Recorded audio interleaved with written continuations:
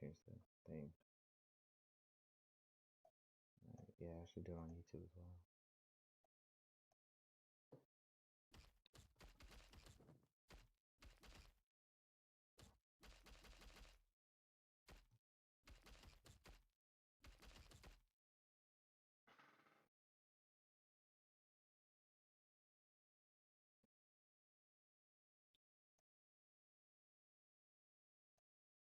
All right,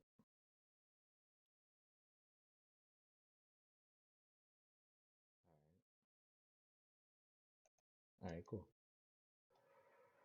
All right, so while that is going on, can I pop this off to see the chat on there as well? Pop on chat.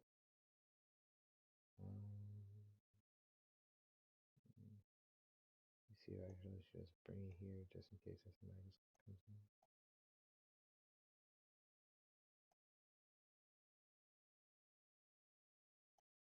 Oh, damn. Oh.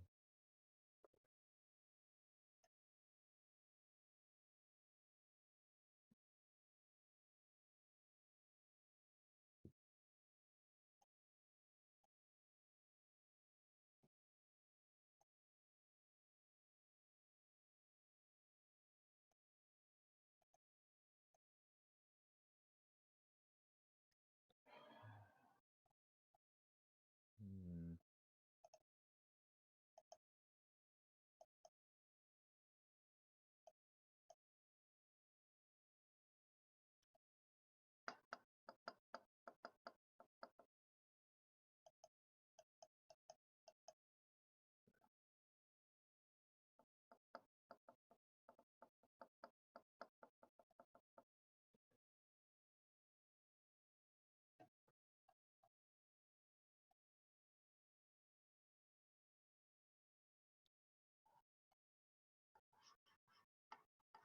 I guess I'll just do it like that then. Hmm.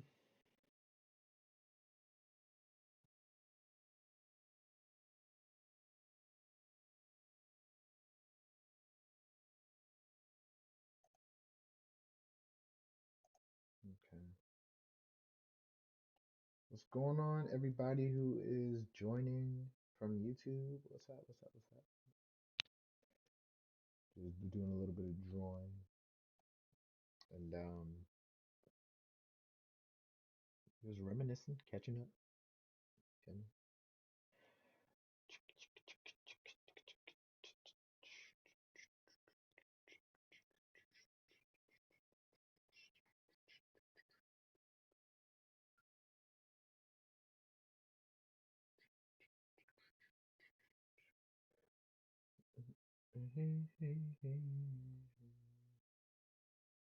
Man, that was insane, bro. I'm not gonna lie. It's scary out here. Mm.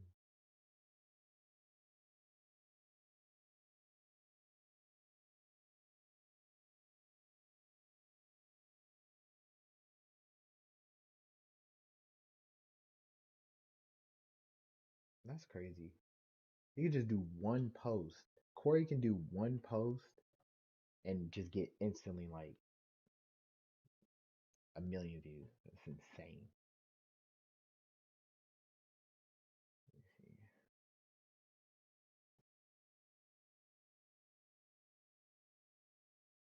Let me see. What the-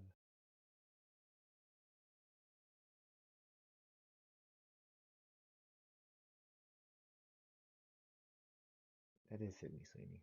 I knew it was. I knew it. I knew it. I knew it.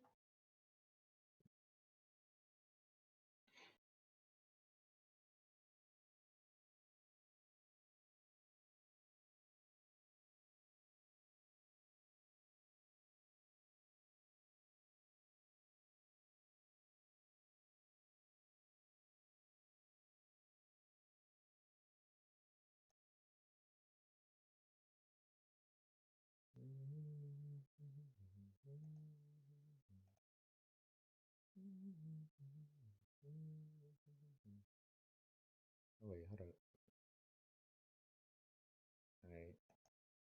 All right.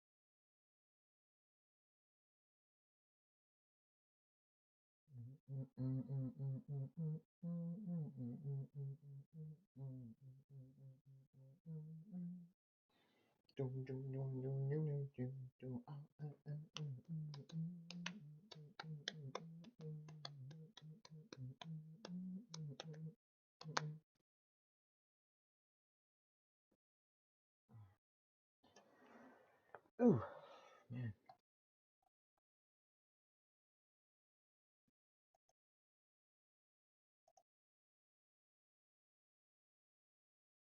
All right, there we go. Now let me see how that looks. Oh, that looks beautiful. So basically this inside. Um,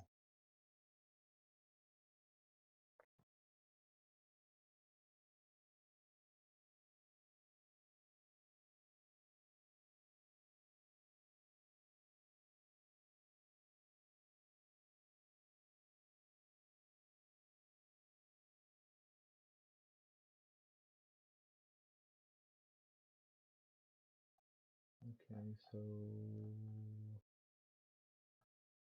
now you've officially been chopped and screwed. Screwed, chopped and screwed. You've officially been screwed. Screwed. You've officially been screwed. Yay. Chopped and screwed.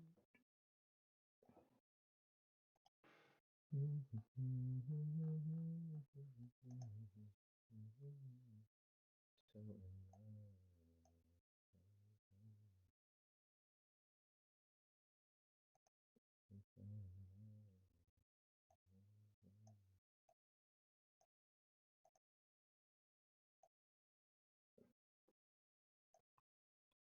And you said I've officially been chopped and screwed. Chopped and screwed. You've officially been screwed.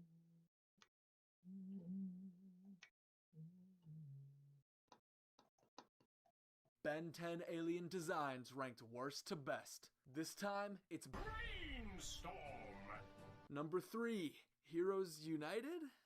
Yeah, I don't know. This is barely even worth talking about since it only appeared in one shot throughout the whole episode, but I wanted to at least talk about 3 designs for this. Number 2, Omniverse. Okay, his head's a football now.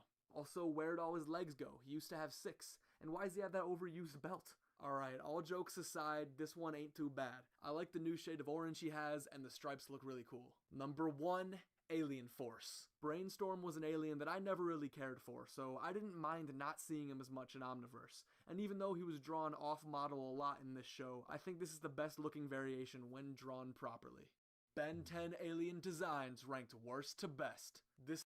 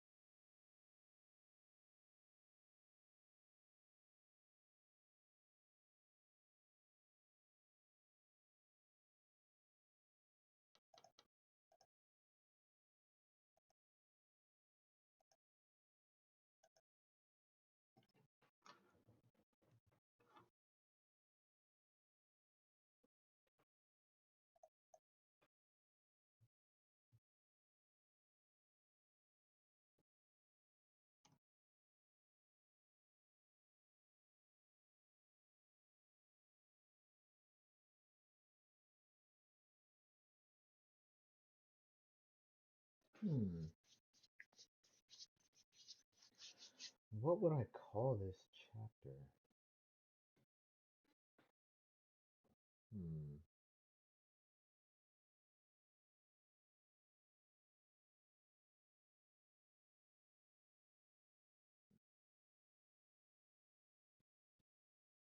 You've officially been chopped and screwed. Ben 10 Alien Designs ranked worst to best. Coming up is Forearms.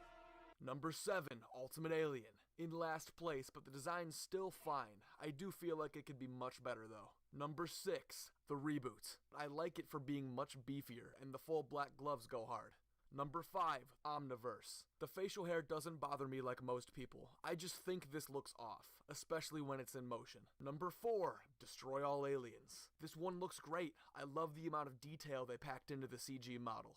Number 3, Ben 10,000. The tank top is cool, and I like how much leaner the older version of Forearms is. Number 2, Classic. Another iconic design that I absolutely love.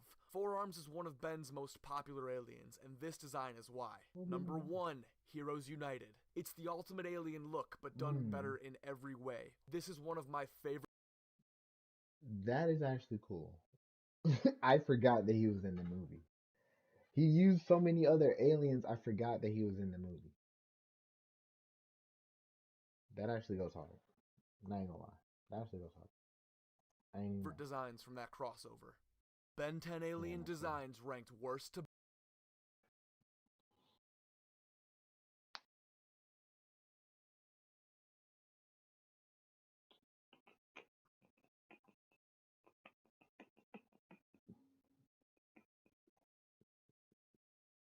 Dang, he did so many, I gotta do Ben Sunflower 10 Man. Alien Designs ranked worst to best. Next up is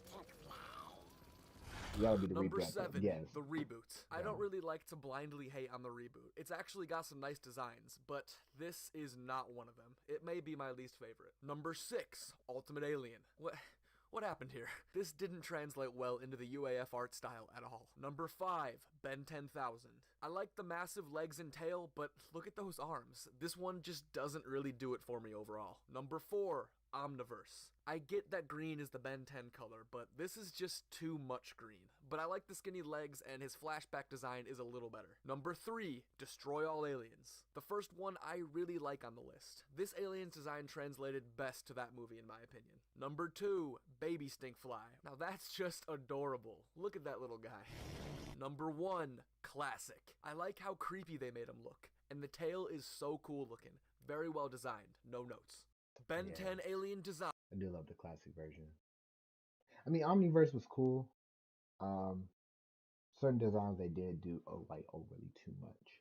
Damn, now I gotta do Ben 10 Ripjaws. Alien Designs Damn. ranked worst to best. This time it's Ripjaws in the house. Number 4, Ultimate Alien. If this one's got its fans, I'm sorry, but I'm just not a That fan is of trash. Catfish. I'm not gonna lie, that's a really trash Ripjaws design.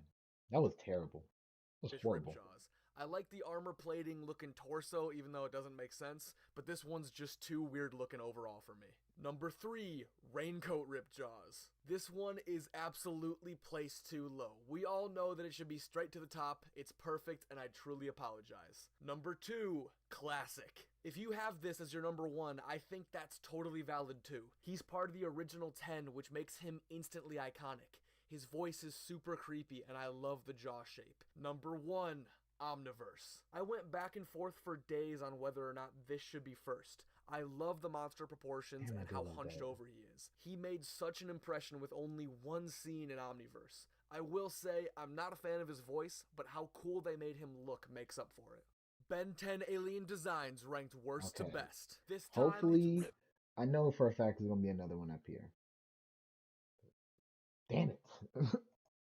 Ben 10 Alien Designs ranked covering worst them to all. best. I This got to. time it's Accelerate. Only way. Number 5, The Reboot. I've given The Reboot Aliens some decent ratings so far, but this is one of my least favorite designs in that show. The arms and face just don't do it for me, and he really needed the white on the torso to break up the blue. Number 4, Omniverse Flashbacks. It's just the classic look, but not as well designed. Number 3, Omniverse. I'm not really a fan of his proportions in Omniverse. The tail looks like an afterthought, and I love Yuri Lowenthal, Bernthal, but his Accelerate voice could use some work. Number 2, Classic. One of the best classic aliens, and his design works so well. The look for his claws is perfect, and the overall design is great. I also love the fact that he has a visor when he uses super speed. Number 1, Ben 10,000. Finally, a future Ben design that I actually love. Ben 10,000's aliens have been super hit or miss for me so far, but this one is perfect. Even though we all know Accelerate with the Raincoat is the real best. Ben 10 alien designs ranked worst to best. Okay. I love Humongous. Ben 10 alien designs ranked worst to best. Coming up is Number 6, Omniverse. Nah, the Speedo and Bandolier doesn't do it for me, I'm sorry. Number 5, Ultimate Humongosaur. From here, there's gonna be a lot of hot takes, I feel. I don't dislike the design, but it's not my favorite Ultimate either. He looks much better in OV. Number 4, Alien Force. Once again, I don't dislike this, but it's a little plain for me. I do love how he looks when fully grown, though. Number 3, the Reboot. Yeah, my credibility is gone. His face is a little goofy, but I love the spikes and Wrecking Ball tail. This is peak, I don't care. Sorry for making you mad, let me know why I'm wrong in the comments. Number 2, Alien Swarm. This alien translated to live action so well. He even grew in the movie, so massive props there. Number 1, Heroes United. Gives the Alien Force design just enough extra detail to make this the definitive version of Humongosaur for me. Ben 10 alien designs ranked worst to best. Coming up is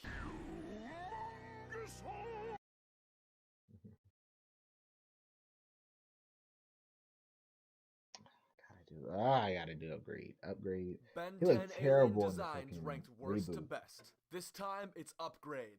Number 6, Omniverse. What? One of my least favorite looks from the show. Yeah. Why is the logo plopped on his face? Also, I'm not a fan of his proportions. Number 5, Heroes United. I like how his green lines are glowing, but they just forgot to put the Omnitrix badge on him altogether. Number 4, Omniverse Flashback. Once again, I'm just not really a fan of how this alien transitioned into the Omniverse art style. Number 3, the Reboot. I don't care if you hate the reboot or not, you can't tell me this isn't an incredibly well designed character. Okay. The color change I to like purple and black works so well. This one looks really good. Number 2, Classic. Very solid design. I like how the white breaks up the green and black pattern. An awesome design for one of my favorite classic aliens. Number 1, Destroy All Aliens. This is probably my favorite design translation in the whole movie. He's super shiny and the CG animation made his powers look sweet. Ben 10 alien designs ranked worst to best.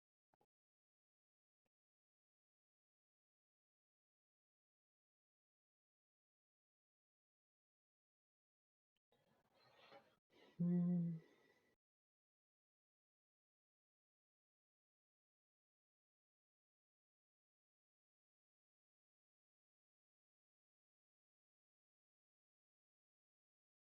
People will accidentally show in their works that fast-paced frames imply the speed of a character or object. They tend to forget that it has to come from somewhere. Just as Syndrome said, if everyone's super, then no one is. If everything is fast, then nothing. People will accidentally show in their works that fast-paced frames imply the speed of a character or object. They tend to forget that it has to come from somewhere. Just as Syndrome said, if everyone's super, then no one is. If everything is fast, then nothing is. One of the best ways to showcase how impressive it is through the contrast of movement, not only between characters, but within the environment and character acting too. Anticipation is a fundamental that I see people tend to ignore, actually. You'll need that sense of calm before the storm. A slow startup makes the quick payoff more satisfying and deliberate. As Mr. Stone once said, before moving. Yeah! Okay, so this speed already just in this, in order to pull off these quick like blinks like that, you have to really sell the before movement, and you have to also pair that up with some well-timed zips, or else it won't look right. It'll look like he's blinking across the screen without actually with speed behind it. people will accidentally show in their works that That's cool. What? Shop fall styles at Ashley. Yo. Extendable dining pieces ensure you always have extra space when you need it. Then when it's time to kick They're back, sink modding. into a comfy They're sectional modding together. superheroes Ashley has in everything you Xenoverse. need to I make didn't- lasting I've never family seen that. memories. That's insane.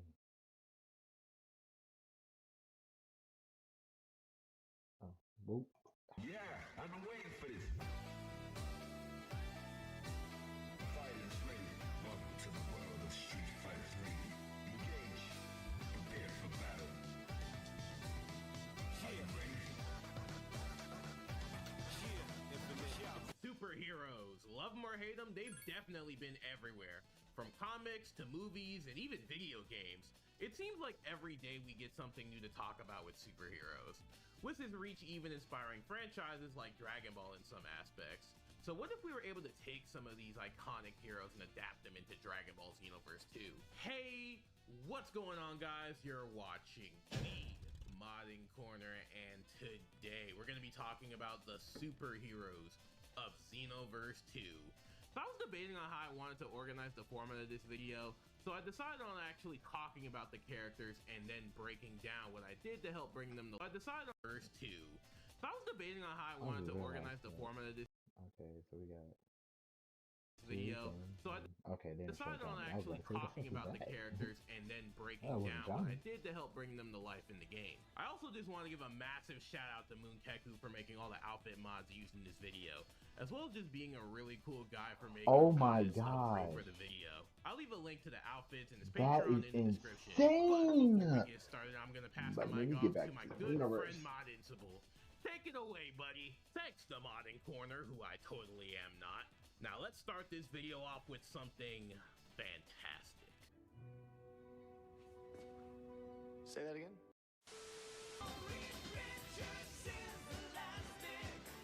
Wow.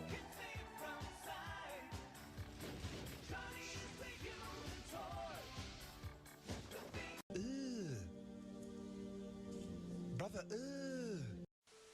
So for this batch of characters, we have the Fantastic Four, aka the Matro Quattro if you're spicy, which includes Mr. Fantastic, the Invisible Woman, and the Human Torch. And here's the Sing Shorts. Now as for the costumes, these are based off their early looks from the 1960s, with the blue and black made from unstable molecules that is in tune with their powers. First up, we have Johnny Storm, the Human Torch.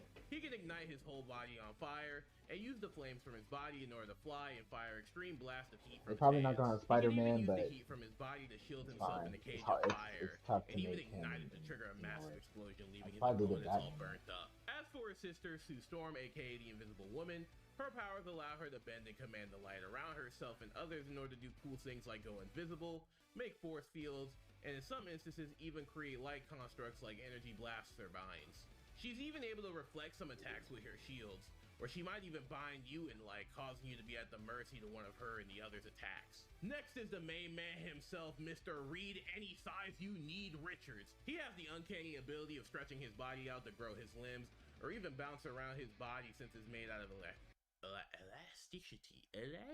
He's also one of the smartest people on the planet, so he can use his power in creative ways such as making giant fists, feet, and bouncing like a ball. Now together, these three make the first family of Marvel Comics. Now let's go into some of the moves I gave them. Honestly, Johnny's skill set was fairly easy to make since I just stole a ton from Revamp God Vegito, but I did repurpose this Super Saiyan God animation from Grins to make a Flame On technique, as well as using some auras from Abyss Walker. I made most of the outfit as red as I could with pinkish skin and yellow eyes. I also kept the color on the four to make it stand out a little bit more. That's cool. As for Sue, I gave her moves like a recolored Sneaky Strike to show off her invisibility powers, Side Bridge, but I recolored it to reference her mini force fields from Rivals, Holy Inscription to show off her powers of light, Counter Burst and Force Field to show off her shielding powers, and Dimension Ray because the little mirror effects also remind me of the little disc she throws in Rivals. Now for her last ultimate, I kinda debated with myself on giving her this move, but after seeing how OP she is in First Steps, I think she could totally pull this off. This ultimate being Meteor Explosion, where she could trap her opponents in a bind and trigger a massive explosion with the collected energy. Now for Reed, I basically made him a human Boo Race character, giving him the male Majin moveset, alongside moves like Explosive Boo Boo Punch, Boo Boo Ball, and Innocence Breath. Honestly, he was definitely the hardest character in this video to get working right, as I had to get pretty damn creative with his skills, but luckily for him, he just made the cut, or should I say, he just fit in.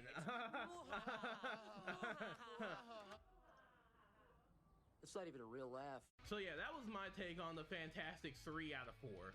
Maybe if I make a part 2 to this video, I'll try to cover Ben and maybe Doom, but I have no idea where to start with him. Now, the next group of characters may not be fantastic per se, but they are X-Men.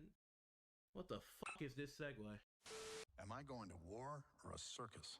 What'd you expect? Black leather?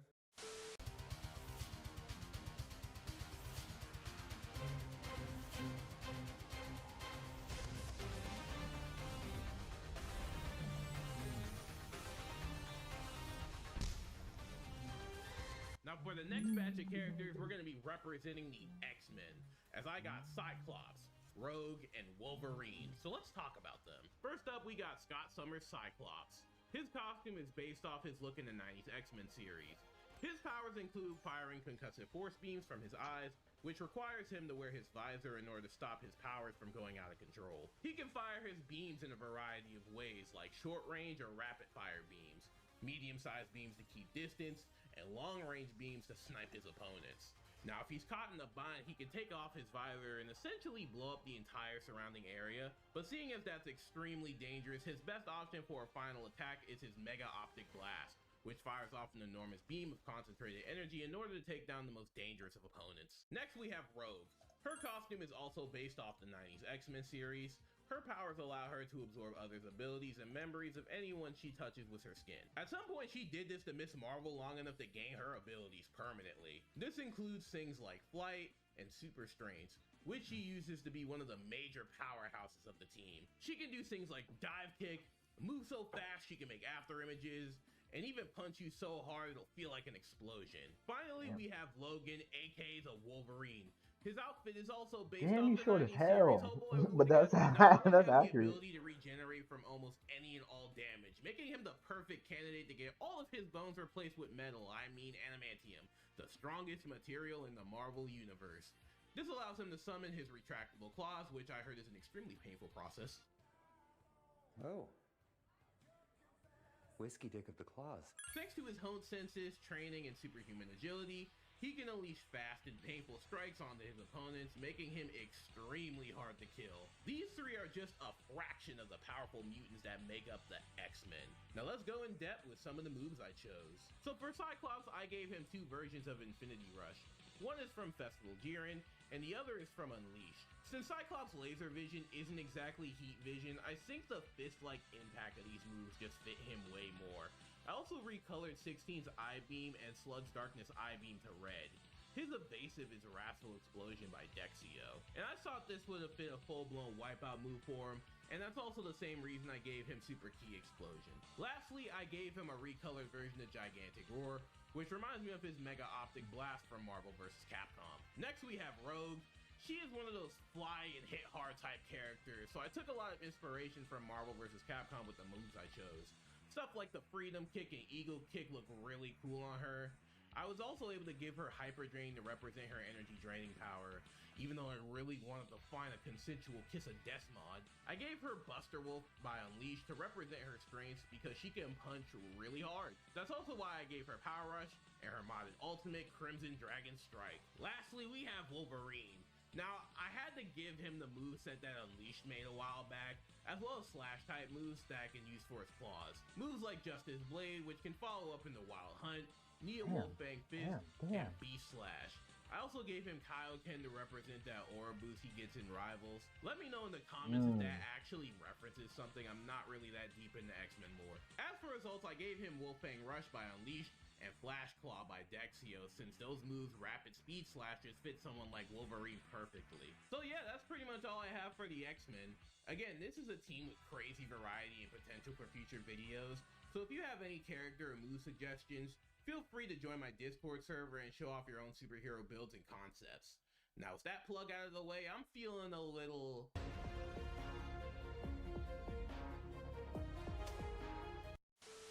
Guess who's finally getting his powers? Are you sure?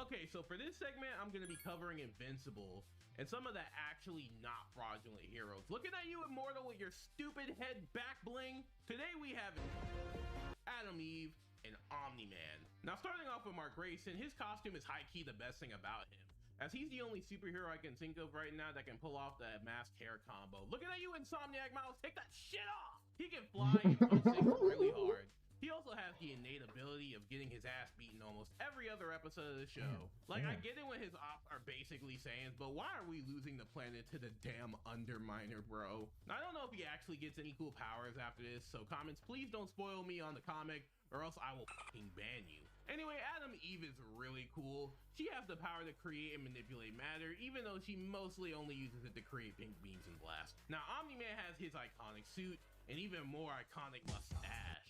He basically fights like Invulnerable, except more violent. And he even comes with his own little baseball so he can play catch. Oh shit, you can dodge?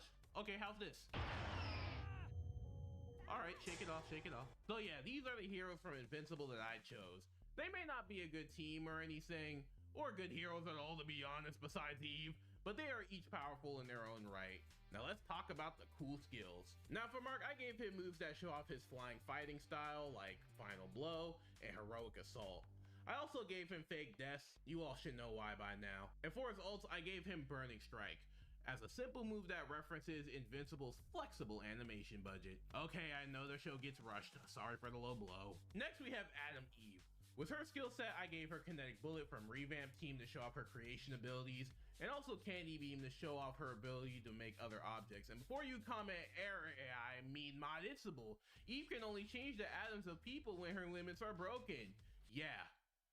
I'm not making a transformation for her though, so deal with it. I also gave her Divine Ray Bomb because I think of Pink Energy Construct and Ball, which is pretty much my mindset for all of her moves, to be honest. Oh, I also really like Revamp's other super power trip, as that move fits her really well. Now where's Omni-Man? Oh, okay, here he is. So take what I said about Invisible, right?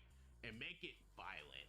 I gave him moves like Nutbuster by Dexio, Soaring Strike from Unleashed, and Nova Strike by Revamp Team, as these moves feel extremely painful, especially Nutbuster, holy shit. Now his ultimates are Crippling Strike by BTB, where he just straight up impales your chest, and Royal Spear, where you get knocked into orbit and come crashing back down to the earth with your opponent as a footstool. So yeah, my goal was Omni-Man was just to capture the brutal and violent side someone would have with his powers, and I think I did a pretty good job with this Fortnite trio. I said Fortnite trio! Jeez! Anyway, the Indomitable universe is truly a shit show, and instead of getting the Guardians that can't protect shit, the world needs justice. But not just any kind of justice. We need a Justice League.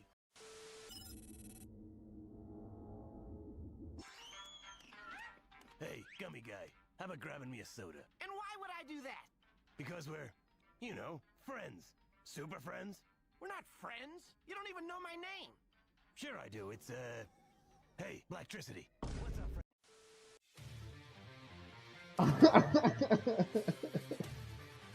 Blacktricity is crazy.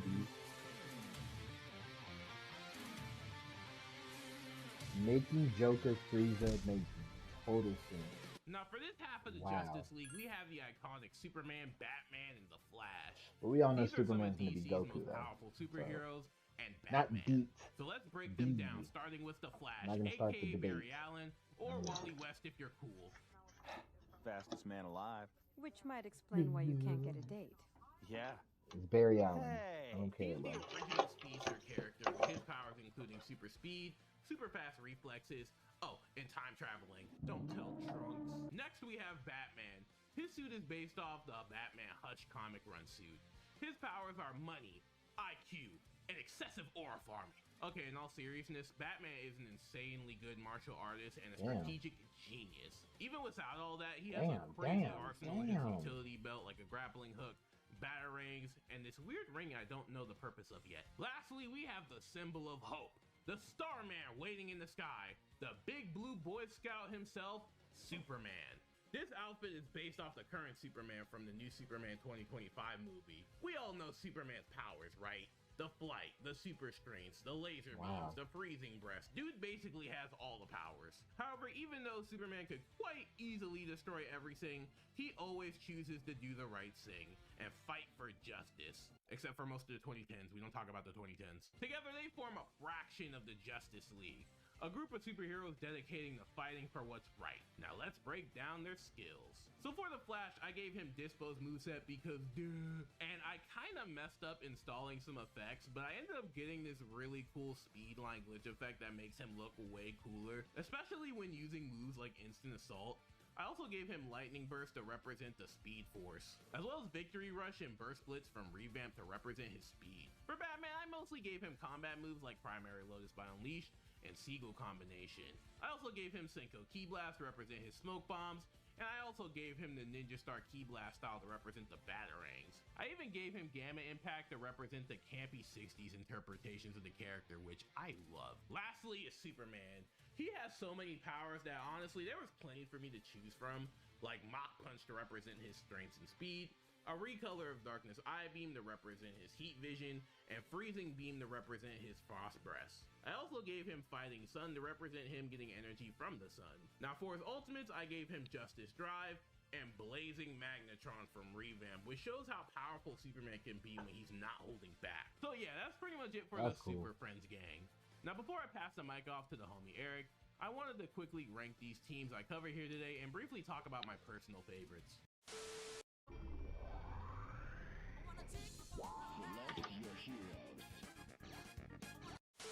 Lastly, we have the Fantastic Four. I mainly grew up with them from the Lego games and the Superhero Squad show. I never really saw the 2000s movies, but I had a great time with First Steps, and I love playing as Reed and Sue in Rivals. Next is Invincible. Even though he copied my whole look, I think his show is really good.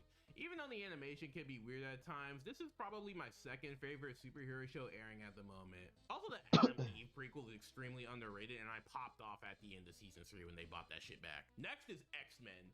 Now, ironically enough, I've yet to actually sit down and watch any X-Men movies outside of the Deadpool trilogy, but whenever the X-Men are in something, it's usually a good time, especially in games like LEGO Marvel, and of course the legendary Marvel vs. Capcom series. The comics also look really cool from what I've seen, and they also have the best superhero show airing right now, even though the former showrunner is a freaky ass nigga. Now at the top is Justice League, I guess all of DC, I don't know, I just know Batman is hard carrying this lineup. While I like The Flash, I wasn't really a fan of Superman until fairly recently, thanks to shows like My Adventures with Superman and the 2025 movie, because holy shit, the 2010s felt like they were tailor-made to make you want to hate the guy. But I'm glad he's getting better now. Batman is Batman. He's serious, he's goofy, he has the second best run for superheroes. Hold on for a minute. I am so glad that we are done trying to hate on Superman and actually showing that he is a symbol of peace and hope. Like, I'm so glad. Bro. And he doesn't pay his taxes. Now, The Flash, I think he's cool in the DCAU. Yeah, that's all I got. Sorry, I never watched CW Flash. But yeah, hopefully you all enjoyed today's video. And wait, what the hell was that? Holy backdoor of doom! Okay, shout out to Mod Invincible for joining us for today's video.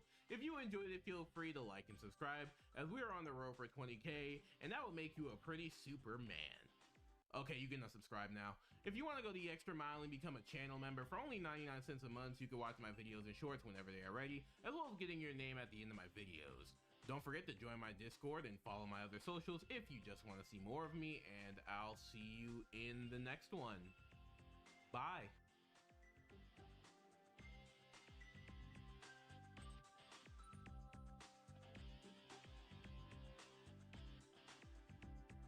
Dude, I can't believe you lost to Batman. Well, what did you expect me to do? Dude has fucking prep time and shit. Yeah, I get that, but it's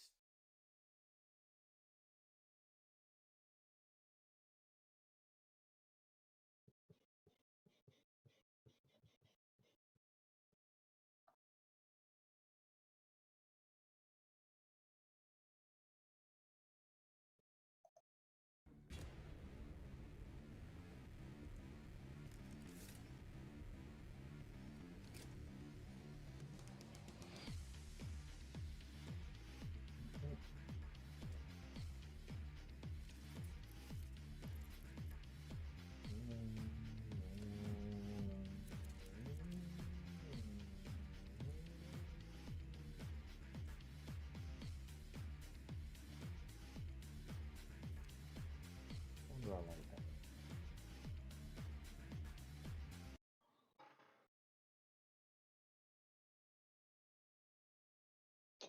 I'd probably say maybe the first one.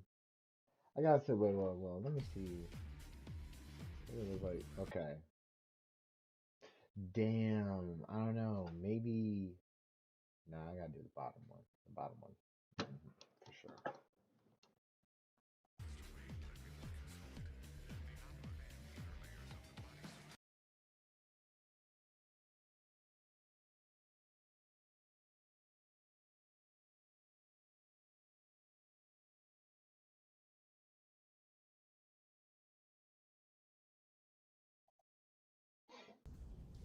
You didn't need to get yourself arrested to see me, Bruce. After that night we spent in Metropolis, you could have just called. I'm not here for you. Where's Raish? If he's dead again, I need you to wake him up. Only a true successor may stand before the great Raish Al Ghul. My father always intended us to be together, to command his army. Just imagine it. You, me, a better world.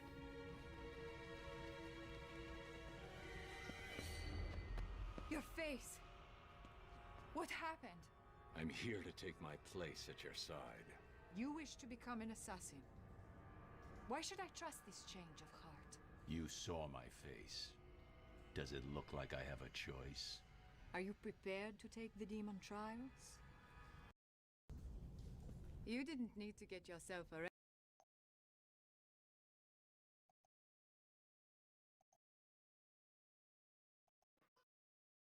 I wonder if they are gonna do the Damien arc. I don't know. I wouldn't be mad, but I wouldn't be happy either if he's gonna be Batman Beyond. But I don't know, cause like it was to do 2000 came out 2008, 2015. He would probably been born. Like he would have already been. I don't know. Maybe he might. I don't know.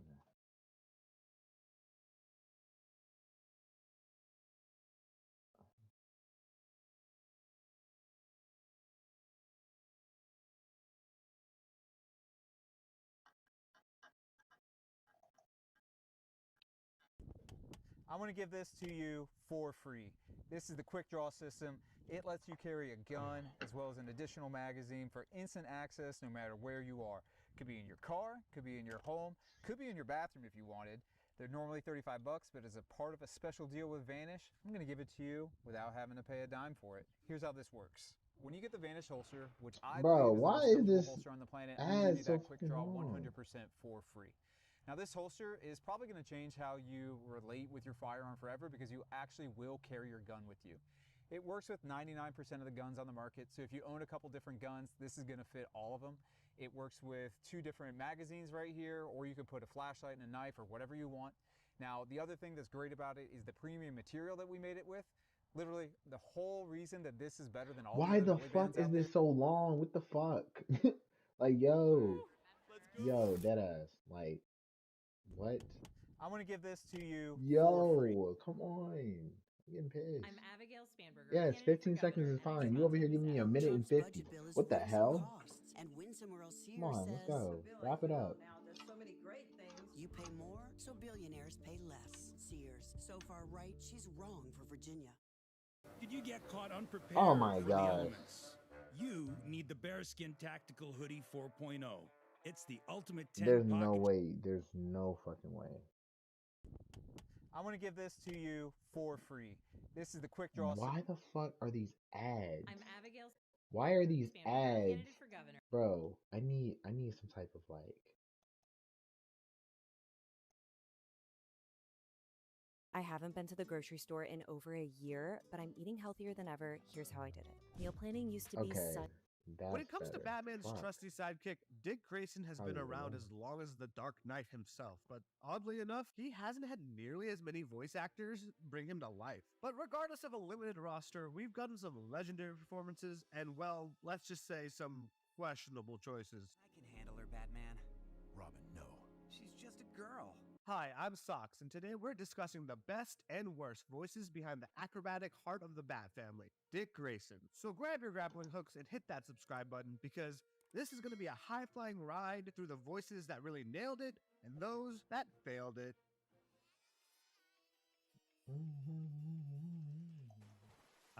Scott Menville. Where would our animated Robin be without him? His voice took Robin from a goofy sidekick in the 60s to a bona fide leader in the 2000s, and then back to whatever Teen Titans Go is.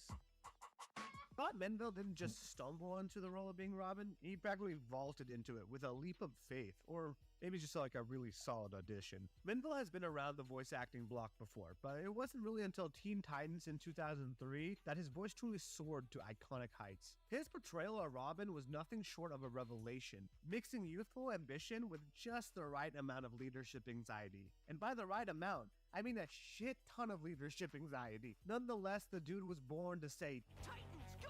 Menville's Robin is the quintessential teenage superhero leader. In Teen Titans, his voice crackles with determination. Yeah, he's the team leader, but he's still a kid, and Menville nails that with tension. You'll just have to find out the hard way. Robin's relentless drive, bordering on obsession, let's be honest, is delivered with a vocal urgency that pulls the viewer in and keeps him engaged throughout the whole story. Finally, we are no longer disgraces. We are the team I always dreamed we could be. Teen Titans Go was a far cry from the complex, character-driven storytelling Teen Titans was known for. However, Menville still somehow made Robin fun and complex. This version of Robin is neurotic, over the top, and yet entirely lovable. Even when the show goes full WTF with its randomness, Menville's manic delivery makes the chaos bearable. Dare I say, enjoyable? It's about time we met face to face. But let's not forget that Teen Titans wasn't always pizza parties and fart jokes. When the original show needed to get serious, like during Robin's intense rivalry with Slade, Menville delivered. He added depth to Robin's character with emotional weight that just surprised us. He wasn't just a sidekick, he was a fully fleshed out character with demons of his own, and Menville's voice work sold it. Call me Nightwing. When it comes to Nightwing, Menville's voice hasn't quite matured with the character, I'd say. As Robin, his slightly higher pitch works wonders for the young, eager superhero. But when Nightwing enters the picture, it's a bit disconnected. The voice doesn't quite carry the gravitas that you would expect from a more seasoned, independent hero. While his delivery is still solid, it sometimes lacks that deeper resonance that Nightwing's maturity demands. Regardless, Scott Menville's Robin is iconic for a reason. He took a character that could have been a one-dimensional sidekick and turned him to a dynamic, complex leader with a voice that fans instantly recognize. Sure, his Nightwing may not have all the vocal maturity we'd want, and Teen Titans Go isn't exactly Emmy material, but Menville's performance makes both characters in the shows unforgettable. There's a reason he's still the most casted Robin voice actor in the industry. Okay, raise your hand if you remember Neil Patrick Harris played Dick Grayson in Batman Under the Red Hood. Yeah, that's what I thought. Which is so ironic as NPH is absolutely iconic. From the chaotic entity known as Barney Stinson to one of the most unique Spider-Man voice actors, Harris's role is a far cry from bland, but yet his performance as Nightwing was quite forgettable. I wouldn't be offended by a few suggestions. I know Nightwing's role wasn't huge in the film. After all, it's called Under the Red Hood. I assume the movie is about this guy. It's just jarring that they got a big name actor like Neil Patrick Harris for such a minor role, and it wasn't like NPH was a new voice actor in the game. He had a banger Spider-Man performance in 2003, and of course... bro? Extendable Just dining been pieces ensure chilling. you always have extra space when you need it. I've been Then when it's time to kick back, sink into a drawing. comfy... I couldn't see your, I think what makes his your thing, performance your, lackluster is he delivers it like it's a chat, my sitcom. bad. Sure, Dick Grayson is known for his wit and one-liners, but Harris cranked the quippiness up to like 11, as the line delivery feels like there should be pausing for laugh tracks. Much as I hate to belabor a point, And still, it is often exactly what you do. I'm chatty as part of my charm. It also lacks emotion and chemistry with the other characters. In a scene from the movie, Batman and Nightwing are trying to figure out who the Red Hood is. And Dick Grayson points out a key point who the vigilante could be, and Bruce thanks him for the advice. which on paper sounds like a sweet father-son moment, but in the actual film, it felt super stiff. The emotional gravitas was just not there. He did just thank me, right? Indeed, he did, sir. Weird. Look, not every voice actor needed to dramatically change their voice to have a standout performance. Patrick Warburton has been doing the same voice for years. Right. But it's still great every time. And we've heard NPH do amazing voice work before. It's just strange that his take on Dick Grayson was too similar to his own voice. Neil Patrick Harris as Dick Grayson sounds less like a vigilante suiting up for a night of crime fighting, and more like Barney Stinson suiting up to bang your mom. This performance I will not be playing laser tag with. I'm gonna date myself here, but do you guys remember Jesse McCartney? He was a mid-pop star from the early 2000s, known for having a beautiful soul and hung out with Zack and Cody. Well, it turns out he was the voice of Robin/Nightwing in the Young Justice series. Weird, Really? right? But let's give him credit. He smoothly transitioned from serenading us to saving Gotham, giving us one of the best Dick Grayson performances of all time. Look, I'm trying to be all nonchalant here. Why? Be as chalant as you like. Young Justice producers were looking for someone who could capture Robin's youthful energy, his evolving maturity, and most importantly, his ability to sound like he's about to drop a clever one-liner in the middle of a fight. And to everyone's surprise, Jesse McCartney swooped in and nailed the role, delivering a mix of teen angst, heroic determination, and just enough wit to keep things interesting. I'm a little overwhelmed. You're overwhelmed. Freeze was underwhelmed. Why isn't anyone ever just whelmed? McCartney brings a genuine lightheartedness to Dick Grayson, Yeah, that's especially in his early days as Robin. He was a good The Robin. voice feels vibrant, giving Robin that perfect kid in the cape vibe without sounding too cartoonish. McCartney also manages to avoid sounding too squeaky or immature, which was a real danger considering this is the kid sidekick to one of the most brutiest superheroes in history. Batman, please.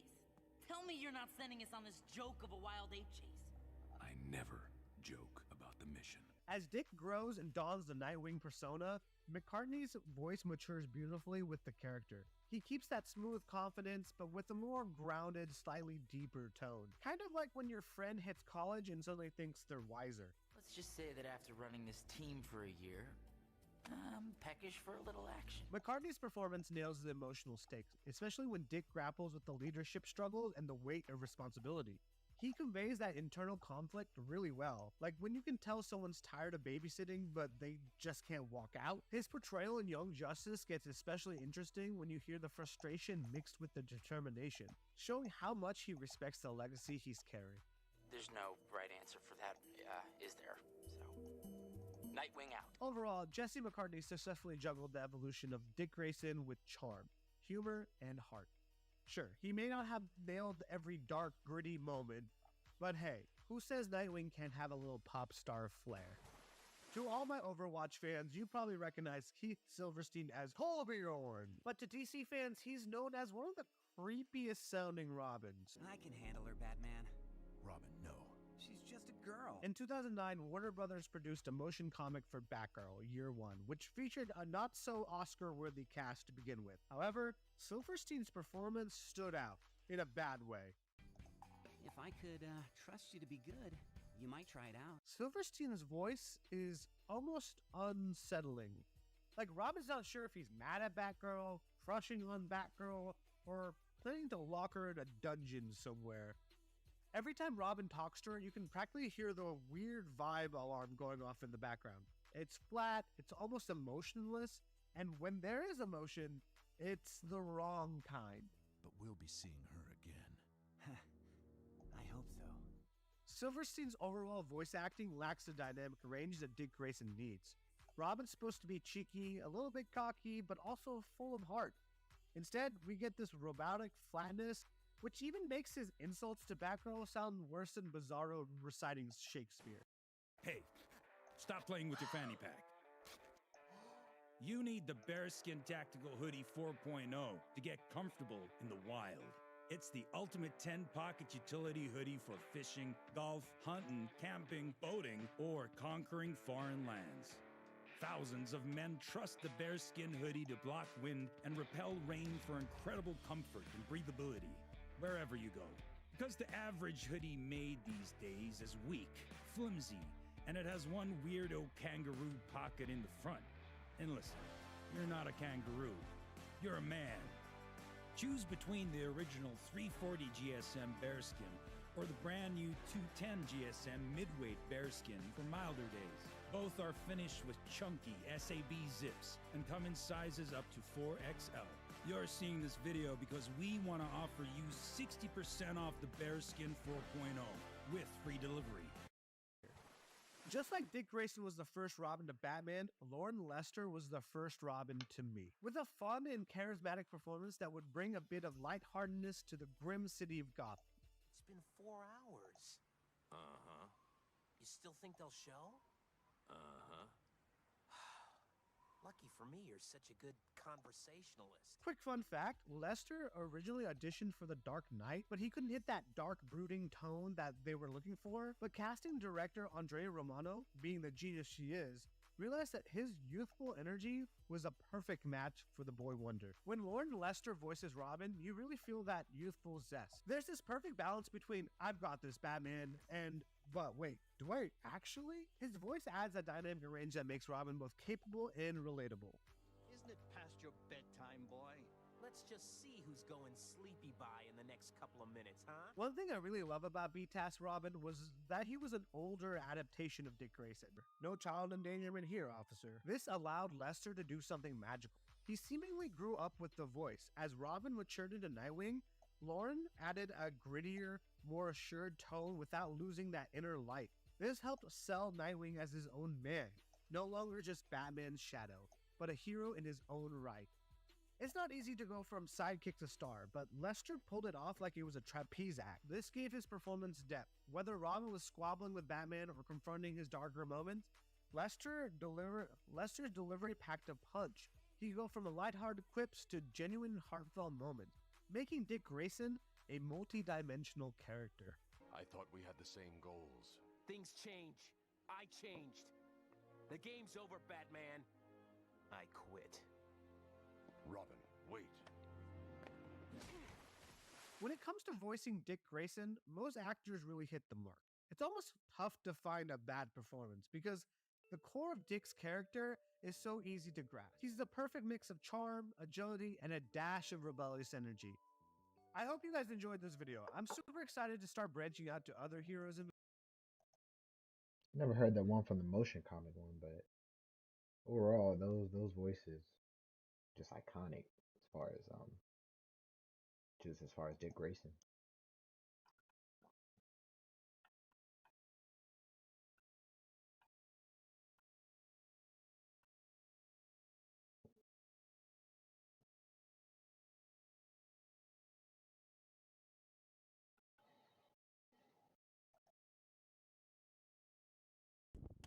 I want to give this to you for free. This is When I slap a snapshot of Spidey's mug in your face, whose voice pops into your head? Keaton? Lowenthal? Or if you live in an elderly But home, Lowenthal Souls? too, so it's Spider-Man's like- vocal history is more tangled than Doc Ock's It's a tentacles, mixture. with some performances that withstand the test of time, and others are straight up doo-doo water. Look, I'm a screw-up, okay? You think? With Josh Keaton reprising his role as the spectacular Agent Spider, it got me thinking about what makes a memorable Spidey vocal performance. So in this video, I'm going to rank the best and the worst Spidey voice actors. I'm only going to cover the Spidey voices that stood out to me the most, so if I missed your favorite VA, let me know in the comments, and if you're enjoying this video, please hit that subscribe button. I'm going to die! Okay, seriously, whose idea was to let Mike Vaughn make Spidey sound like this? And I have a crazy idea that might save us. I'm going to Rikers Prison to get a mad scientist to make a bomb to destroy the Sin Things without hurting any of the people. With some better direction, I can see it working for Ultimate Spider-Man or even Spectacular, but why the fuck would you take the darkest Spider-Man stories in video game and make him sound like a dork? Yes, Kevin? So what you're saying is, you're a dork? It's like hearing a kazoo solo at a symphony orchestra.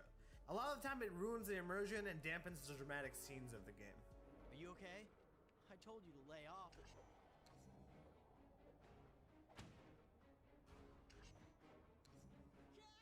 You think Vaughn would change it up a bit when donning the black suit, as he drops the friendly neighborhood aspect and becomes more serious.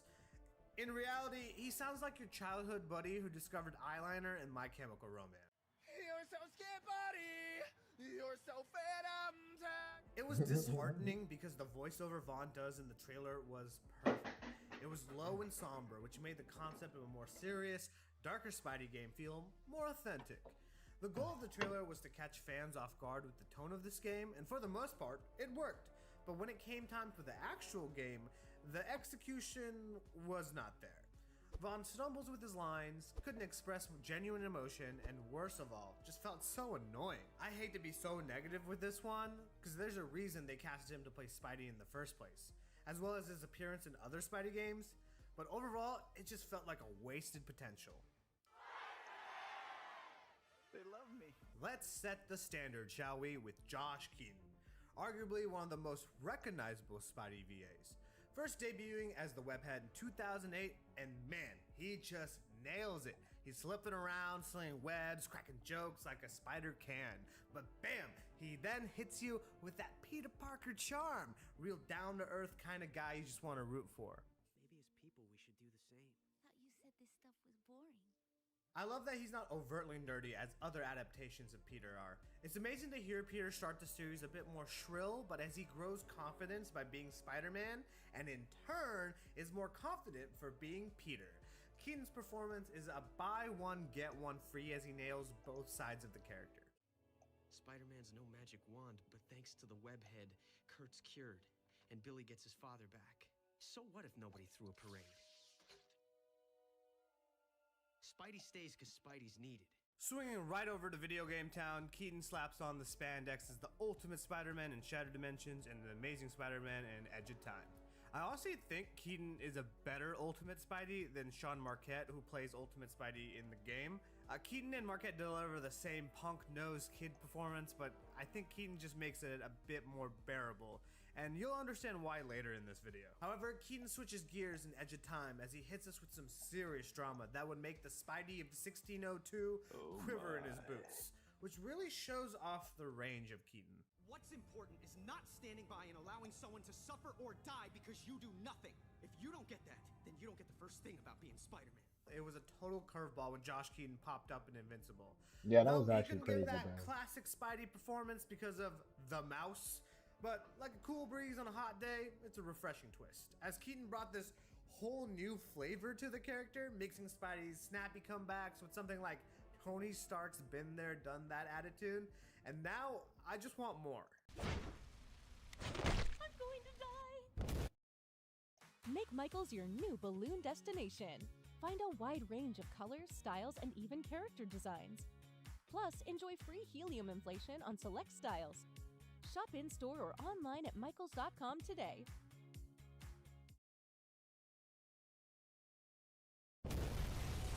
We all love our sweet baby boy, Toby. With his heartfelt sonnets and tear-jerking confessions, he's changed the game for being Spider-Man. But I will say, he is a dog shit voice actor. I lost my purse on one of the rooftops around On here. a different rooftop? Yes. Different from this one? Yes. Are you serious? Toby reprises his role in those Raimi movie tie-in games, and you kind of get more of the Toby you know from the movies, but man, the emotion just doesn't quite hit its mark this time.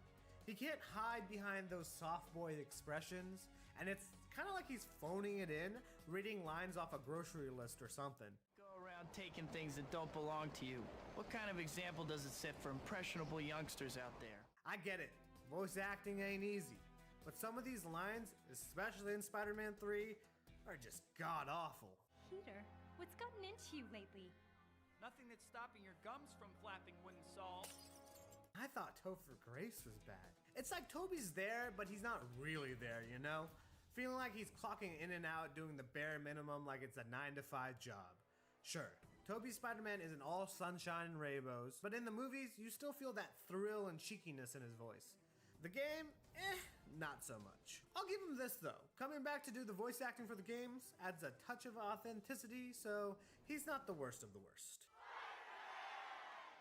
They love me. What can I say about Yuri Lowenthal? Basic? Overhyped? Underperforming? Like, man can't even win Best Voice Actor at the Game Awards. How do you expect him to be an S tier? Why am I lying to myself? I'm a Yuri fanboy through and through, even outside of Spider-Man. Similar to Christopher Daniel Barnes, he is a very well-rounded voice for Spidey. Where Barnes channels more of that mature Spidey's voice, Lowenthal focuses on the youthful side, while still exuding a more well-seasoned veteran Spider-Man. Honestly, I'm kind of relieved. Yeah, I've got a lot going on, you know. Where Lowenthal thrives is in those slower-paced cutscenes. Removed from any quips or gags, he pulls emotion from the scripts that makes being Peter Parker just as important as being Spider-Man. I understand the criticisms of his performance in Spider-Man 2. Certain scenes felt like his lines were jarring and out of pocket, especially during his transformation from normal Peter to bully Lowenthal, but I feel like that's more of a testament to how the game felt rushed in general. He is my default voice for video game Spidey, and not only because of the Insomniac games, but the memorable roles in Spider-Man Unlimited, the mobile game, and Marvel's Midnight Suns. I'm currently playing Midnight Suns again, and honestly, I am so grateful for his voice acting in the game, because Peter is hard to look at sometimes. I'm going to die!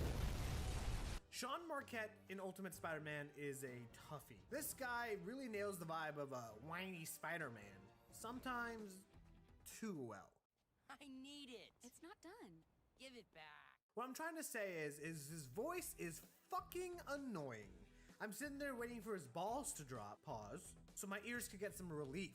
Now I get it. I'm getting all wishy-washy with my feelings here. When we talk about a coming-of-age tale like Ultimate Spider-Man, yeah, Marquette kind of fits the bill. Peter's got his journey ahead, tons to learn, thrown into a super serious world with everyone and their grandmas trying to shape him. But, come on. Did he have to be so whiny?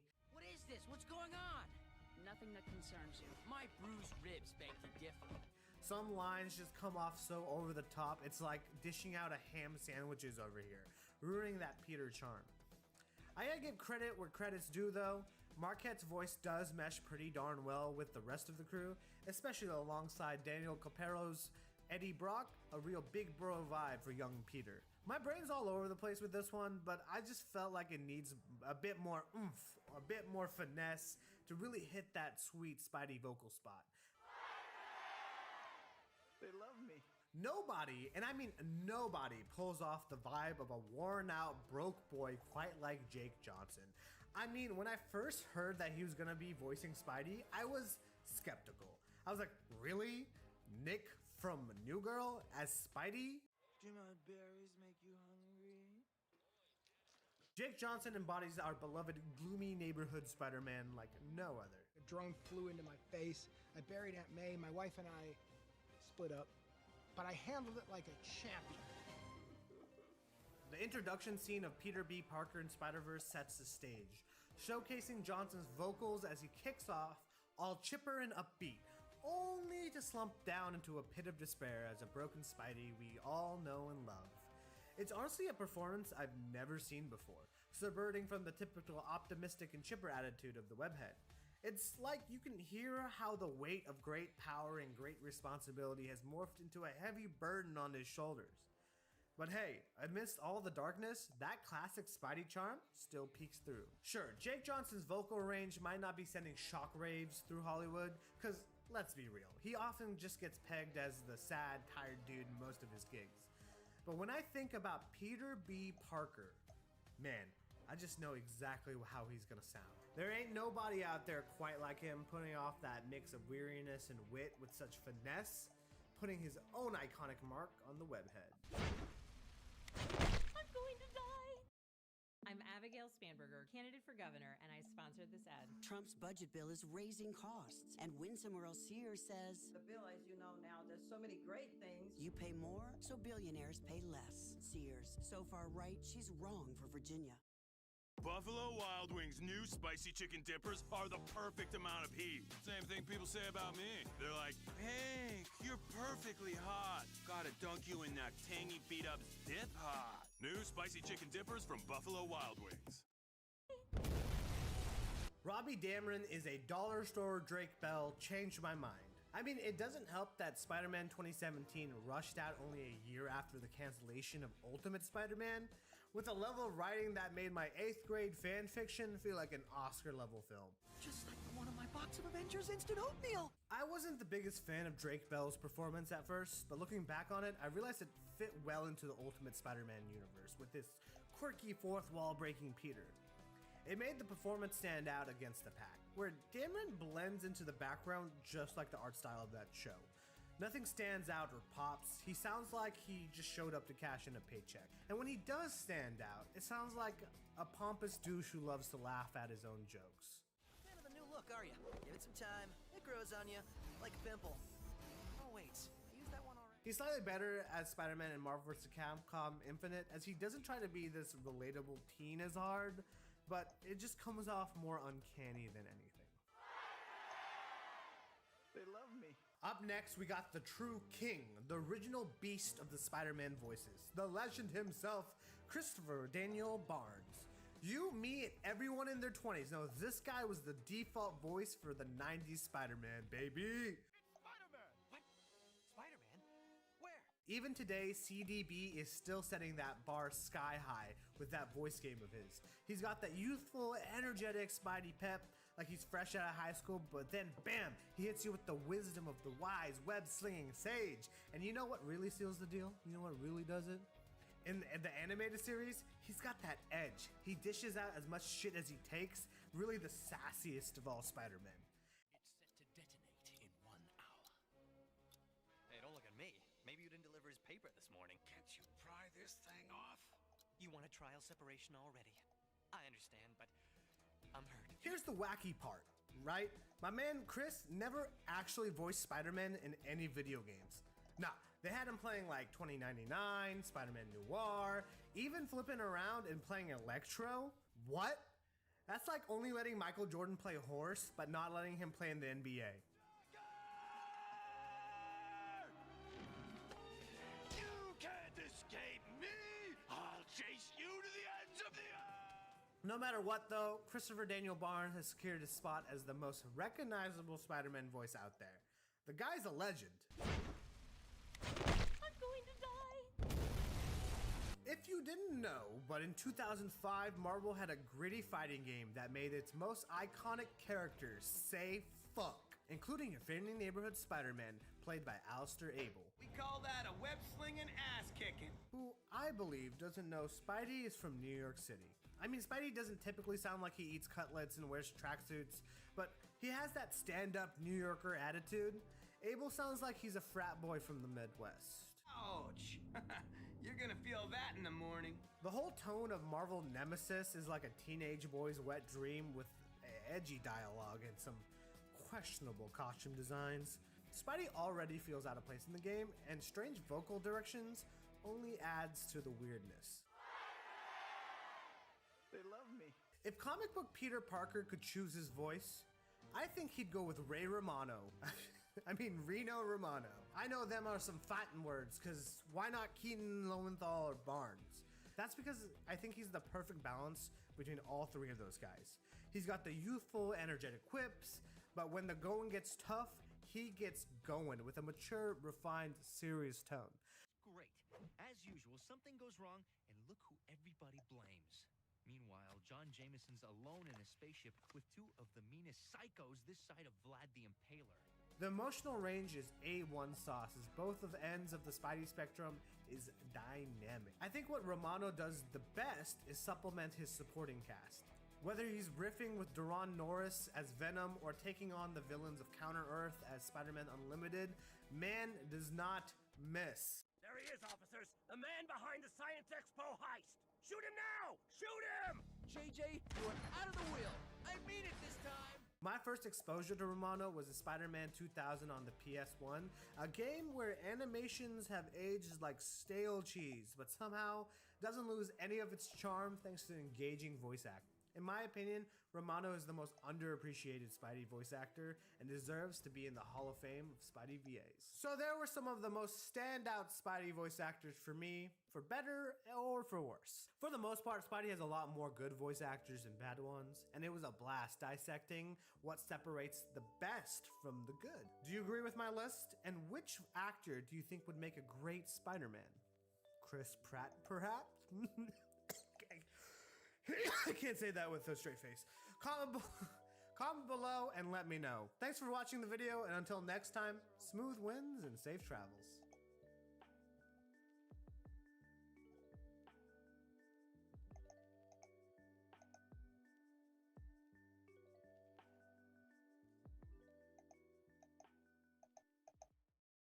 Shop fall styles at Ashley.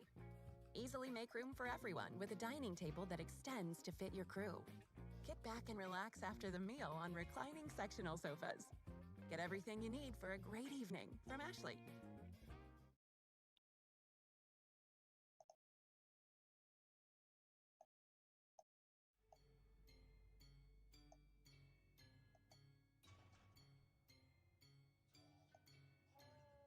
For over 2 decades, the grimy streets of Gotham has been haunted by Mark Hamill, whose voice brought a twisted, cackling menace to life in a way that left us all simultaneously terrified and captivated. That's my cue. Hamill never expected to be the definitive version of Joker for a lot of people. After soaring through the galaxy as Luke Skywalker, Mark Hamill found himself in a bit of a role-finding slump. So when the chance to audition for the Joker in the Batman animated series came up, he didn't think much of it. After all, who could cast the Jedi Knight as Gotham's most notorious villain? But instead of shying away, Hamill decided to take a wild swing at it. Now hold on to your hat and watch those valuables. It's going to be a bumpy ride. Inspired by the whimsical world of the Beatles' Yellow Submarine, Hamill added a dash of childlike wonder, a pinch of madness, and a whole lot of unpredictability to his Joker audition. What happened next is nothing short of magic. The producers were blown away, and Hamill had nailed the Joker's chaotic energy, and more importantly, the infamous, spine-chilling laugh. Is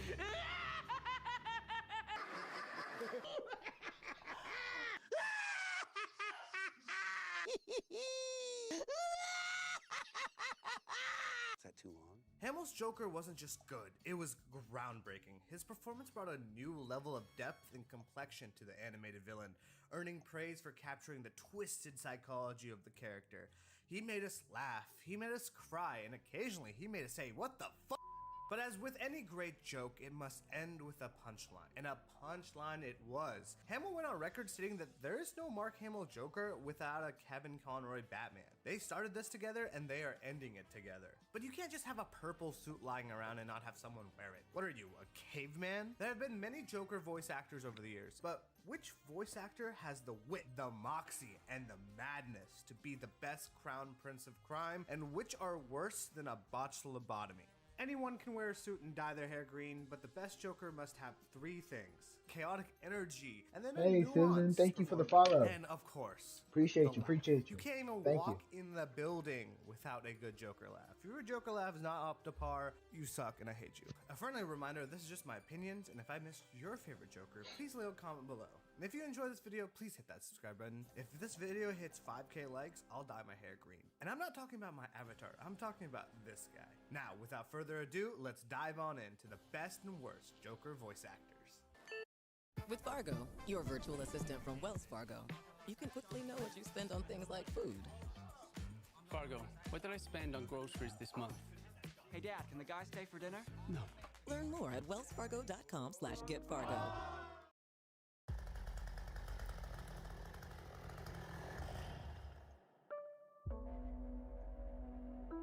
Hey, Miss Makima, do you think I have a heart? Yes, you do. The name's Reze. I can teach you everything. Let me teach you. I might fall for this girl.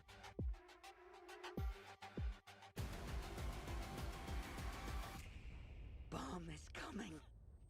She's... Everybody's Capture my chainsaw heart! What about my heart? Genji's heart? Does nobody want that? Hold on, chat.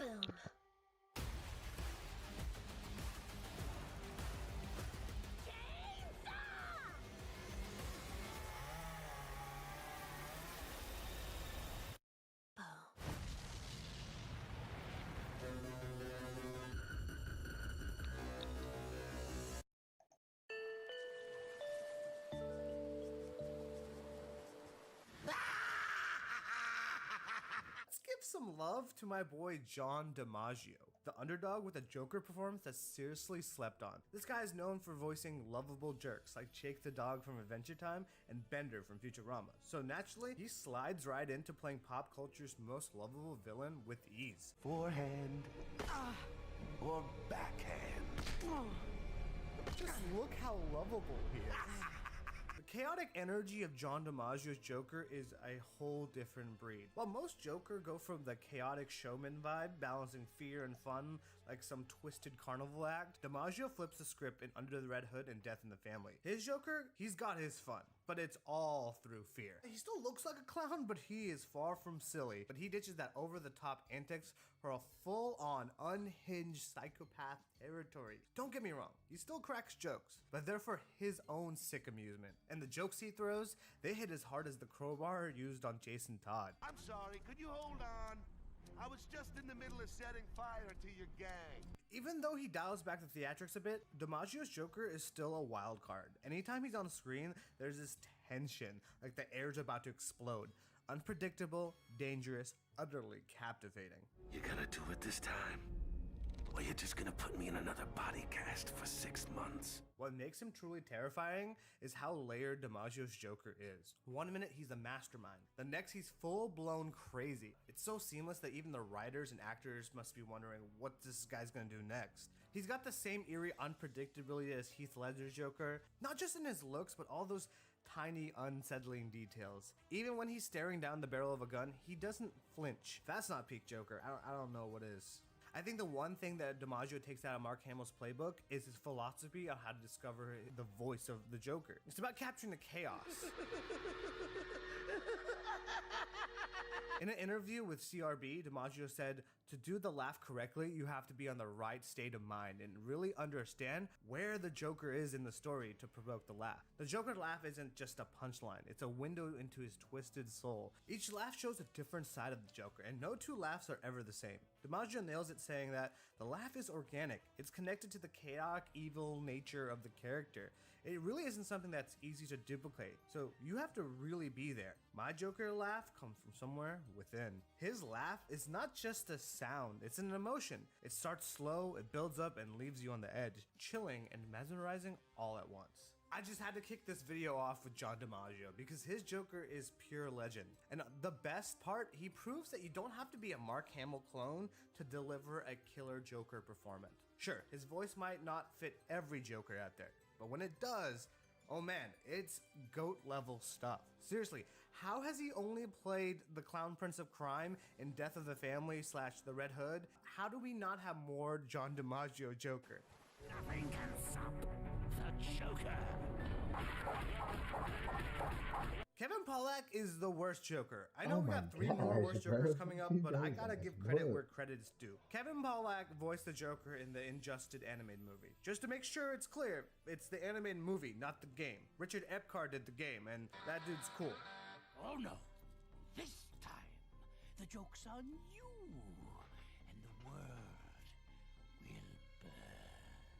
Given that Pollak is known for his impressions, it's puzzling that why he didn't choose to mimic one of the well-known Joker voice actors, instead of opting for a Bill Skarsgård vibe. After all, it takes place in the Injustice universe, where Superman kills children, Wonder Woman is a fascist, and Green Lantern likes to drink piss. What? I actually love Joker's scheme in the story to get Superman to turn heel by tricking him to killing Lois Lane and his unborn child. Honestly, it's a fucking sick Joker scheme, if only it didn't get ruined by such a dull vocal performance. Pollak's Joker isn't silly, he's more sinister than anything. But just like an emo middle schooler, he's just trying way too hard, which ends up making himself more silly.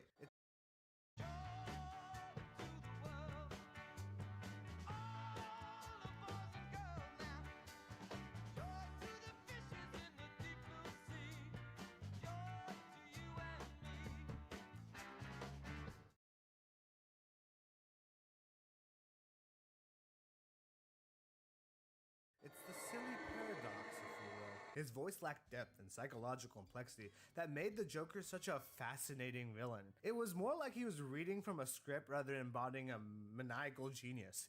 At times it felt like Pollock was holding back. Good guys are coming and they tend to get punchy. As if he wasn't fully committed into diving into the Joker's deranged mind. Which is crazy because he's doing an It impression, but you gotta commit the same level as you would for the Joker. Bill Skarsgård doesn't half-ass It, and neither should you.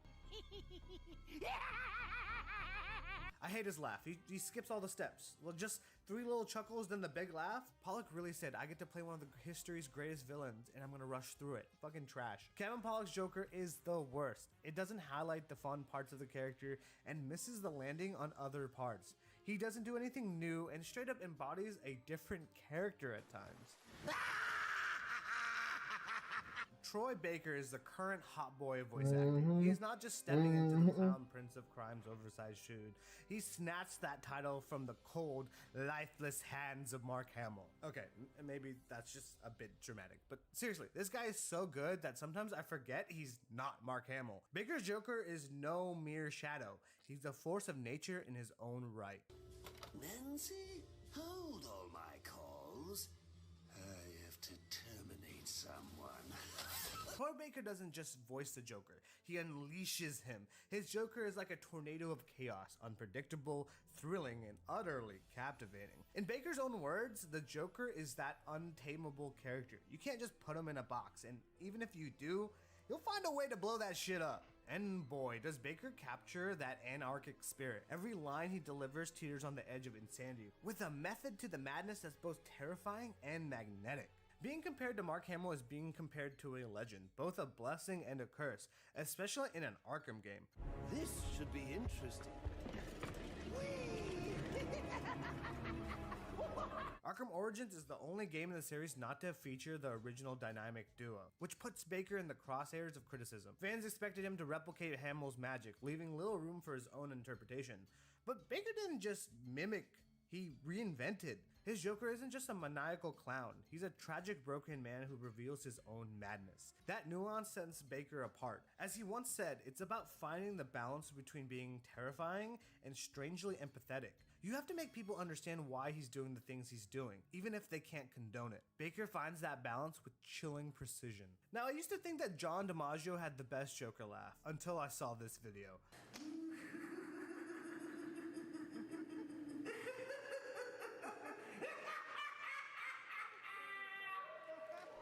Watching Baker transform into the Joker right before our eyes is mesmerizing. His laugh isn't just sinister, it's a symphony of insanity. It creeps under your skin, wraps around your spine, and stays with you long after the scene ends. Baker's laugh may not to Mark Hamill's iconic cackle, but it's got its own twisted flair, making it uniquely I ain't gonna his. lie. You cannot say that Arkham Origins shouldn't be canon.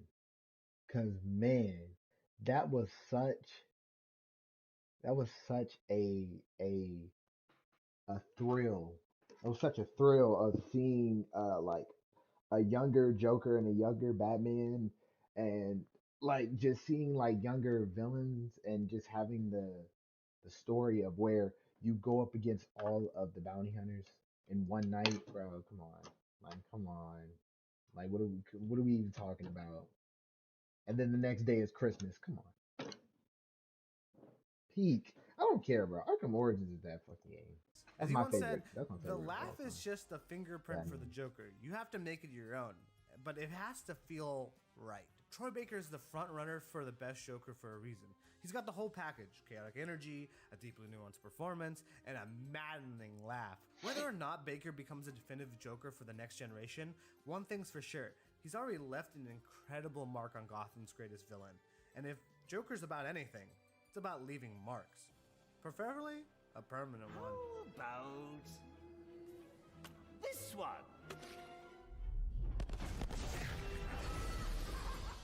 Nothing can stop the Joker. Some of you will get mad at me for saying this, but Zach Galifianakis is a bad Joker voice actor. Don't get it twisted. I'm a huge Between the Two Ferns fan, but Zack Attack is more like your annoying coworker than the Crown Prince of Crime. Which is funny, because I was actually more skeptical about Will Arnett playing Batman than I was about Zach Galifianakis playing Joker. But here I am, with my pants pulled down. I always come to work with a smile.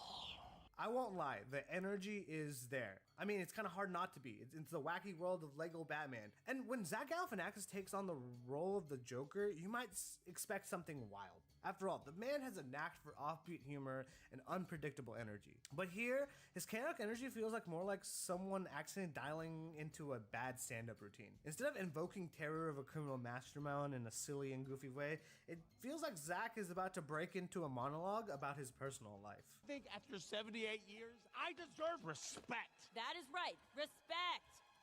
Do you realize that you have never once said the words, "I hate you, Joker"? And that's where the problems lie. The parody of Batman and Joker being in a toxic relationship with Batman being non-committal is hilarious. But whereas Batman gets a character arc, the Joker kind of just waits around until the climax. His jealousy and want for Batman's plot point gets stale quickly, and thus, nothing really interesting happens with this performance. Zach Galifianakis is known for his subtle brand of comedy, where a slight change in tone or a well-timed pause can lead to hilarity. Unfortunately, this is the fucking Lego movie, and suddenly doesn't translate well as the dialogue is fast and snappy. Hey, at least this more like lighthearted performance might have a really fun Joker laugh. Wait, hold up. Correct me if I'm wrong here, or if I just like don't remember the movie well, but I don't think Zach Galifianakis' Joker has a Joker laugh, like the full send.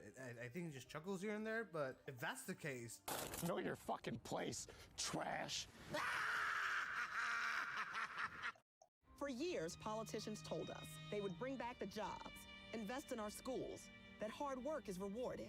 They keep talking, but nothing around here changes. I'm Kimberly Pope Adams. As an auditor, I know how to cut waste and make government work. As a mom, I know how to get even the toughest jobs done. I'll invest in public schools, stand up for farmers, and create opportunity for every family. You've got my word on that. Kimberly Pope Adams for delegate. Pick 6 for $19.99 is the perfect meal for two. I can't believe we're on a date. Oh, I'm just here for pick 6. Imagine what our kids would look like. I don't want to have kids with you. 6 kids. 6! Pick 6! Wait, could we eat here every meal? Yes. All right, I'm down. Pick 6 meal for two for $19.99. when I first experienced Michael Emerson's take on the Joker, I straight up hated it. It felt weird, offbeat, and it felt like it didn't belong in the Joker lineup. The guy had zero drip, no riz, and honestly, he looked like someone who'd spike my drink. And that's evil, sure, but not like the fun, zany kind of evil we expect from the Joker, like real evil. But then my adult brain kicked in, and then I realized that this version is actually one of the best evolutions of the Crown Prince of Crime. So many faces, so few smiles. Emerson's Joker isn't the kind to come at you with guns blazing. Nah, this guy is like a slow-acting poison. His chaos doesn't shout in your face. It sneaks under your skin and just waits. It builds up pressure over time until you're practically begging for the explosion. And when it finally hits, it's like all hell breaks loose. That's the vibe you get in The Dark Knight Returns. That's insane. Chaotic energy That is unleashed insane. one terrifying burst. What really sets Emerson's Joker apart is that he's not immediately the Joker when you first meet him. He starts off just as a sedated psychiatric patient with the Batman long gone from the scene. And you know what they say, no Batman, no punchline.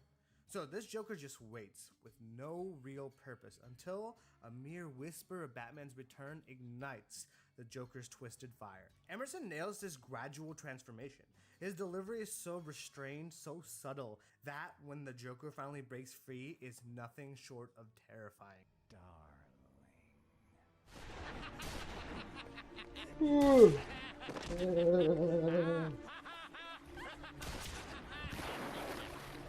Emerson's Joker laugh isn't as loud as Mark Hamill's, but it's no less effective. It's more like a chilling chuckle, something that creeps up on you rather than hit you over the head. Emerson himself said, "I wanted the laugh to feel like it was coming from a place of deep darkness, almost as if the laughing at his own inner void." And that's exactly how it feels, a hollow, haunting echo from the abyss. It's not just a laugh, it's a promise of chaos to come. Man, I fucking feel like Edgar Allan Poe in this section. Michael Emerson's Joker may not be the loudest or the flashiest, but he's No hands problem. down one of the most Thanks for joining the disturbing. stream. He's a cerebral terror, a ticking time bomb, where the scariest part is the agonizing wait for the inevitable explosion. Nothing Emerson DC. proves that the Joker doesn't need to scream to make an impact. Sometimes the scariest things are just whispered. Nothing can stop the Joker. If you're a Spiner head, come get your boy, because Brett Spiner had not one, but 2 shots at bringing the Joker to life in Young Justice. Well, let's just say it didn't hit the mark either time. Nah, it's not entirely his fault. The showrunners seemed a bit lost with the take on the Crown Prince of Crime. They trapped him in this bizarre no man's land between Heath Ledger's dark intensity and somehow the Beatles. Mayhem to bring you this important announcement. Season 1 Joker is a wannabe Heath Ledger, trying to find a way to be edgy and make you think about society and shit. Even back then, it was cringy. Then Season 4 rolls around and you think, well, they can't make it worse, right? Oh, but they do. Whatever grows on grapevines, I'm not a horticulturist, you know. Just a simple, fun-loving fiend. Look, the Joker isn't exactly a major player in Young Justice. With a massive cast of like 100 plus characters, it's understandable that he wouldn't be the most developed. But man, it really felt like we're just ticking off some checkboxes. Season 1 Joker cashed in on the Heath Ledger craze. When fans didn't vibe with it, they course corrected straight into the most generic version of the character imaginable. The result? A performance that feels soulless. Now, oddly enough, the laugh isn't half bad. Spiner does commit to it, and that's the first step in naming the Joker's signature cackle. There's even some nice build-up to it. Credit what credit's due. Brett Spiner's Joker feels like a product of budgetary constraint. In a show with this many characters, the voice acting budget only stretches so far. Dropping a ton of cash on a top-tier voice actor for a minor role wouldn't be the wisest move. And so we end up with guys like Brett Spiner stepping into the clown's shoes. It's not terrible, it's just far from iconic. A lot of people were upset at me that Rino Romano didn't make it into my best Batman voice actors video. I'll admit, the Batman from 2008 is severely underrated, so I won't make that mistake again, because Kevin Michael Richardson is like a Ferrero Rocher. You know those little spherical hazelnut candies? His voice is like smooth hazelnut spread, but has a crunch that will knock you in the teeth. Richardson is known for his deep and booming voice, which often doesn't fit the role of the Joker. But the direction the Batman goes with the Joker is just fascinating. What rational being dresses like you? Speaking of threads, think this is a good look for me? I love that in this Batman universe, the Joker is not just a clown. He's the whole fucking circus. From the get-go, Richardson brings so much fun to the role. This version of the Joker is vastly different from what we typically see, as he's more of a brawler than a schemer, as he's jumping around, doing flips, all while telling bad jokes, which is a real treat to see shake up like the dynamic between Joker and Batman. Funny, Batman! You're quick with the punchline! But don't get it twisted. With all of this silly fun this Joker brings, Richardson adds a layer to this Joker, showcasing a range of motion from gleeful intensity to cold-blooded menace. It's like watching a master painter using broad strokes to create an image, only to realize that every stroke is filled with intricate detail. His voice can shift from a menacing growl to a deceptively smooth purr, making you question whether you're dealing with a madman or a genius. If Gotham belongs to Joker, the dull face of tragedy must become the rubber face of comedy. Richardson doesn't do the long-winded, crazy laugh too often, and when he does, it occasionally falls flat. Richardson actually makes up for this weak point with these little micro laughs, which can only be described as goblin mode. Kevin Michael Richardson's Joker is a heavy hitter of the bunch, a deep-voiced menace who can switch between charming and terrifying with a sinister flick of the vocal cords. While others may bring a higher pitch and a more flamboyant energy to the role, Richardson grounds his Joker in a sense of real, tangible danger. And just like a Ferrero Rocher, it's good all year round. Nothing can stop the Joker. I'm going to give this to you for free. This is the Quick Draw system.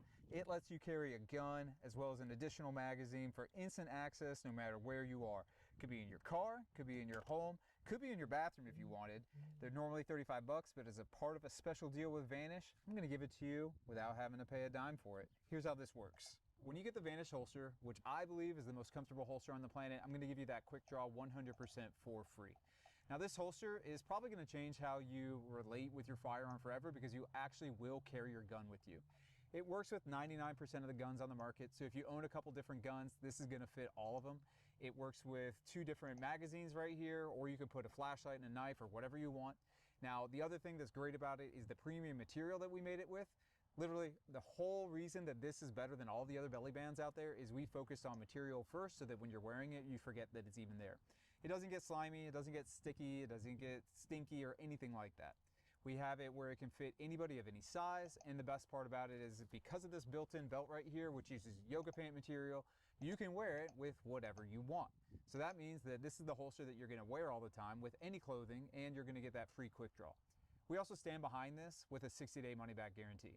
This isn't something that you're gonna have to use, I don't believe, but I want you to know that it's there in case you buy this holster. Normally, I don't get too caught up judging a character's appearance, but holy shit, Alan Ella's Joker in Batman Dark Tomorrow is just straight up made in a nightmare factory. I mean, seriously, the way this guy moves is like watching a horror show in like ×2 speed. And those cheekbones, jeez. They got him looking like Spider-S from Miss Spider's Sunny Patch Friends. But maybe the vocal performance can save this train wreck? Hello, darling. So glad you could make it. Where have you been all my life? Oh, look, I'll give him this. He's got that chaotic energy, but not in a let's put on a show kind of way. Look, he's got that chaotic energy, but not in that fun, let's kind of put on a show kind of way. No, no, no. I'm standing at the foot of your bed while you sleep. He's unsettling. Okay, I'll be fair. While I'm not the biggest fan of his voice, I do appreciate the little detail Enlo brings to the table. A silly Joker can be a great contrast to a serious Batman, and these goofy sound effects he throws in, they just add to the fun layer. I'll give him that. But don't get too comfy, because the laugh... Oh, it sends the plane crashing straight into the mountain. I mean, what even is that? It's like Gabriel Iglesias doing his girl laugh. And now that I made that connection, I cannot unhear it. In the end, this is just a forgettable Joker from an equally forgettable game. And that sucks really hard because the Joker is not a forgettable character, so it's just doing such a disservice to him. It's not the absolute worst, but I just hate him. I hate this Joker. He just gives me the ick. Well, there you have it. That was my list of the best and worst Jokers. And there's tons more voice actors out there for the Joker, but these 8 stood out to me the most. After writing this video, I realized the most important trait to have in a Joker performance is just being able to commit. The Joker isn't a character to half-ass.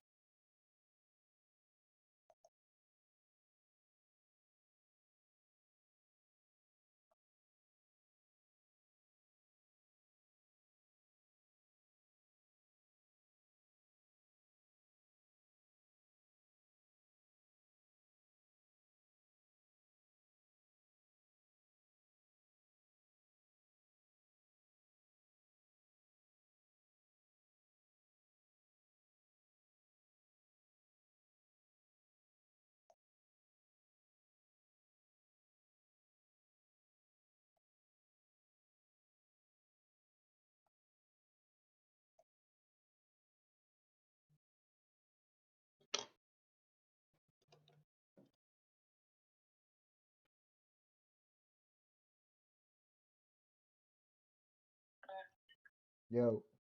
No, I literally was talking to you. Yeah, I didn't hear nothing. Everything was super mute. Let me do that because it's on. It's gonna create an echo. I have my speakers on. I have your stream up tap. Yeah, no. Oh yeah. My damn thing was nothing connected like I told you. I was downstairs. I didn't have my phone with me. I don't know. I forget what was pulled up. I was looking at something, but it just wouldn't connect. But fucking, oh, yeah. Only 24 hours? Wait, I'm gonna wrap it up. Okay, whatever. Anyways, I know what you do with that. Are you heading home now, Jess? Yeah. Yeah. Mm-hmm. Yeah. Sorry. Yeah, no, fucking. Oh, no, just.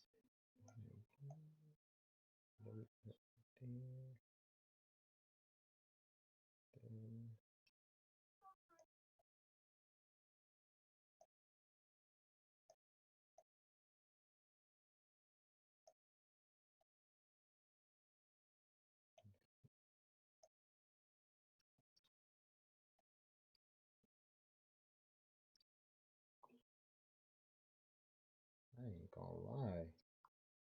Okay. Anyways, yeah, yeah, no, I was thinking about doing a chrono stream, like a long ass chrono stream, to try to play as much as possible. Bringing the ghost to you, the rolling surf. What the fuck? Hello? Hello? Look at this, hello? Hello? That scared the fuck out of me.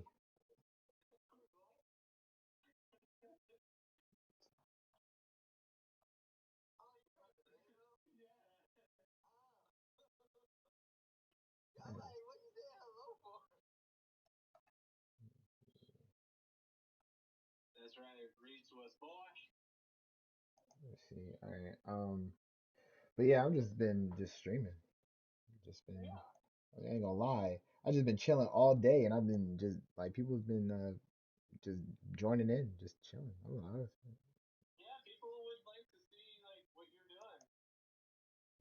Yeah, definitely might have to do this more often. But I will be playing the game later on. I'm just trying to wait for these people to come and pick up this old internet so I can like actually just chill and relax. I'm just been trying to keep an eye out for it. You don't got to. It's up to you. Yeah. I'm just thinking about fucking I'm so glad I don't have a work list to do this week. But yeah, I'm just thinking like if I didn't know if you were gonna go home and wanted to play something just, but I was thinking about just doing a chrono stream. I haven't done it. I've been looking over my views. Honestly. Well, I just let me do the thing. My wife and kids on it. Alright. But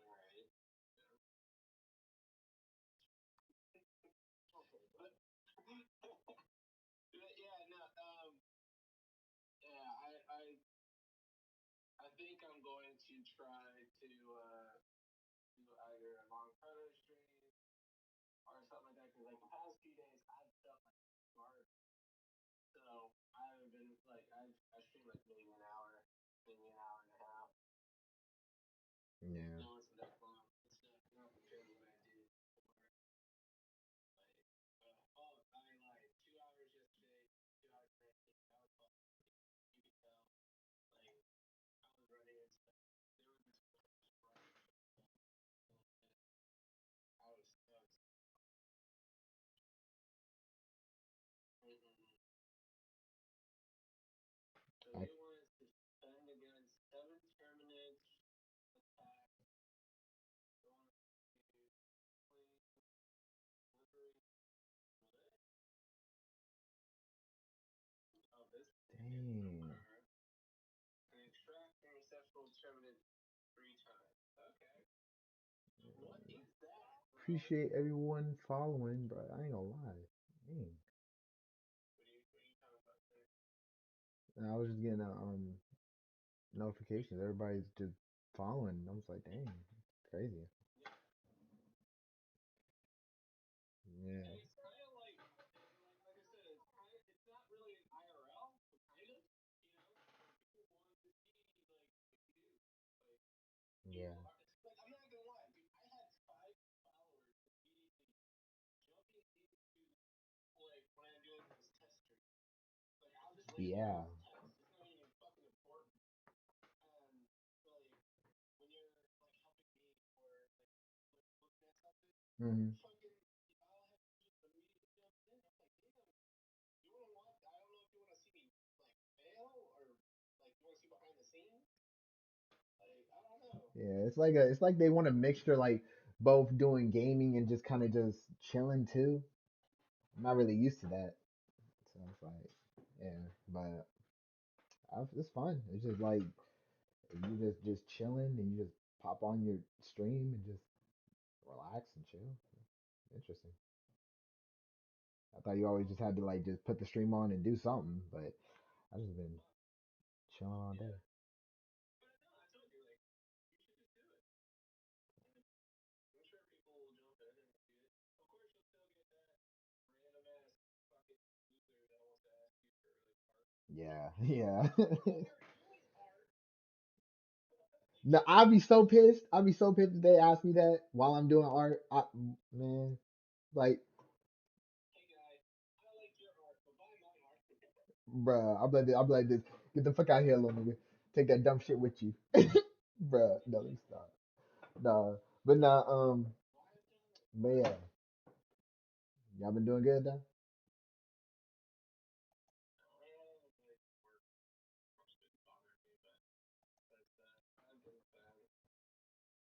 That's,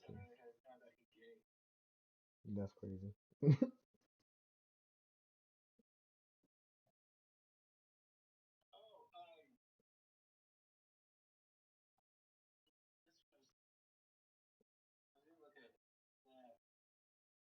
Yeah, your friends should let me know when they wanna play again or some shit like that. Just fuck, what is my password? Nice fucking account.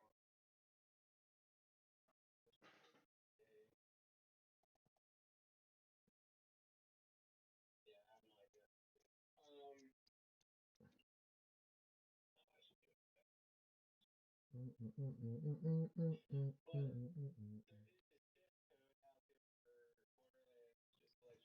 Not to alarm you, but it's almost bikini season, and that's why I'm starting to Lumi now.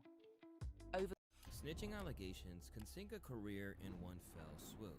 As much as doing a long sentence behind bars can be damaging as well, sitting down and doing your time will at least mean that there's an audience left to come back to when you're out on the streets again. And as the notorious YSL Rico case played out over the past couple of years, everyone from I'm Gunna to famous. Woody, Unfunk and Lil Duke were put under the microscope for Yeah, their that's differing cool. levels of cooperation with the cops. And to some, certain individuals had gone past the point of no return, leading the culture to renounce them. Yeah, the film in court came out, and of course, his That's lawyer wrote that. He didn't insane. write that. His lawyer probably But wrote it's that. true. But Y'all now in made these me. days, when you got the camera, it Y'all just look like made me. they're gonna say you pushing please, because I mean, in this business, if you turn into a rat, it's kind of like career's over. Me, I would have sat a little longer than coming out to what the internet do. Because that's just my opinion. But even with the scrutiny being applied to those under his command, the belief was that Young Thug was as solid as they come. Stay gangster. Stay gangster. I always tell a nigga. That's all I'm saying. I tell my whole hood, the police can't give you no time. Stay gangster. So don't tell them then. When they lock you up and they want to question you or anything, just at least buck on them. Like, make them feel like you ain't gonna tell. Like, wait till your first time going to court or something, bro. Like, don't tell. Like, you told it to prison. What the hell you thought the police was finna do? They still gotta take you in. They already wrote the ticket. After all, no one had been given any reason to think otherwise, and the court case only helped to build the mythology around him as King Slime of ATL. That you see the shadow in the back of the room. He's the one directing traffic. He is the one they're all afraid of. He's the one that's King Slime. And we know that to be their MO.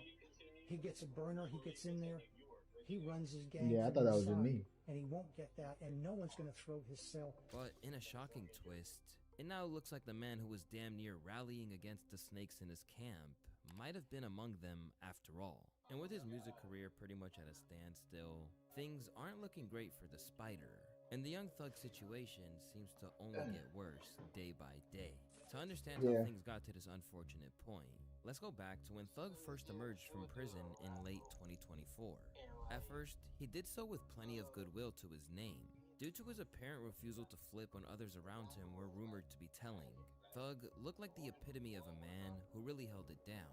And to say that his fans, friends, and his girl Mariah the Scientist were thrilled that he was coming home would be an understatement. I would never see him again. There was people who was laughing at me and laughing at this situation, making fun of us.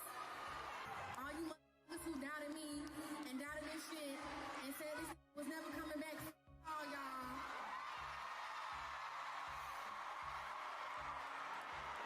What you gonna say now? As you may know, he was charged under the Racketeer Influenced and Corrupt Organizations Act, otherwise known as RICO. Thug and 27 others, many of whom would take pleas, were hit with everything from murder, robbery, and theft, to carjackings, assaults, and more. But despite the fact that Thug almost faced 25 years behind bars from the state, his lawyer Brian Steele revealed that he refused to cooperate in the way that they had wanted, by not labeling himself a gang leader or claiming his music incited violence. But the state offered him 15 years on probation, but they keep piling on these conditions. He just said, he made up his mind. He said, I'm just going to go with it. I got to get home. Judge may not let me home, but I'm not doing these conditions and admit that I'm the leader and I'm involved in the killing, and my music just promoted everybody to do it. He's not going to do that. So he did not do that. Thug himself then spoke as proceedings drew to a close, issuing a heartfelt apology to everyone involved. Anything that you want to say? Yes, ma'am. I take full responsibility for, my crimes or my charges. I want to say sorry to my family, my mom. My mom got 11 kids. I can't say all their names, My managers, my kids that's not here. Said to re-enter the game as a returning king, it seemed like a lot of people were not certain about the chances of Thugger securing his freedom. In fact, many people expected that he wouldn't be able to evade violating the strict conditions of his bail. Here's my personal opinion on everything with the Thug thing. I'm gonna be honest with you, I think Thug got a tremendous deal. Like, we could have never expected something like this to happen. However, it's kind of a trick, right? By the way, we already seen one person on the YSL case who took a plea. They already got caught up and getting sent back to prison. So the possibility of you taking 15 with all these stipulations is kind of to set you up, but it's probably nothing that is gonna ever equate freedom. So Young Thug right now being free, that's the biggest thing. I know some of his fans think he beat the case. He definitely didn't beat the case. Beat the case means you got no stipulations. Because make no mistake, they really hadn't stacked the odds in his favor. Thug wasn't trying to take that shit. I think he just wanted to beat the shit, but them prosecutors was kind of like, but they're rookies, bro. And this is what I'm gonna say. I am glad he took it. Hey, the Young Thug thing is a win, but it's also a huge setup. If you gonna tell me that they're gonna monitor him on a probationary basis for 15 years, can't be in Atlanta, can't communicate with co-defendants or gang members, he can't rap about, he can't promote any music that has to do with what they believe is gang activity. Well, that he's always gonna talk about him and his doing his thing. They might consider that gang activity. He might be like, yo, me and my niggas like, yo, we going to the park getting lit. We going to the club getting lit. They might be like, oh no, you talking about a gang, so. And perhaps most interestingly of all, one of the conditions that he really fought for was to be able to work with the man that everyone had previously labeled a snitch in Gunna. As well as Mr. Refresh your space with a mid-century makeover at Ashley. Discover vibrant and bold pieces that are inspired by the past and made for today. It's time to get retro with Ashley. Shop in-store and online.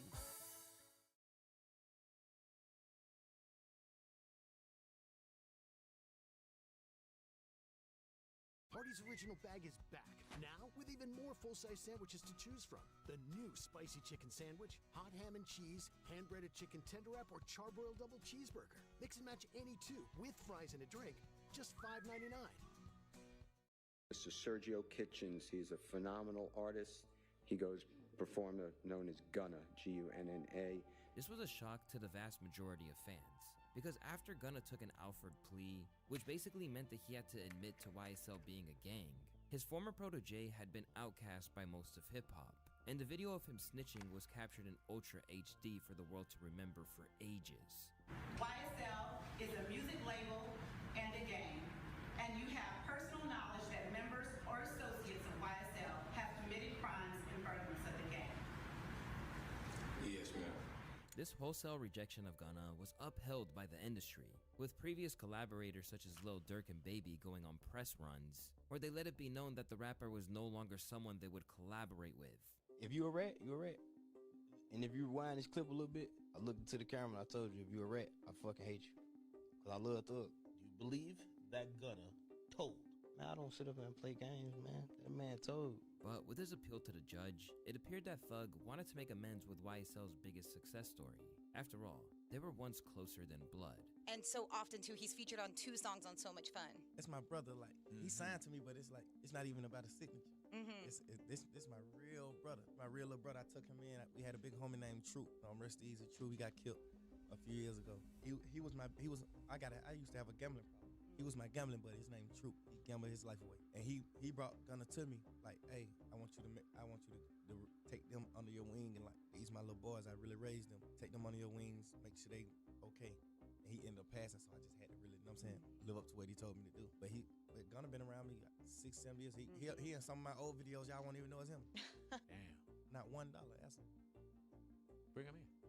I haven't received $1 from him. Where? At the time, people speculated on what the true motivations were behind wanting to talk to Gunna, with the likes of Boosie speculating that it was purely financially driven. And they already say Thugger Gunna was a rat when he ratted on about his cousin shit. So Thugger was like me. He thinking, man, I know this ain't like that, but this can rap. I'm finna get this money. Sometime we it up like that, taking off our street shit, trying to chase that bag. And that's what he do.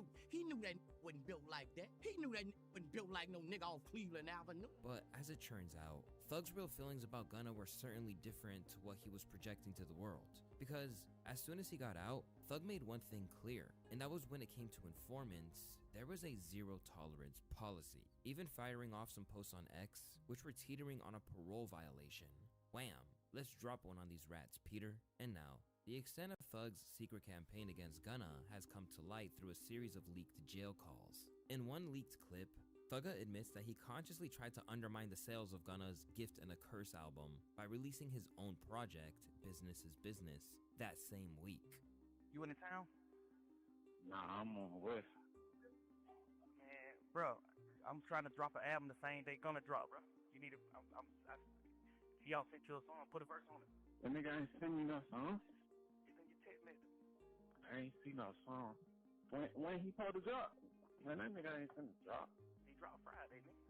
He dropped Friday for sure? Man, 100%. Friday. I can hold his shit back if I want to. If my album don't be ready, I can hold it back. But Drake already sent the song called, the name of my album, I'm gonna drop my album on the same day he dropped, and it's called Business is Business. You good though? Most definitely. Prior to that, he blew up his spot, revealing that he had to pay for streams to ensure that Gunna got a #1 album over the weekend with DS4. You know, 20 million. Whoa. So I already done told him, like, whatever you want, just say it. I'm gonna give you the money. Whatever you want. Just on some we brother shit. Like, I know you can't go nowhere in this world and get no $20 million check from no label. You're not doing numbers like that. You alright, but you ain't doing that like that. You know. Like the #1 album you just had right now, I paid for you to have a #1 album. You didn't, you know what I'm saying, honestly earn a #1 album over the weekend, my boy. I paid for that shit. And in a moment that's going to only enhance the distrust people already feel about record sales, Thug then admitted that he considered enlisting them again, as his latest album, Business is Business, faltered. I said nobody's ever put out 2 #1 albums from jail. Obviously, hopefully you're out by your birthday. You know what I'm saying? But if you weren't, like, that would be historic. And even if Uzi moves, we still have to deal with Morgan Wallen because he's doing 100,000 every week, no matter what. Let's go. Yeah, let's try to beat that nigga. You still got that plug, right? That shit what we did with none of them. You still got that plug? Yeah. Tell you. All right, my boy. Yeah. All right, I love you. Call me now. But when he wasn't trying to sabotage his own artist behind the scenes, every public appearance of his all went down the same lines, as he remained fixated on honor and loyalty. I love people so much to the point where the only thing that'll make me not love you anymore or just like dislike you is like betrayal, like real life betrayal when life is dependent on it. Is that something you felt like was happening? Betrayal happen every day. Yeah. Absolutely. Yeah. Absolutely. This extended to his verse on Hellcat Kenny with Lil Uzi, where he seemed to be aiming directly at the YSL members who switched up under pressure. And as the months went on, he made everything about the code, to the point that his own fans felt it had grown tiresome. If you a rapper and you a rat, you gotta go gospel, twin. You became so lame now. Even other street-affiliated rappers felt like he was protesting too much, and were struggling to understand what was truly bothering him. I don't understand what the issue is. I don't understand because Gunna did not tell on anybody. Gunna didn't snitch. Now, okay, I'm gonna say this again because I said it before. Okay, if everybody was waiting on a plea as a group and you taking that plea knocks down a domino effect for everybody else, then that's kind of fucked up. But Dunkin' Refreshers. Available in all new Blueberry Breeze. that wasn't the case. Niggas before Gunna and after Gunna took pleas, and nobody's calling them rats. Yeah, but Gunna's the only one that had it on video. So that made it that much worse. See, they did that on purpose. No, they did it on purpose. Absolutely. This is the dividing and conquering that they doing down there in Georgia, because I've pled guilty to 2 charges, and they did not make me, like, she made him say, like, oh yeah, so YSL, you're pleading guilty and saying YSL is a gang. I would have sat back like, I already pled guilty. You doing too much now. As for notable figures in the media, people like academics felt like at this point, it was all a diversion on what he should be focusing on. Somebody gotta tell Young Thug he's the last rapper on earth who cares about snitching. Low-key half are telling, and the ones who are telling are making the best music. But Thug just couldn't get over it, with one jail call specifying where he felt the violation lay on Gunna's part. But this what he did. He made, which they still gotta prove the shit though, which I don't think they gonna ever be able to prove because it's just not a game. He gave the jurors the agreement that it's a gang. He said YSL is a gang, and he know people on this trial who committed crimes in furtherance of the game. That means you did it. You saying. You see what I'm saying? You don't know nobody on this case. Yeah. That's a lie. That's a full-blown lie. I know individuals on this case that committed crimes in furtherance of the game. Like, you committed. Yeah. Just so you can say slime big. Like, that's real. That's what RICO is. That's RICO. So if a nigga gets found guilty on RICO, nigga, you really just you got a nigga life hook. Away from his relentless focus on snitching, Thug was fully aware of the pressure that came with his next move. He admitted that his reputation meant there was a huge spotlight on him as he re-entered the rap scene. What can you say about the experience of being incarcerated for more than 2 years? It was real. Don't want to deal with it again, but definitely was real. Were there moments if you wondered if you would ever get out? Yeah, for sure. Yeah. Are you thinking about yourself, your family, your career? Like, where does the mind go? Family, kids, just, career was like last. That was like relevant. Really? Because you I mentioned this before, but you went in at the height, the pinnacle. I could see wondering oh, am I going to get that back? Yeah, I'm pretty sure we'll get it back. Because as an outsider, it was crazy to watch. It's like, oh my God. Yeah. This guy is at the top of the craft and now he can't do the thing that he does. It happens like that sometimes. Does it happen like that? I said sometimes. Sometimes. Despite the calm way he answered, the fact that Thug had been largely silent outside of a couple of guest spots on Chance the Rapper's Starline and Lil Baby's Wham left many people questioning whether his career was in jeopardy, especially since one moment he declared himself the last real G left in the game, only to suggest in the next breath that he might be done with street rap altogether. Does it make you think twice about rapping about street stuff? Yeah, because just like the impact that you got on the community, the youth, and not because of the law. It's more so just realistically, kids actually listen to us. All right, we gotta dumb it down. So, I listen to new rappers now, and I'm like, my kid can't listen to that. That's great. Really? But whatever he had planned, it now appears that it's all coming crashing down around him, following speculation that he's in cahoots with the law, making everything he's said or done in the past year seem suspect to say the least. This new storm for Thug first began with the leak of an interrogation tape. In it, he appeared to agree to give up information, so long as the officers assured him it would never make its way to the public. Listen. Yes, sir. Promises. Make promises. Just we'll keep promises. Whatever anytime you ever think you want to know anything, tell me. I'll tell you anything. But don't tell the world. What you number? Yes, you can. Hey. I don't have your number. Well, give it to me. If you ain't giving it to her, As the video hit the internet, the likes of Charleston White were savoring every moment. Shout out to YF and Lucy. You the man, boy. You and your crew the man. Hey, listen, I'm finna slaughter Young Thug. I got the Anton Daniels tonight. I got Big Bank Saturday. I got Say Cheese TV tomorrow. I'm finna go on a run with this here. Thanks for that alley hoop, Thug. Thanks for that alley hoop, young. I'm finna go on a run. Say, I'm coming down court behind the back. I'm finna go on a run, baby. Ooh. Say, listen, I prophesied this. Right now, Say Cheese TV is looking at all these old videos. I told y'all Young Thug would go tell it. Particularly as he suggested that he actually had predicted it. I'm always willing to bet with any rapper, if they keep Young Thug ass locked up 6 more months in the conditions he in, he'll tell to get out of jail too.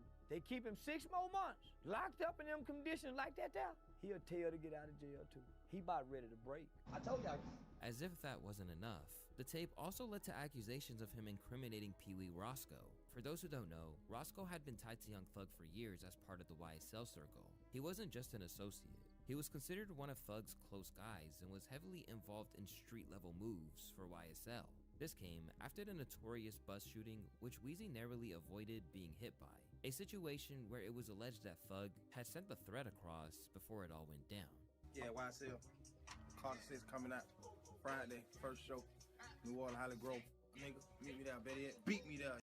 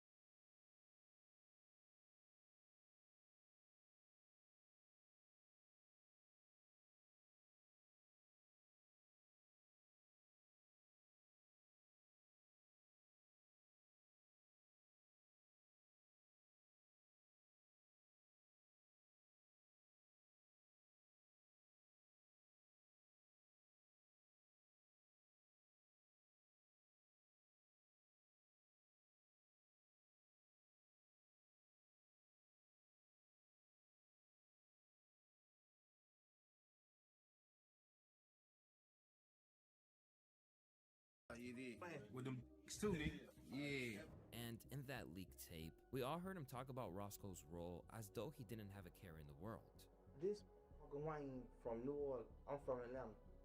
This nigga was in Atlanta and I was in New Orleans. I said, what the that was so weird.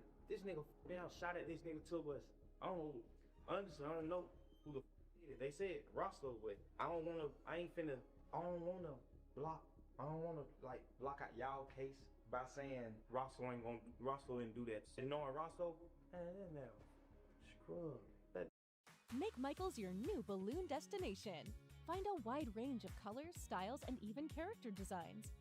Plus, enjoy free helium inflation on select styles. Shop in-store or online at michaels.com today.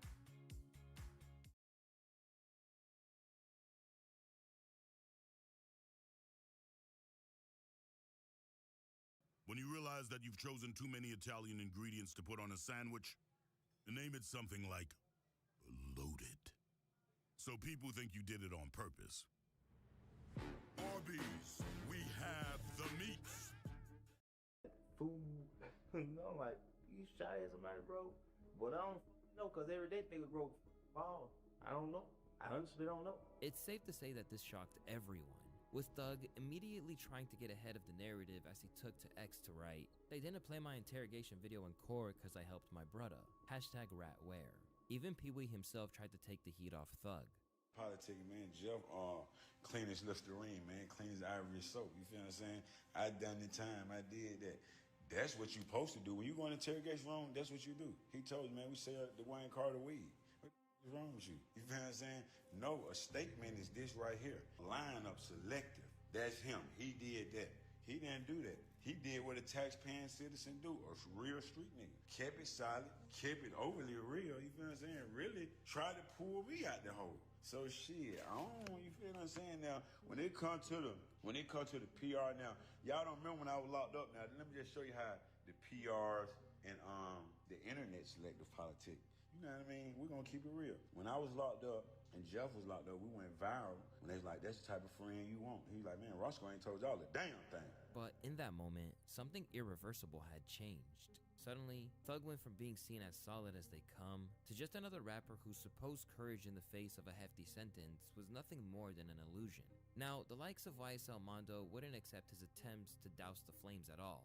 A nigga just beat him in a Rico. Nigga come home, still talking about, oh, nigga ratted, nigga a rat, nigga da-da-da. Bro, that's God. That ain't nothing but God biting you back in your ass, bro. Cause you probably been thankful that you just beat a life sentence in a Rico and came home and minded your business and been humble. But instead, you still coming out pushing the rat narrative, bro, and all that, this, that, and the third. Now look, he came back and bought your ass. But that ain't the key. The thing is, too, though, he brainwashed people. He still got motherfuckers on this bitch talking about, and y'all heard with y'all own ears. Motherfuckers talking about AI, they did that and the third, and oh, he ain't rat on nobody.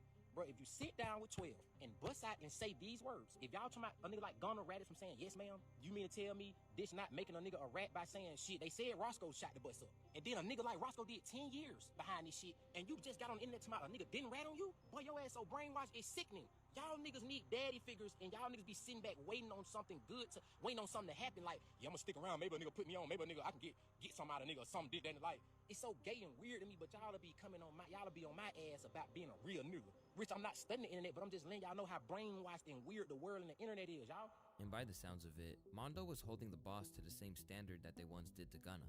Boy, you didn't supposed to do that, my brother. Even though I didn't be talking about it. Everybody who got common sense, everybody who's been in the streets, know you did not. But you don't do no like that, my brother. Your shit gonna get dropped, brother. You know that, bro. What the hell? You panic. Now that's when I need to bring back the panic word. You panic, brother. Despite his attempts to shut it down before it could really grow, it's fair to say that Thug is not being cut the slack that he hoped for.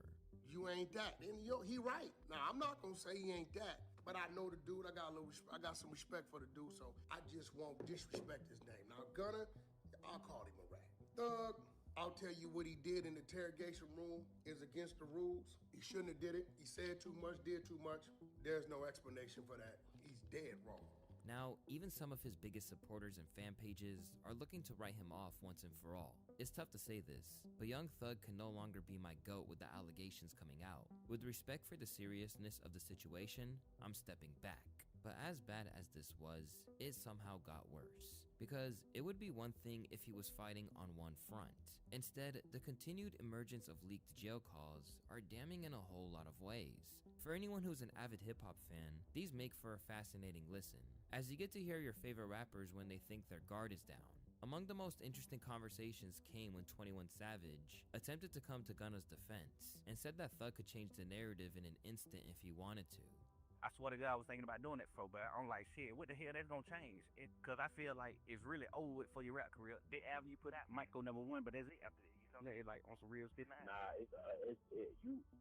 You got to, you hold his career in your hand, bro. That's what I'm telling you. If you come out right now and tell the world what he did went wrong, because them folks already on the internet like, man, God, that, he rocking with them. Ever since he dropped that song, they like, man, we rocking. If you come out and tell the world that you was in agreement with that shit, his career ain't over. That's why I said, right. I understand that part, but now think about niggas like you, Wham, Dirt, Pluto, niggas who I really with, who like my brothers who already done like cut ties. Imagine niggas that y'all niggas already done cut ties with a nigga, and then I come and be on the nigga's side after they did what wrong. They can call him y'all out. But you know what I'm saying? It's just like I'm slapping y'all. No, it ain't. Niggas need to stop jumping the gun. Niggas be like, I don't know, bro. How you call that jumping the gun though? But instead, Thug revealed that his former artist stopped contacting his former boss or his legal team once he was freed. Right. Do it right, my nigga.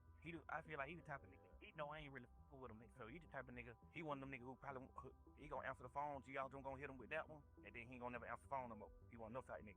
Cause he done did little shit like try to go talk to Brian. Told Brian, man, I'm gonna come in and write a statement. I don't know where him I was tripping, somebody tricked me, woo, woo, woo, woo, woo. Then every time it be time to do it, he don't never answer the phone no more. You see what I'm saying? Brian, like, goddamn, what the hell on God, nigga? Ask Brian. Man, how long you been waiting on him? Since he took the plea. Brian been trying to talk to him, just what the hell going on? Do an interview with him, just in case you do want to get on the stand or something. Brian did an interview with you. Like, man, nigga, stop answering the phone when it's time to link up. Aside from the alleged snitching, there was also run-of-the-mill disloyalty on his part too. For one thing, he laughed off Gunna's diss towards Lil Baby, particularly because they involved a nod to PRP Thomas of Quality Control. I don't know, bro. Like, yeah, that was Gunna's like, he told you pushed up on me knowing you was getting with her. This little jazz is smart, man. Do that. Yeah. Oh, God. Well, he ain't lying, though. Instantly, this stuck out to some people. He laughed real hard about Lil Baby behind the scenes while saying whatever Wham says goes on the internet. Rollo was right about this man. That's some foul shit, man. As they touched on, Thug's issues led to bigger problems for hip-hop at large. Because with everything that's emerged, he seems to run the risk of starting another civil war in the city of Atlanta. In light of everything that has happened, Rollo has claimed that this was purposeful on his part, with Thugger striving to dive and conquer both the streets and the rap game. Who the f*** started all this bullshit in Atlanta? Whoever started all this sad shit in the game, period. One, the first thing Thug did was try to turn Birdman against Lil Wayne. Try to take his album name, try them up, that shit lame. Then he tell on the nigga that's supposed to handle the business. And according to him, everything Thug has done over the years to sow division in Atlanta was elaborately planned and happened time and time again. All he ever did was do lame shit. The whole motherfucking shit is about this nigga doing lame shit. Then he turned on Rich Homie, tried to turn the whole world against Rich Homie, and then at the same time before this man death, he told us out his own mouth that this was one of the darkest times of his life. Then he turned around and took the whole motherfucking world against Wild Finn Lucci. Whole world. Everybody go against Lucci. Everybody go against, what's that now? Yeah, he tried to turn everybody against Lucci. Now all these three things is 100%, everybody can go back and look at this. This ain't from Rollo. Then he turned around, he was beefing with Future, calling my phone. Future, calling Future. Like, going back and forth on the internet. Boom. Then he turned around, he see Gunna surpassing every nigga in the industry. Now he called to the street, turn everybody in the world against Gunna. And in the wake of the call leaking, it appears Rollo has a case. At times, he can be heard throwing blatant shots at other ATL icons like the Migos. The people only getting behind your label because of Wham. They not behind your label because no Migos. Them niggas in the red. Them niggas ain't making no money, huh? Even his longtime producer Weezy got caught in the crossfire. You just can't be serious to like try to paint this out to be that. That's crazy. Mm-hmm. The people that like it's going over their head, they done linked him. Like everybody else. Elliot, Wheezy. Mm-hmm. Yeah. You know he's gonna go over here. He goes damn retarded and stupid. As well as the YSL leader making claims that Gucci Mane had lost his edge after he departed from prison. To be signed to Gucci. P used to be signed to Gucci Mane. When Gucci Mane found out that shit, he dropped it in. Cause P used to try to rap. Well, they still friends, so how's that? Yeah. Go out, end up going to jail. I gave you him turned so. Start with him. Away from the revelations provided by the jail calls, the war between Rollo and Thugger has raged on, with each man calling one another snitches and refusing to give an inch. Much like Thug, Rollo has had to face allegations that he snitched head on, maintaining that any paperwork he had was from a prosecutor misconduct hearing rather than a trial. Thug was among those who weren't trying to hear his explanation, and now he's getting his payback by citing Thug's own paper trail and leaked calls. Well, I lied to the feds for real, and you still called Lil Baby and told him to cut me off, so now you're gonna have to go through what me and Gunna went through. We are waiting on that gospel album too. Alongside claims that Thug gave information on a murder charge, Rollo did not accept the YSL boss's attempts to say that his brother Unfunk wasn't an informant for taking an Alfred plea, the very same reasons that Gunna was labeled a rat. My brother would have rode the whole trip out, but when them guys took pleas, I told my brother to take it too. He had just did 12 years and I ain't want to put my mama through. Shop fall styles at Ashley. Extendable dining pieces ensure you always have extra space when you need it. Then when it's time to kick back, sink into a comfy sectional together. Ashley has everything you need to make lasting family memories. Through that again. He told his brother to do what Gunna did, but it's a problem when Gunna did it. Cooked his career when all he had to do was drop a good song. Through it all, Thug has insisted he was on the level. Stop trying to make me one of those boys. Death before dishonor. This way, kids. But at every turn, there's a new controversy lurking around the corner. Among the many accusations he made about his fellow Atlantans on the call, Thug labeled QC's P a rat. He did the same thing P did, stood up in court. Man, that was wham, that what you ever get too, rocking with them up rat. Man, you be preaching about that shit too, man. You can't do that, man. That's a fact, bro. Dead wrong about that anyway. Nigga a rat, bro. I understand all that. Help put you on. Listen, man. That nigga is a rat. I don't give what happened. That nigga give me $1 million. Man, you a rat. Whatever you talking about. You got somebody to take the chain gang. Imagine telling on the nigga and the nigga still beat the Kato. This isn't exactly a new accusation. In documents that were unearthed by YouTuber 1090 Jake, it was revealed that P, the architect behind one of ATL's most influential hip-hop institutions, had cooperated with the cops, but he always strenuously denied this. Anybody know me know my character, he said in a statement at the time. Our culture is so f***ed up. It's sad y'all living in this imaginary street dream. I'm changing lives and changing my family curse. I got no love for those who try to kill me or mine. I ain't in the streets, I never wanted to be. I played the hand I was dealt and made something out of it. Y'all bums should do the same. Stop glorifying dumb shit. For a long time, this has essentially all blown over. But as news broke that Thug was still talking about it, the issue prompted another venomous response from Rollo. The only thing worse than a person that's going against family is a snake that's trying to divide the family so they can be the mob boss. Good music don't make you no made man. And soon, P weighed in too, sounding off on Thug. Imagine some broke-ass rats like Thugger and Pee Wee Ratsko trying to run a rat narrative on me. They know they talking about me. The sum total of everything that's happened is that young Thug has gone from having all the momentum in the world to now seeing his reputation be picked apart for the world to see. In the wake of hearing the news, Joe Budden argued that every move he's made since being released has been inherently wrong. I'd like to focus on a different S word other than snitch. Stock. As it relates to Young Thug, and it is plummeted. It is plummeted. Y'all could keep having y'all who rat and who didn't rat conversations. The Young Thug stock, hey, Atlanta. I'm not even talking about Atlanta business. He could probably still sell out State Farm every night of the week. Outside of Atlanta, he is putting on a master class in how to take a good brand and totally f it up. And these days, it's hard to argue with him. As for Gunna, it's clear that he's flourishing without him, rendering the need for his support redundant. Family means everything to me because it starts with family, like before friends, you know what I'm saying? Before the neighborhood, before the world, you know what I mean? So like. Plus, that's before he had his own snitching allegations to contend with.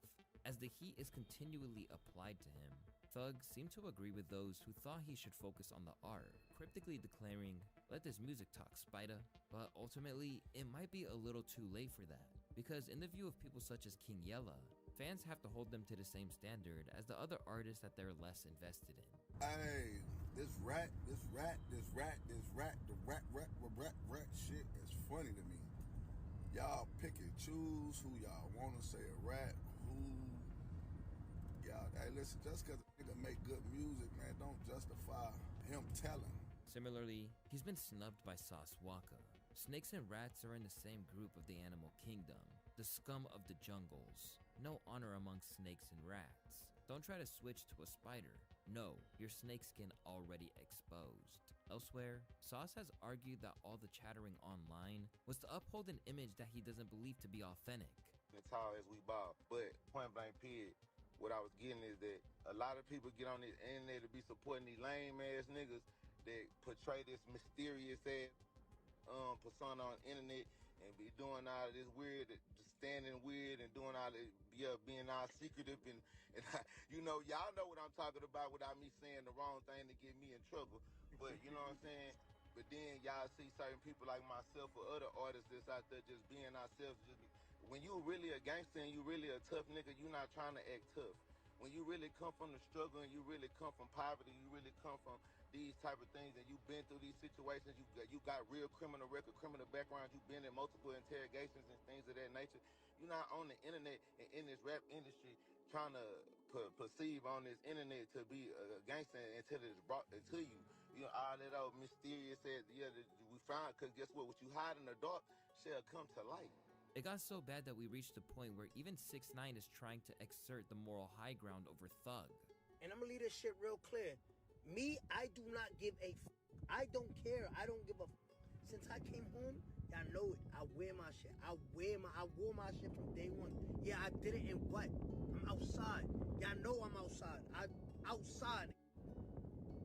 I never told on my friends. I don't tell on my friends. This wasn't my mans, nigga. Y'all know they wasn't my mans. That's what hurt y'all. Like, damn, like, he's right. Oh, he's right. I hate this. Yeah. These telling on their friends. Niggas didn't even ask him. They said, take my number. Here's my number. Call me, but don't tell nobody about my number. What? But it's not just the likes of Tekashi who lost faith in Thug. Even in his own dedicated subreddit, his fans are coming to terms with the fact that things have gone beyond the pale.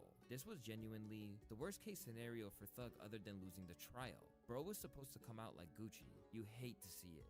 And to make matters worse, the memes have started coming in thick and fast too.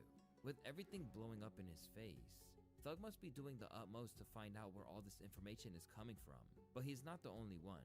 Upon doing some investigation, academics believe Thug's former signee might be behind the leaks. I'm almost certain Gunna's team is leaking it to his fan pages. I'm almost certain, okay? I know they're not gonna agree to it, right? But I'm almost certain that Gunna's lawyers pulled, because yes, when you're in the case, you don't have to go through a Freedom of Information Act or anything like this, and some of these things would even be available, or it could be challenged if you try to do a FOIA. But it appears all of these things may have been gotten from maybe somebody who was in the case that would request them, and it could have been something for the nature of an appeal or something like that, so the courts are going to give it up because you're a defendant. Another likely scenario is that DA Fannie Willis is sowing further seeds of discontent between them to prove that these are not men to be idolized, but frauds who aren't who they're purported to be. Either way, things are going from bad to worse for Thug, and those who crave the drama in hip-hop are braced for more. Thug said Gunna was on calls crying to women saying he misses them so much, he gotta find a way to come home to them, and ignored Thug when Thug reached out. Fanny, I need them calls. Ain't no saints in this. They all did bad. Gunna's calls probably hilarious too. All the while, the civil war that Thug's calls have created rages on, with Lil Baby and P of Quality Control unfollowing each other on IG, before the CEO then decided to troll Thugger even further on IG by cementing his status as an informant. New documentary coming soon, The Rat That Just Keep Telling, at YSL at Thug, executively produced by me. Ultimately, the source of the leaks might remain unknown, but if their goal was to orchestrate a smear campaign and cast doubt on Thug's character, then they'll be thrilled by the results. Now, the scheduled rollout of Thug's fourth major label project, Ooh Scuddy, is churning to damage control rather than the victory lap that it should have been shaping up as. If Thug doesn't manage to make the right amends and play this expertly, then he could go from a hollowed superstar to a has-been in the space of just a few months. And if you told me a year ago that would be the case, I don't think me or anyone else would have believed it was possible for Thug to fall so fast, and without any room for him to claw back from his previous position as a beloved and influential star. I'm Abigail Spanberger, mom to 3 girls in public school. Nothing matters more to me than the safety of all our kids. And as a law enforcement officer, I went after child predators. So it really angers me to hear these lies about who I am. I believe we need to get politics out of our schools and trust parents and local communities. As a mom and as your governor, I will be focused on making our schools the best in the nation. Spanberger for governor. Service. Country. Commonwealth. Don't miss out on growth opportunities for your business due to lack of available cash flow. Capitus has helped over 55,000 small businesses get the financing they need to move their business forward. Learn more at capitus.com.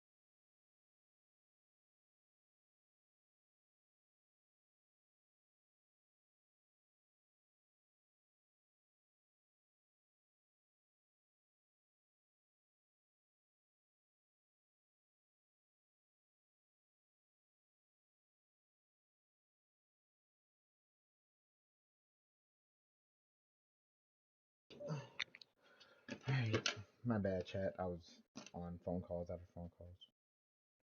Let me see.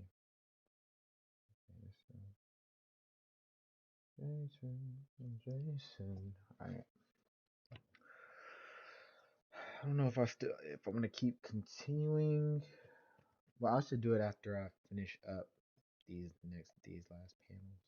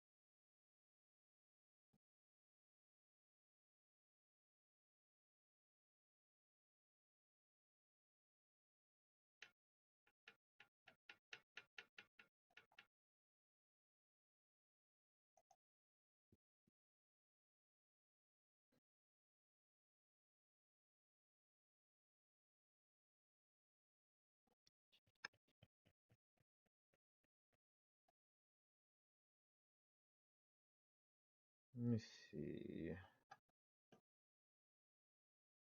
Actually, let's play. Let me see if I can actually get this. If I can get Akinator. If I can get Akinator up here.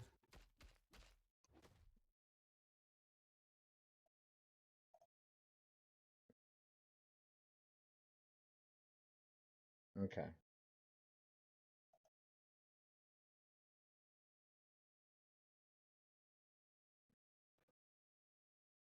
All right. Let's see. I'm gonna think of something. I'm gonna think of something.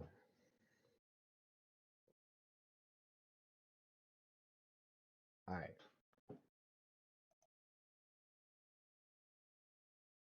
Does it have a relationship with sexuality? No. No. No. Oh, no. Yes. Yes. No. Yes.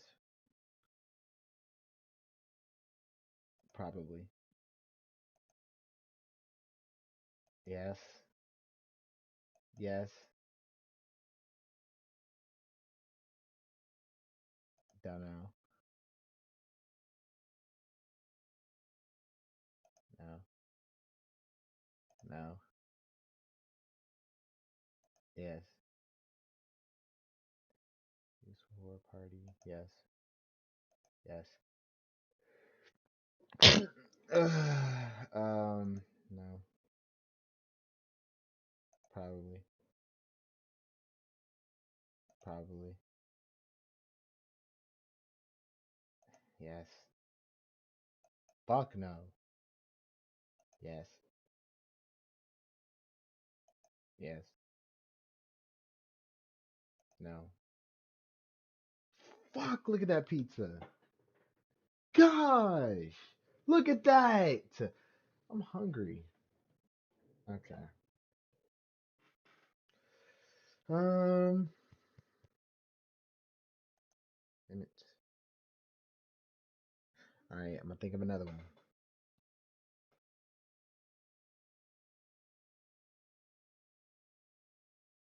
All right, I think I got one.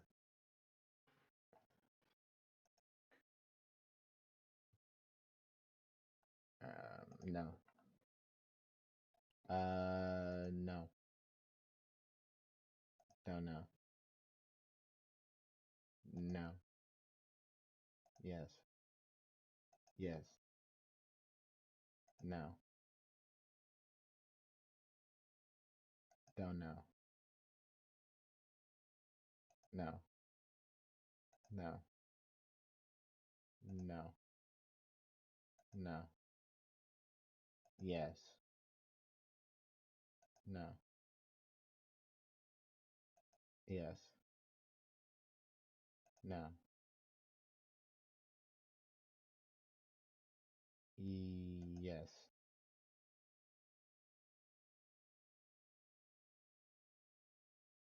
probably. Yes. Yes. What? How? What the fuck? Yo! Oh my gosh. Okay. Fuck you. What the fuck? Dang, got it. Let's see. Ooh, got one.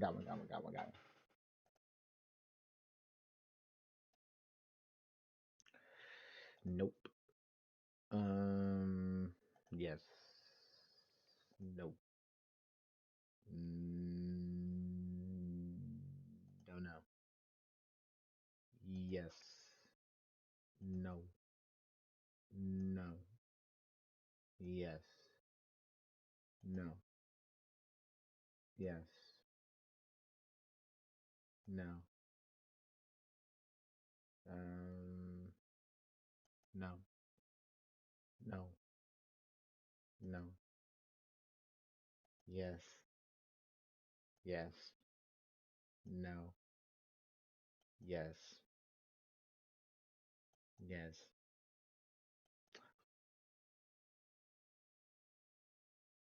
Fuck, man. Damn, how? How? This is insane. The fuck? I don't get it.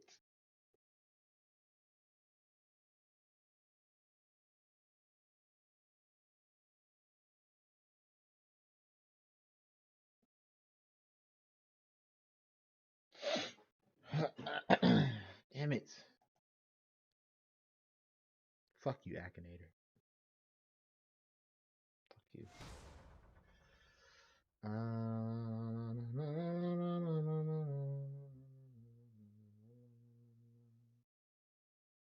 Huh.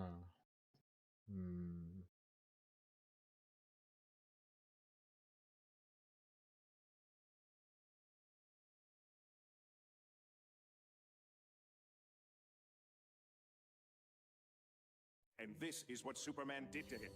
Wow. In accordance with that, I'm announcing a bounty on him in the amount of $1 billion. Does he think anybody's going to believe that? I can prove I didn't kill him. Superman, cash flight. Good call.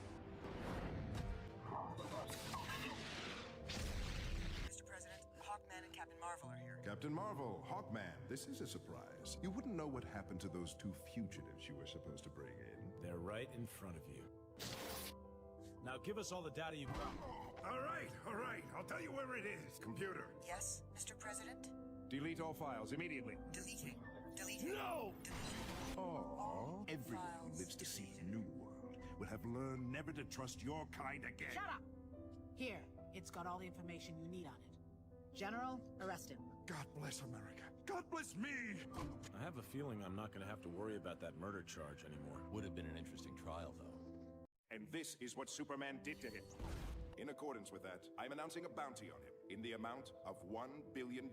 Does he think anybody's going to believe that? I can prove I didn't kill him.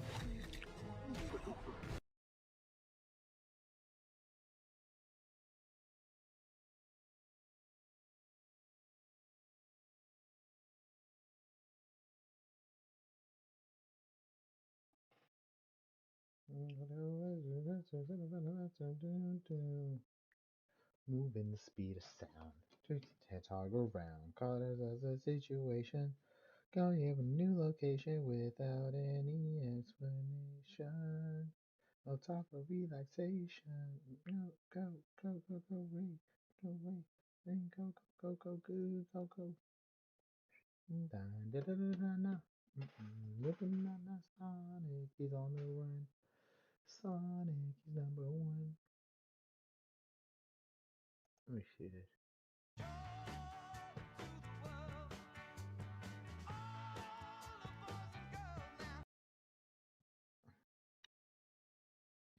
I've seen many shows in my time that many people would consider bad.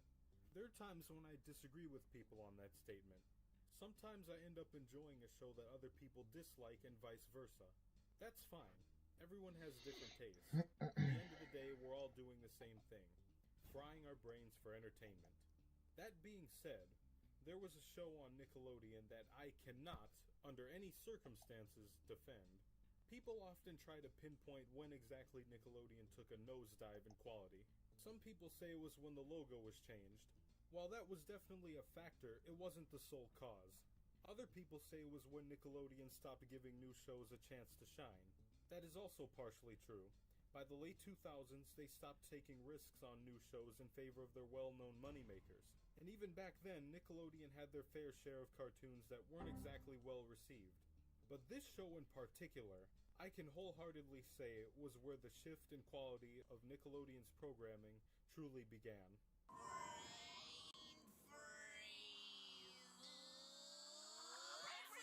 That show was Fanboy and Chum Chum. I believe that this show was widely talked about, but for all the wrong reasons. And we're about to see why. Let's talk about the mess that was Fanboy and Chum Chum. 2009 was a pivotal point for Nickelodeon. The channel was changing up a few things here and there, mostly to do with the branding. The programming schedule also changed, but not for the better. This was the year that Nickelodeon phased out all of their 90s to mid-2000s cartoons to focus on their modern shows. Many people hated this decision, as the channel had lots of variety with their classic and modern shows running at the same time. But since those shows had stopped producing new episodes, they couldn't continue airing reruns. So instead, Nickelodeon... Yes, you can. Yes, you can. Reruns are the shit, bro. There were only 3 that premiered in 2009, 2 of them being live-action shows, those being The Troop and Big Time Rush. However, on the animation side, there was essentially nothing. Except for one show. One very different show. Fanboy and Chum Chum would premiere on Nickelodeon on October 12th, 2009. During my research, I found out that the show premiered following SpongeBob's Truth or Square. Sounds like a terrible lead-in to a premiere. So anyways, what is this show? Fanboy and Chum Chum is a CGI cartoon about 2 kids of the same name, acting like superheroes and doing typical nonsensical things with their friends. Sounds like a standard kids show for the time. I wish that was the case. It ran for 2 seasons and actually went longer than I remember. So let's talk about the characters. The 2 main characters are of course Fanboy and Chum Chum. Fanboy is a nerd kid wearing a "we have a Bart at home" outfit. He likes superheroes and comics and stuff. Chum Chum is exactly like Fanboy minus a neck and any form of height. And together the 2 are as bearable as my bowels after Chipotle. I don't know why I made that joke. Nickelodeon shoved as much hyperactivity as they could into both of these characters. High-pitched voices combined with insane pacing makes the show very hard to enjoy. They live together by themselves in the city of Galaxy Hills, and their parents are never mentioned as far as I can tell. They probably saw this crap beforehand and dipped. As expected, there's a large supporting cast.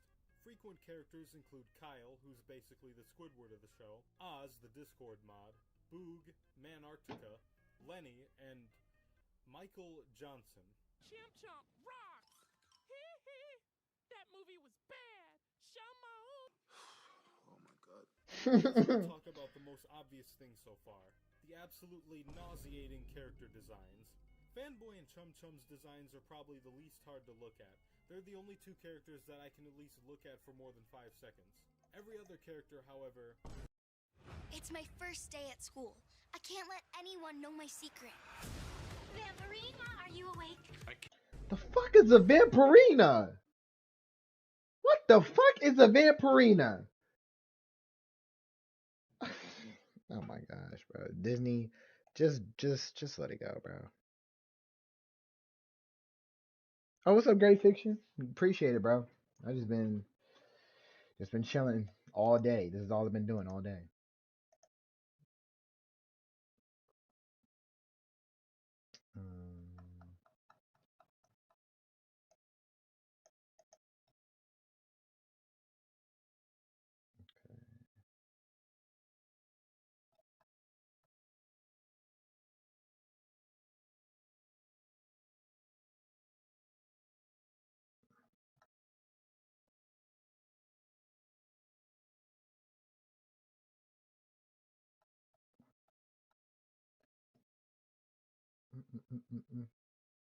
It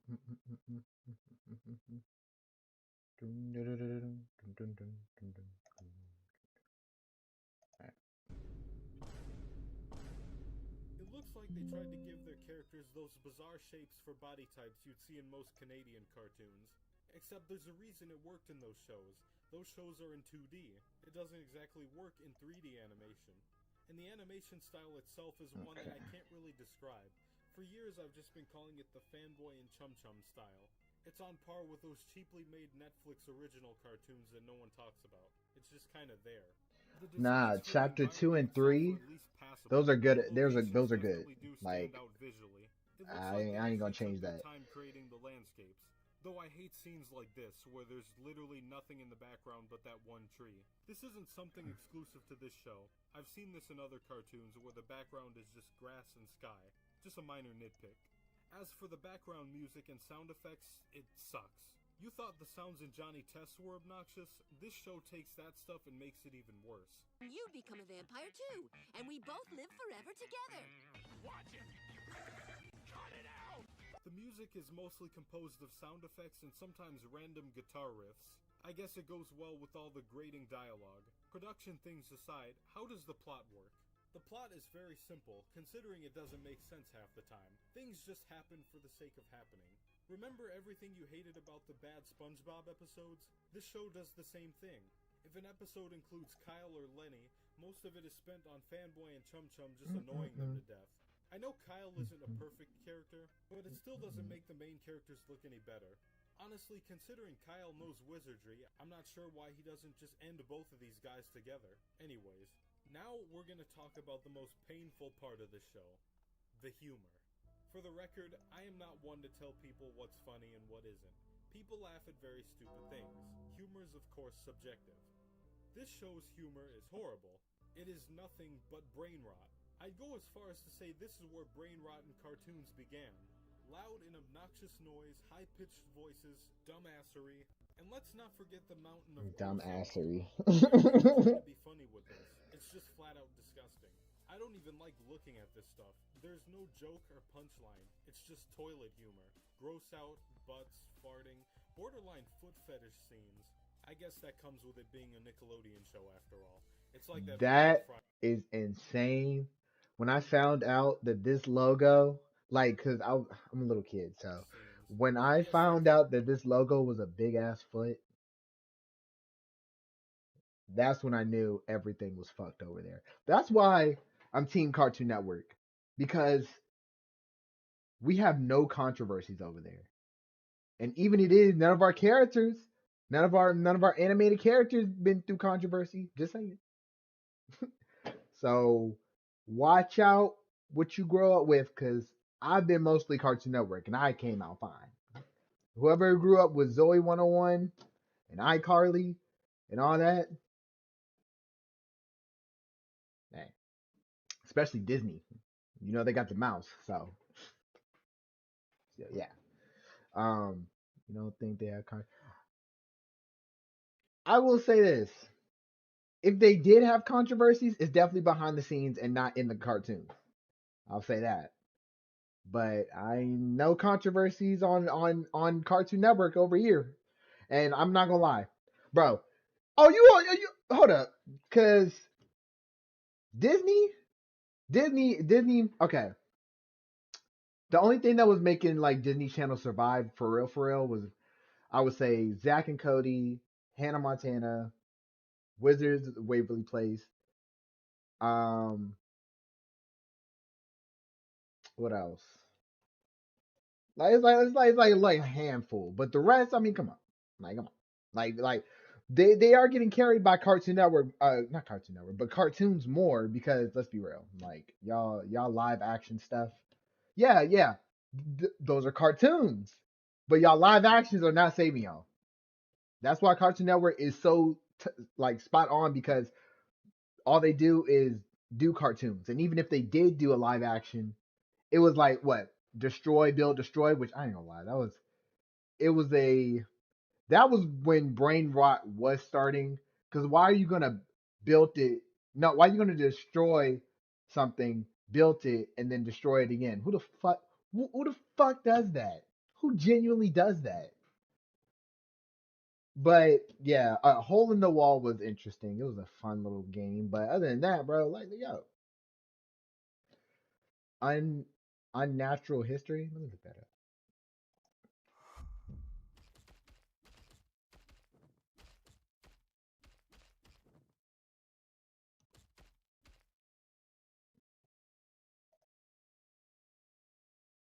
What the fuck is this? When? What? What the fuck? Is this them? For real? Hold up, maybe I'm tweaking. Let me look at a trailer. I did not know that they had this. What the hell? What is a legacy?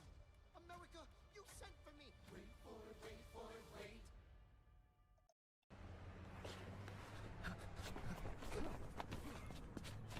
Okay, maybe this is the wrong one. Am I tweaking? Let me see.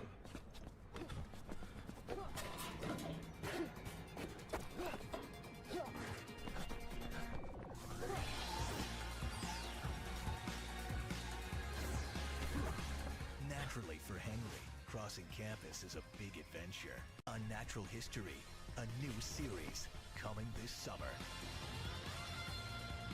Only on Cartoon Network. I'm gonna be honest, that genuinely told me nothing of what's going on. That literally told me nothing of what's going on. Like, what the fuck is the show about? What the fuck? Hold on, nah. I gotta like watch maybe one more. Maybe I'm tweaking. Teaser trailer? Okay, yes. I'll give them that. It was a teaser trailer. But what the fuck? Like, This summer, okay. that's part of a museum. Will you please tell me what happened to my godfather? Adventure unfolds. We need to learn what this thing isn't fast. Mysteries are untangled. I knew it. He was murdered. By a hero whose skills are unstoppable. Somebody! When facing the unknown, naturally, Henry can't leave it alone. Hey, look out! Run, Jasper! After me! Unnatural History. A new series premieres Sunday, June 13th at 8, only on Cartoon Network. So we're gonna pretend. This isn't Uncharted. So we're genuinely going to pretend that this isn't Uncharted.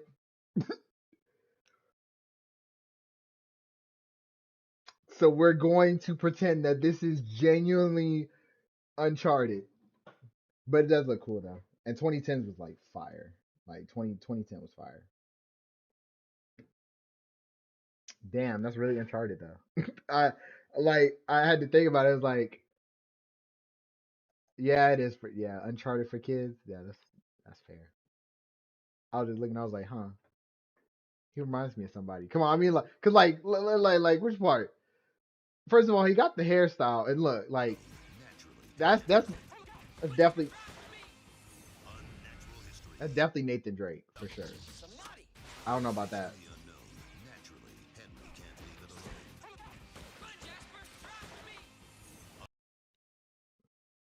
But yeah, okay.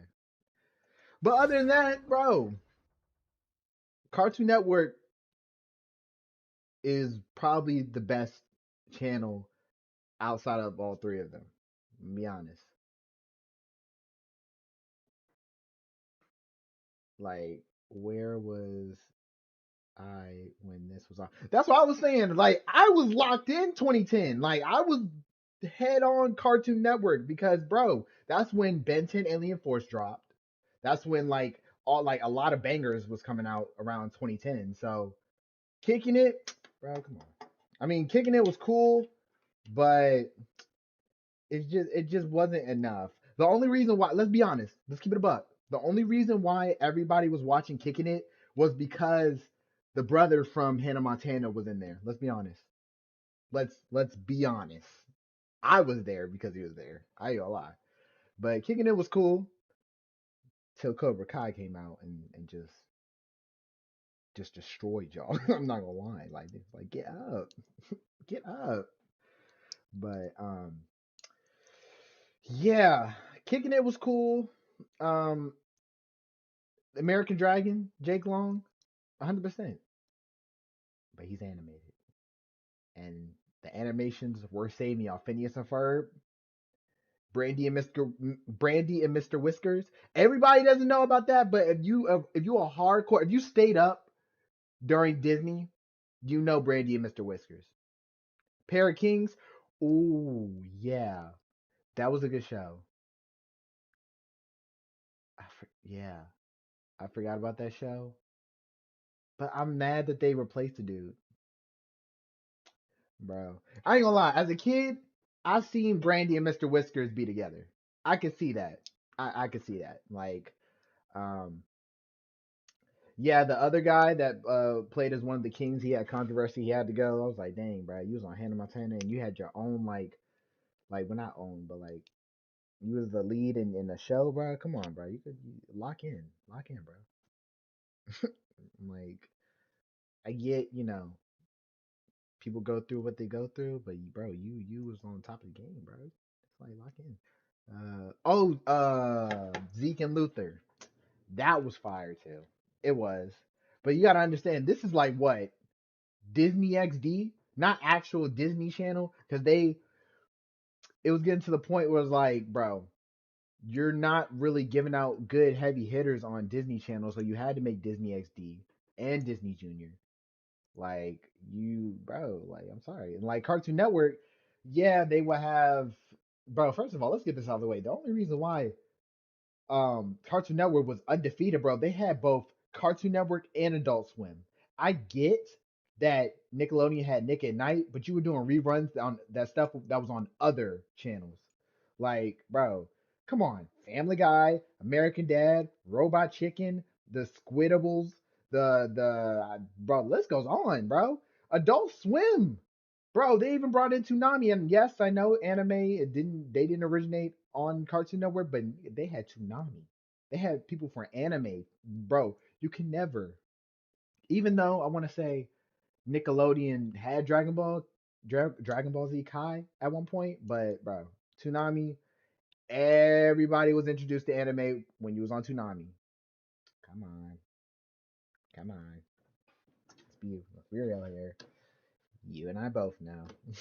Like, let's see what they're talking about. Being a Nickelodeon show, after all, it's like that order of fries you automatically get with your burger. You don't want it, but what else can you do? The episode I wanted to highlight in particular is called Fanboy Stinks. The title is literally the plot. There is nothing to enjoy about this episode. The entire runtime is filled with Fanboy being as disgusting as he can with nothing to gain from it. I could barely find any footage of this episode online, and this might be one of the few times I'm glad that happened. I don't want to see this again. I've mentioned in a previous video that I hate Ren and Stimpy, and this is exactly why. That show pretty much started this trend of humor that Nickelodeon has been pumping out. Just this vomit-inducing humor. Ugh. This is just a load of crap. Sometimes life can be a little messy.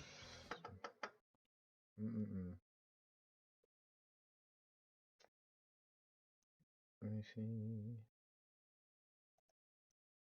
Ben 10 Alien Designs ranks worst to best. This time, it's the Omniverse Aliens, Part 1. Number 6, Crash Hopper. I think this batch of OV aliens have the best designs of the new ones, and Crash Hopper isn't too bad. I like his concept art colors better, though. Number 5. Fillmore? That sounds interesting, but I don't know. That show? Cartoon? Oh yeah, cartoon. Oh, I've seen the that chicken is dry.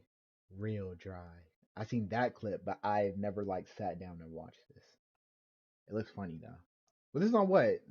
This is on Toon Disney. Oh my god! Toon Disney. I remember this. I remember Toon Disney. Yo. Oh my gosh. Toon Disney. That is when, Toon Disney? Yeah, bro, I haven't seen that in so long. That's crazy. Dang, I miss Toon Disney. That's when they was like going crazy with the animations. They was going crazy with the animations. This is when Chip and Dale was on there. Man, that is insane. Aladdin, bro. Now, see, that's what I'm talking about. Disney Channel, yes, it had some moments, but Toon Disney, that was supposed to be the replacement for Jetfix or 4Kids. Bro, Toon Disney, I can't stop saying it because bro, it's so ancient. It's so weird. I mean, Disney XD was cool too. Oh, Jetix. Yeah, my bad. I knew it was something. Jetix. Let me actually see. Bro, this is about to hit nostalgia right here. Oh. Oh, Jetix. Yo. Oh, access denied. That's crazy. That's how you know they're old. Jetix. Yo. Hold up, bro. What shows did they have? Oh, I remember Power Rangers being on there. Let me see. Okay, Chaotic. Oh, whoa! That is a throwback. That's a throwback. Yo. Nah, gang, that's crazy.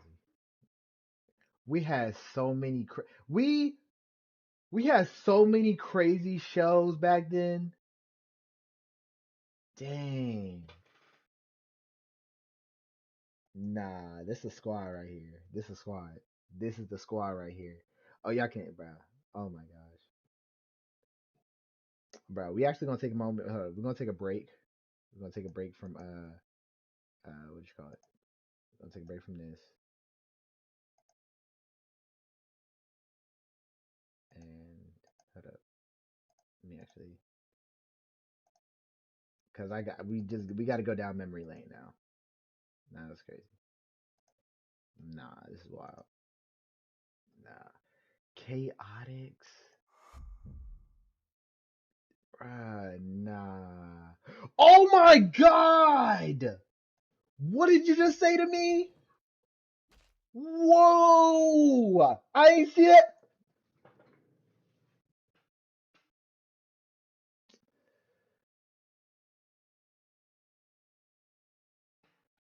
Grave. Which, bro, chat. What do y'all know? What do you know? What do you know about Code Lyoko? Bro, now we gotta listen to the intro. Now we gotta come on. You see, you just unlocked something. You just unlocked something. Whoa. Bro, that's insane. Special? Gotta listen to it right. This show is the reason why I'm doing what I'm doing. Like 2D and 3D. This is exactly. I knew it.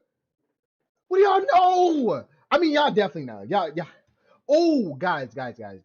Since y'all here, there's this one show I've been trying to tell people about, but I know I'm not tweaking when I said that this actually exists. Bro, does anybody remember this?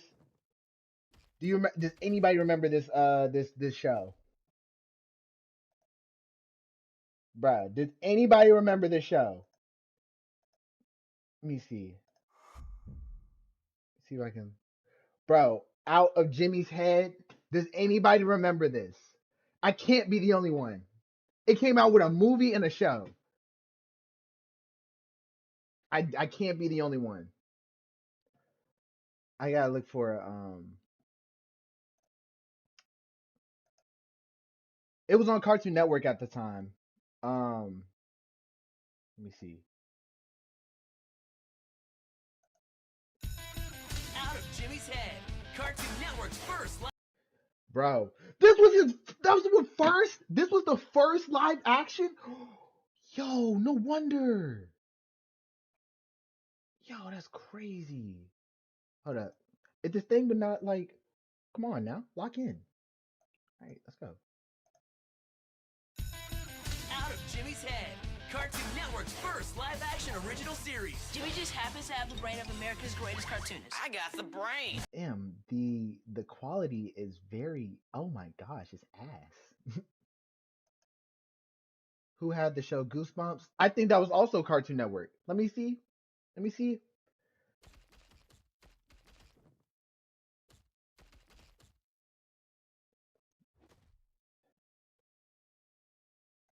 If I'm tweaking,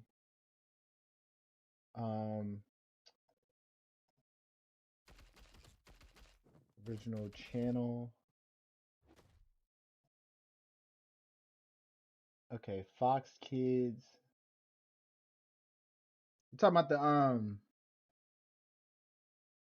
me see. Disney, I know Disney has it now, but I think Fox, the 1995 one, it says Fox, but let me see, Fox Kids. Wait, Fox Kids and Cartoon Network. Let me see, other shows and franchise connected to Nickelodeon, but was not part of their programming. Wait. Other shows? No, was not on Nickelodeon. It was originally on Fox Kids with the reruns later shown on Cartoon Network. Boom! Disney could never. And Disney was so mad that they had to buy Goosebumps, make a new one, and put it on Disney Plus.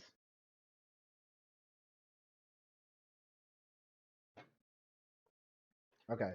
Give me 1 minute. I'll be right back. I need to make something to eat. I have not eaten all day. Not the new one, the older one. Yeah. That one was this one, the 1995 through 1998 one. This was on Fox Kids, and then it was later on Cartoon Network. I'm gonna put something on for y'all while I be back.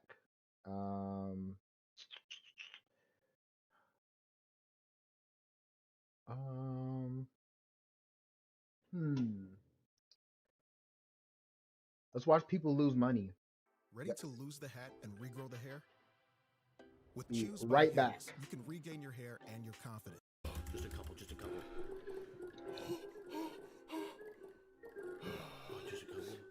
26.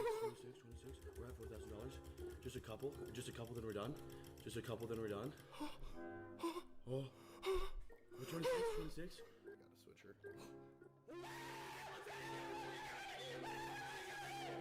Again, guys. Dude, we're gonna win all our money back. Shut up, knock on wood.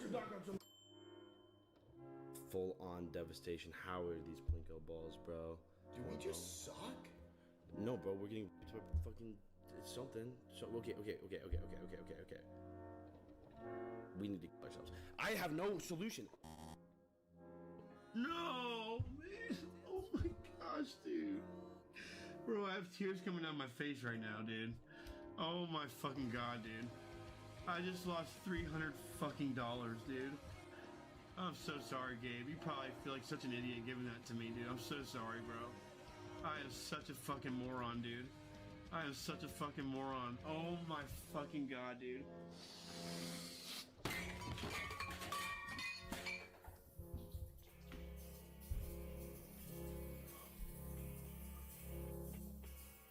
I am bleeding. Oh my fucking god, dude. Blood pressure 184 over 116. Heart rate as high as if I was working out right now. My blood pressure, I'm on the borderline, on the edge of a fucking heart attack. No, I lost it all.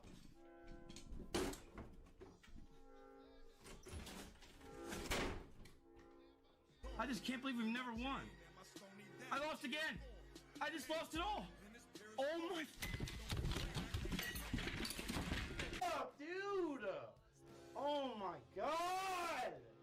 Bro. I fucking lost it all. One thing leads to another. We We gambled on stream for 10 hours straight, and I lost so much money. I hit my stake deposit limit. It made me stop gambling. Duh. I think I still have a little deposit left that stake held. I have been reborn. I have been reborn. This is it. This is the last of literally every last penny I have to put into this. It's left over from last night.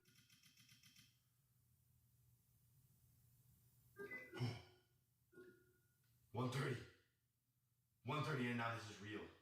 And now this is real. And now this is real shit. And now this is real shit. Hold up. Focus on people.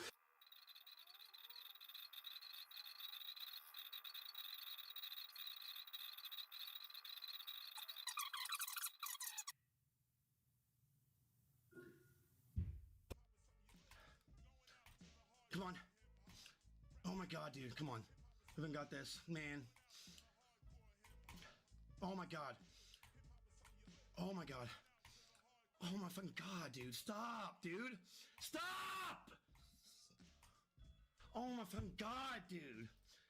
Man. Oh my fucking god, dude. Oh my god. Every time I fucking crease it, it's fucking instant loss. Oh my fucking god. Oh my fucking god. Oh my fucking god, dude.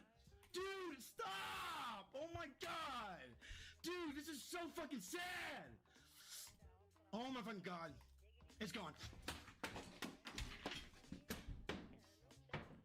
I just fucking lost 10, dude. In the last 2 days, I've lost $21,000. And it's not like I'm fucking rich. I don't have $21,000. That's how I could buy a car with that much money. As I'm sitting here pondering life, I've realized, looking at my bank account, I literally do not have any more money to gamble. I think I'm being forced into quitting here, and that's kind of how it goes until I get paid next month, which sucks because we tried. We tried our best, but sometimes you have to know when to quit. $600? $500, that's all I need. Well, you're gonna give me 600 back. I'll give you 600 back. You pinky promise? I pinky promise, babe. Just Okay, round them up, deal. please. Okay, thank you. Will you just... Pinky promise. I pinky promise I'll give you 600 back. Okay. Do you have my Venmo? Okay, thank you so much. Alright, so we went ahead and wooed one of the togi sluts into giving us $500 for, you guessed it, fucking Plinko balls. Okay, this is it. This is the last of my resources, my friends. I have exhausted everything in the last 3 days. Oh yeah, it feels good to be fucking back, my friends. This is the last Plinko ball to my name.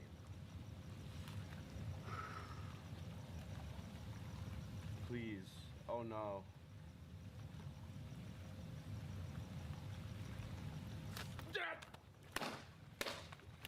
Oh my god, that's fucking it, people. Oh no. Oh my god, this is just devastation. I fucking hate Plinko ball. I'm never fucking Plinko balling again. Fucking, you gotta give me, I need $500 dollars, bro.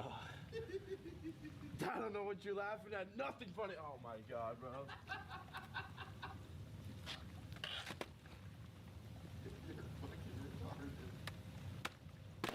Oh my god.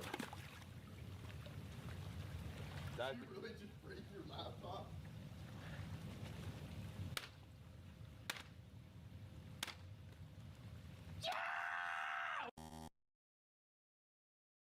Planet Fitness. We're all strong on this planet. One more, everybody. Across industries, digital transformation is accelerating like never before. In these fast-paced environments, workers need instant access to shared devices and data to stay productive and focused. Imprivata's innovative access management solutions give users what they need: fast, seamless access controls, while ensuring the highest levels of security and compliance. Imprivata, because every second of critical work should be frictionless and secure.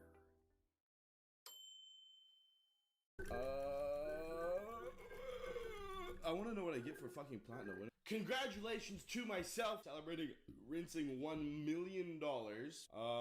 Statistic. No, fuck you. Fuck you. No, dude, stop. Stop it. Stop it. Dude, there's no way. There's no fucking way. Oh my god, guys. I'm about to fucking... Oh my fucking god, dude. Dude, what is this? How does it just turn off like that? Come on, dude, it's not real. That's not real. Oh my gosh. Dude, I'm gonna... Dude.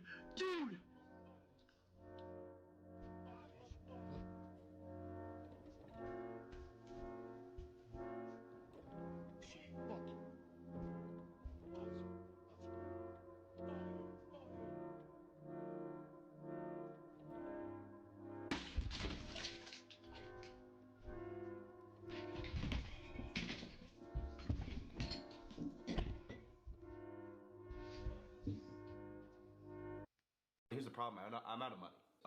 What I'm gonna do to solve my financial problems is I think I'm just gonna go ahead and sell my car and put it on black.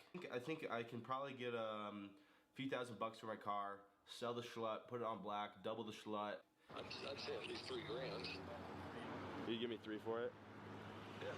I mean, yeah, I'll tell the guy that. I mean, I'm not trying to, I'm just trying to get rid of it. So if you want to buy it for 3, it's easy. Yeah. All right, right on. All right, cool. All right, we'll stay in touch. I'll talk to you later. I'll call you later. Just check in. Okay, bye. All right, bye. We're ready. We're feeling good. Exactly 3 bandos. That's what we got for the car. And my pits are sweaty. My pits are sweaty as shit. The roulette. This is what it's all about, baby. This is what David Goggins would be doing right now. All right, here we go, people. Congratulations to all the winners. 3K on black. Here's my car. Here's my car. Here's my car. Oh my god, I can't look. I can't fucking look. I can't fucking look. Oh my god, I'm fucking geeked. I am fucking geeked. Fuck, dude! It's been black non-stop, bro. Oh my god, I can't look.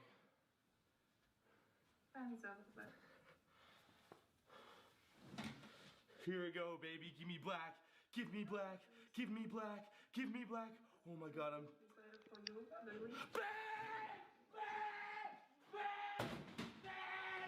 So you see this trap, right?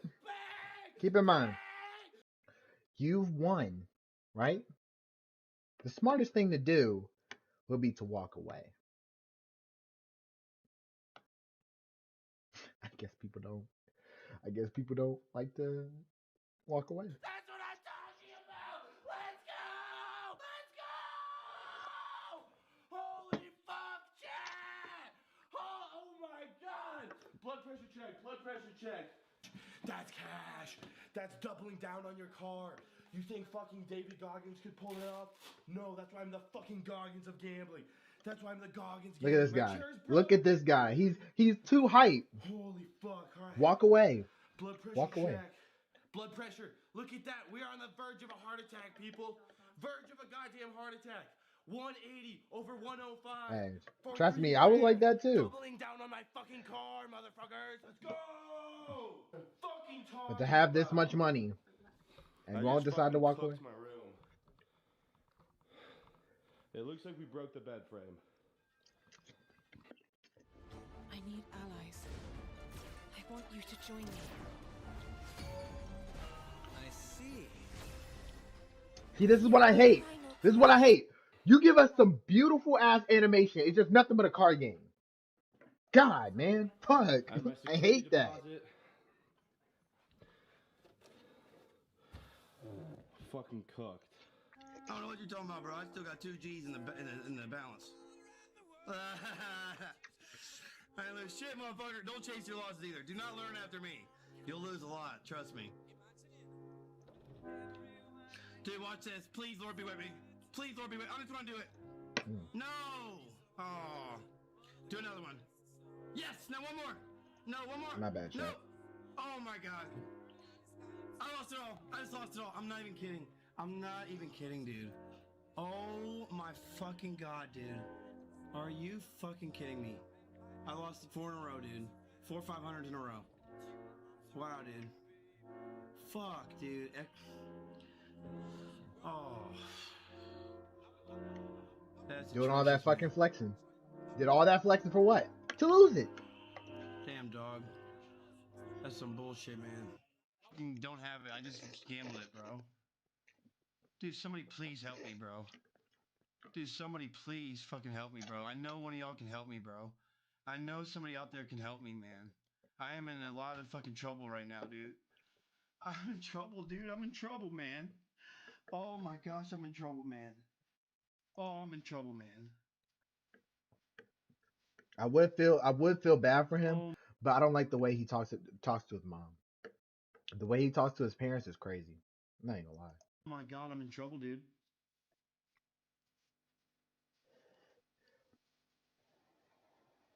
I'm in so much trouble, dude.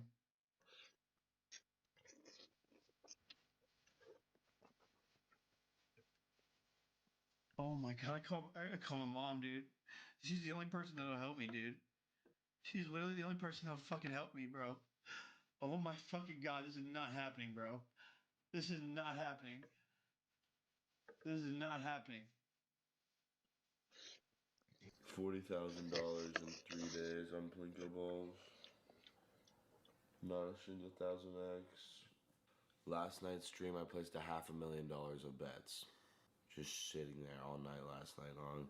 My total bets are up to 1.5 million this year. Holy fuck, that's fucked. So I was aiming to success. Security. Financial security.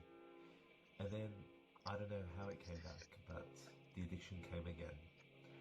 And it spiraled out of control. I got a workplace redundancy. I spent all of it on gambling. That was money that I had planned to make a business with. All of it is gone. I had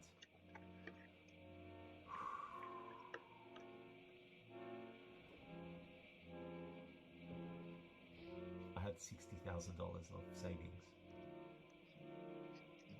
All of it is gone.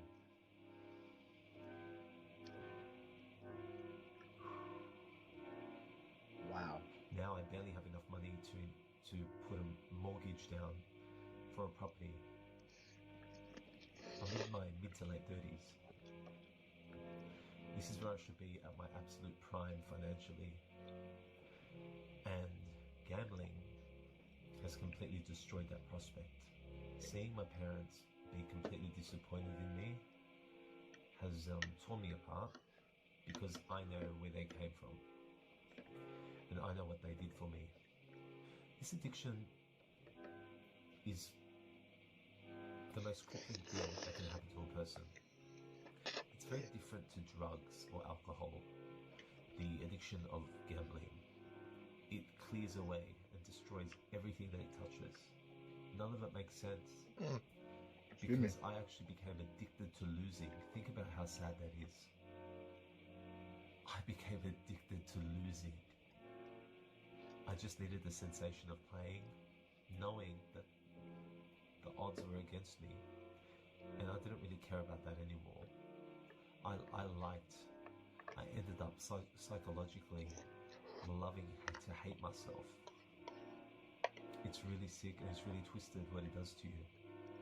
It made me stop seeking my ambitions. Crazy. Y'all know what time it is. Once I get back, we're about to be looking at some peak cinema. BRB.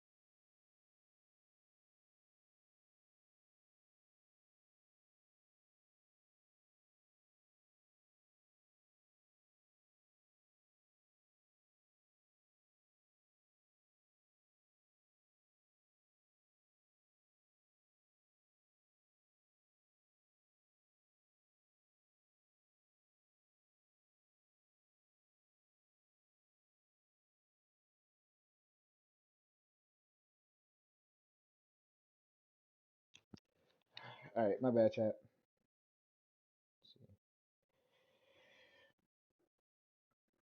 Ooh, it's time to look at Peak. I used to bench watch this, and I'm about to do it again.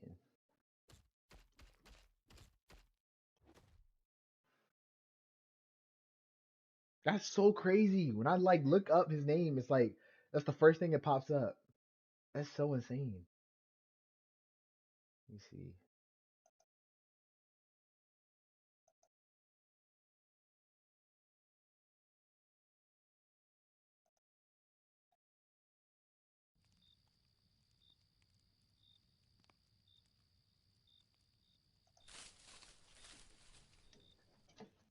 You will not satisfy your thirst here. You're a fool to be out here alone, Gatora. Just because I am alone, it does not mean I am not prepared. Rose sends her regards. Humans are quite fragile creatures, you know. Peak cinema right here. We're going through all of them. I need more. I'm telling you this right now. Grave Fiction. I will animate for you. I need more. I need more. I'm gonna keep it up. I'm gonna keep it up. Once I'm done with what I'm doing, bro, I will take up some time. No, you're not retired. No, you're not retired. I know you're not. What the? No, you're not. No, you're not. You're not retired. So let's just pretend you didn't say that. And let's watch this. Deluded yourself into believing such a thing. It's not as delusional as a group of people still trying to protect humans after being betrayed. My people are misunderstood, and that is fine. It's from my understanding that wasn't it a vampire who waged war on two kingdoms with an army of revenants for the sake of your people? Vladka Dracu was a tragic figure in history, but it does not change. How do you do that? Bro, it's such the detail in the clothes and the armor. That is insane. Yo, I'm just realizing he was in the back. Is that a ghost or a phantom? Nah, that's actually crazy. There is danger in this world that must be erased. Mankind have faced many things besides vampires over the ages, haven't they? Indeed. And as long as we continue to exist, we'll fight to protect those that can't protect themselves. Your people's home has been attacked and raided by humans more than anything else. So why?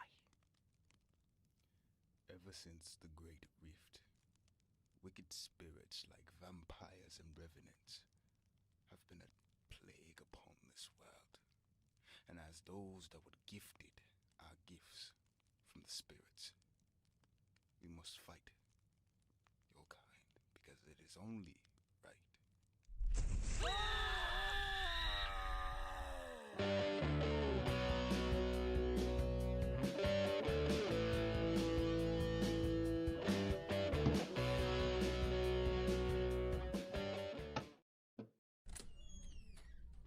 Oh snap, I totally forgot about this.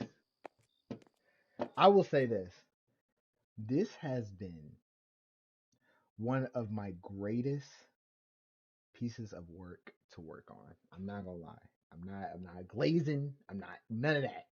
This has by far the story, the just the building of the world, like bro, it was I need to get my flow back. I'm losing it I was though. talking to my girl, my bad. Your girl ain't gonna make this money for you out here. Man, whatever. What's the job? Well, the boss's daughter went missing. We gotta go find her. The boss's daughter? Well, you got any leads on it? Yeah. So it's a cop working for the Greenfield Police Department. Well, what's he got to do with it? Riley went off. Bro, when you told me that he was, bro, when you told me that he was both, like, I thought these were different people. I did not know that he was voicing the same, like, these two people. That's so crazy. That's definitely like a Huey and Riley situation. That's insane. I didn't know he was like, it actually feels like it's two people talking to each other. Like, that's cheap, bro. And tell Rob, we need to get him back in the studio and do some more voices. She found some videos insane. of him doing some stuff to some women, and the camera, it got stashed in his safe or something. I don't know. She got it though. That's what he told me. Well, when did this happen? About a week ago. Then what is the boss waiting for? Well, she's been missing too. And, she got the evidence and that ain't never come back either. So what the fuck are we doing? We gonna get the evidence.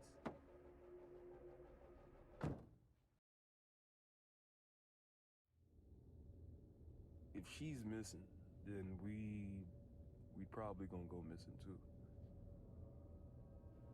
Well, yeah, but, the cop got some dirt on the boss, so he can't just, send some people to kill him. He need his own evidence. How much we talking?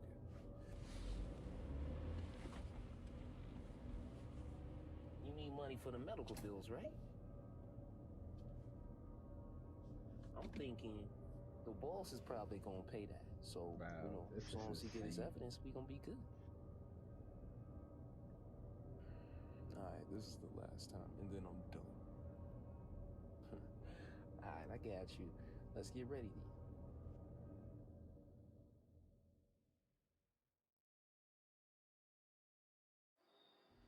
Ooh, look at him on time. Perfect. He's leaving. Alright, check it. So make sure you get all the evidence, everything you can find. Maybe try to see if Riley's alive too, but if not, I don't know. The main objective here is the daughter. You're making this way too complicated. Just do it. Damn, you want your money, right? Everybody be happy after this.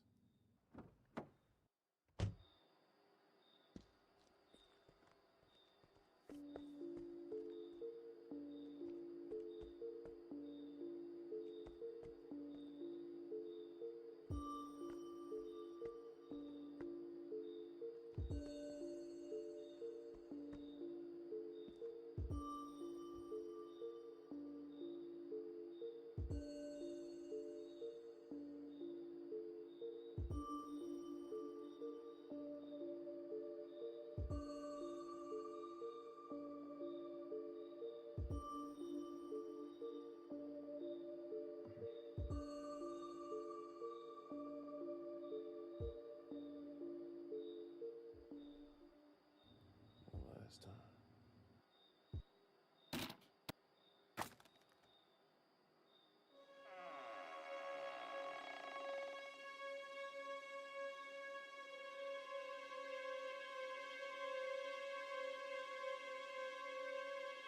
Maybe niggas with the tats all crazy, got like 3-4 babies, run the streets. So shout out to Fandom Genius. That's the picture that they paid, that's all they want us to be. You gotta hold up.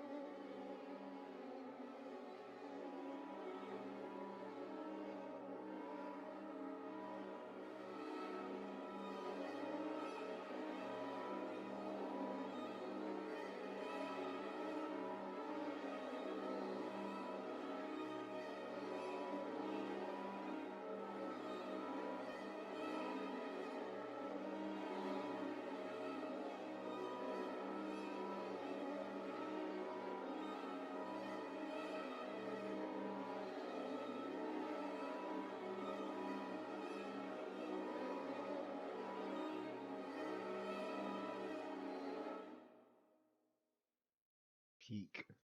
Peak.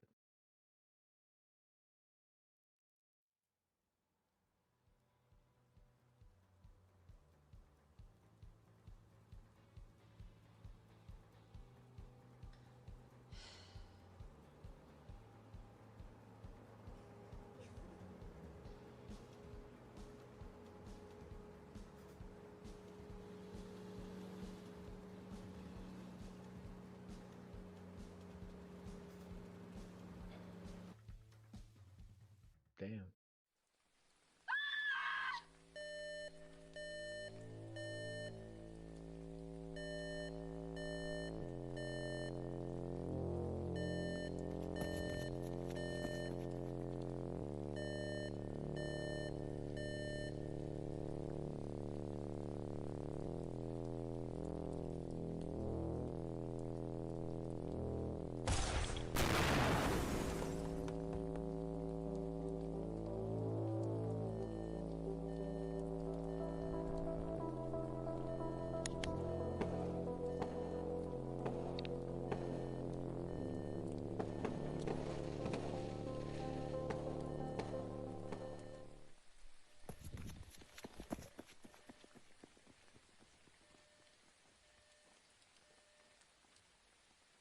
What are you doing? I'll buy the two of you some time, so keep going. No, all three of us can make it. I'm staying behind. I'm sorry. They'll kill you. Oh my gosh. I'm so mad. And it's not even just the editing. It's not the editing at all. I'm so mad that the microphone that I was using has so much compression and so much noise reduction to the voice that you can barely hear me. But good thing I found my old microphone now. But I was just like, but luckily it later, everything was fine once I did the Black Heart. I was like, I'm only half human, so the Bureau won't help me. But you're a good person. shout out Liz. If only it was that simple. Drake, don't do this. You want to get killed by the Grimm clan? Then be my guest. Okay. They need you. The last time I ran. Did they get a reboot? Oh, yeah. Bro, listen, please, listen. Don't blue ball me on this. If it gets a reboot, please, I will do anything to animate. I will try any techniques. If you need any fight scenes, I'll do it. I will do it. I don't care. Bro, the Black Heart has been one of the greatest projects bro. Oh my gosh, bro. I'm trying new art styles. I'm trying all that shit. Yes! Please. Oh my god. Don't get me wrong. I love the Black Heart we got now. So fire, it's not even funny. I need this to be continued. And if you're going to redo it, if you want to redo it to where you want to do a certain point in the thing, but it'll be only animated to that's fine. Get 10 episodes, that's fine. I will be totally fine with that. I need something to run a marathon or just have something to just binge watch. I'm so down for that, bro. I'm so if you finish the comic book and if you want to see that entire comic book animated, just let me know, bro. I will. Oh my god, I will. Bro. Yes, basically it'll be animated to what I originally intended, but never finished. Okay, I am here for it. Will you be using the same voice clips or stuff, or you think of getting new dialogue, or how you feel? Regardless, I'm here for it. If you need, I'll get myself together. Bro, oh my gosh, I need to hurry up and finish Shadow Guard. I need to hurry up and finish. Oh, that's tough. That is so tough. All right, let me try. Let me try my. Is he gonna be okay? If you do a reboot, is he going to be named after? Are they going to be named after the ones in the comics, or are they going to be the same, like the same names? Because I don't mind you doing like the comics to where we do it that way. Yeah, based on the comic. Oh yeah, say less. Say less. So, all right. Let me work out. Let me let me find my Kendrick voice. I'm sorry, but I'm gonna have to ask y'all to leave. Nah, I gotta do better than that. Nah. I'm gonna have to ask you to leave. I will not tolerate the defamation of my employee's character. Bitch! No, let me stop. I've been practicing my new voice. I'm so right. Yeah, let's get, bro. I have to develop new voices. I'm trying to, but it's like, my voice, I don't think can even go lower. I think it could be made into a short film. Oh, yes, actually, a short film. I'm intrigued. Low key, if you give me enough material and oh really? Okay, because I'm thinking I'm here to help, bro. I'm here. I'm here. Hey, I'm here for it. I will say this though, my placement of audio and like dialogue is kind of little off, and I like what you did with the mansion audio drama. So what you could do is make an audio, like get all the new dialogue, make an audio drama of the short film, send it to me so I can animate it. So that way it would just flow good and stuff. But bro, I'm here for it. Oh my gosh, bro.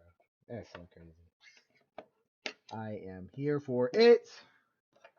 Also, we also still got to do uh the mansion motion comic too. So I still got that in the drawer. So we'll do the mansion. Oh yeah. Okay, bro. I got so much. We should totally like get we should draw concepts, right?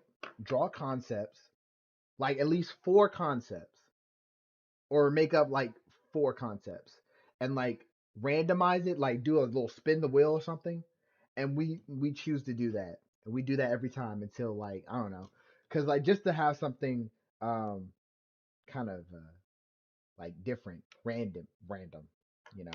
So also I have an announcement as well. So everybody knows before we even continue, we're gonna get back to this. We're gonna come back to Pete, but we have. Hopefully, I'm spelling that right. Make sure. We have a. Damn, I can't find it. Fantasy Realm Studio. That's crazy. We have a film production channel, and no lie. Oh, look at us! That's so cool. This is our channel. Go shout out, shout out to Fictional Realm Studios. This is where all of the magic is happening. So I decided that I'm going to be canceling my Spiders series on my channel, and I'm bringing the reboot here. All of my ideas, all of my stories, everything, we all collab together and we put it in this channel. Everything is going here. I was thinking about putting my Spider-Man stuff on my Spider-Man channel, but that's just me pretty much just like doing anything Spider-Man related. But I want my story, my own story, to be a part of this this production. So yeah, this is going to be amazing. So yo, what's up, Colleen. Oh, appreciate the follow. But so yeah, this is where all the magic's happening. This is where everything that we are working on. This is where we got one last time over here. We got the mansion. We're gonna be having some other stuff too. So once I'm done with Shadow Guard, the first episode is gonna come here, and then the second episode, and then that's when we get things rolling. So it's just taking a while for the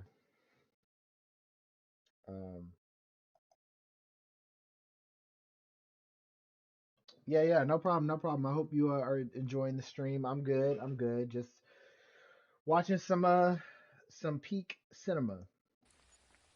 Someone I loved got hurt. But That was yeah. your fault.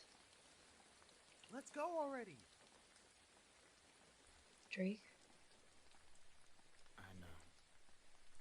please come back to me. I'm from DC. We will meet again.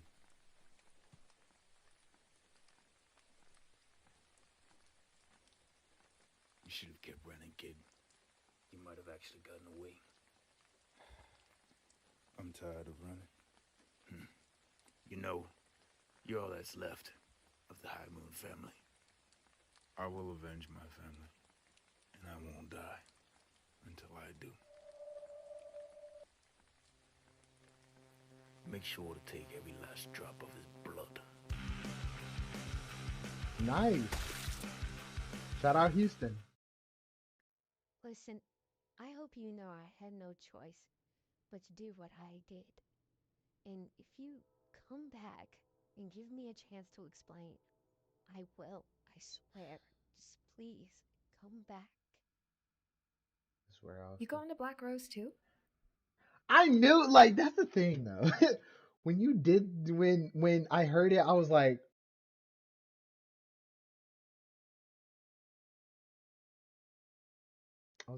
huh. But nah. Sometimes you gotta do what you gotta do, cause like I had to like voice some stuff and then put AI over it. But like, bro, we don't have the money to pay voice actors all the time. We do it for the love of the game. I'm sorry, we do it for the love of the game. Sometimes people are asking for $100, $200, $300,000 just for voices. I'm sorry, bro. I'm gonna have to go AI. I will go AI before spending that much type of money on a voice actor right now. I don't have no funds. But yeah, what is the question? What is going on? Yeah, what's up? But yeah, sometimes you gotta do what you gotta do. Sometimes you gotta be the AI girl on the phone. Sometimes you gotta be a soldier. Sometimes you gotta be like a screaming pedestrian. Sometimes you gotta do it because you love the game, but people are expensive. It's just the way it is.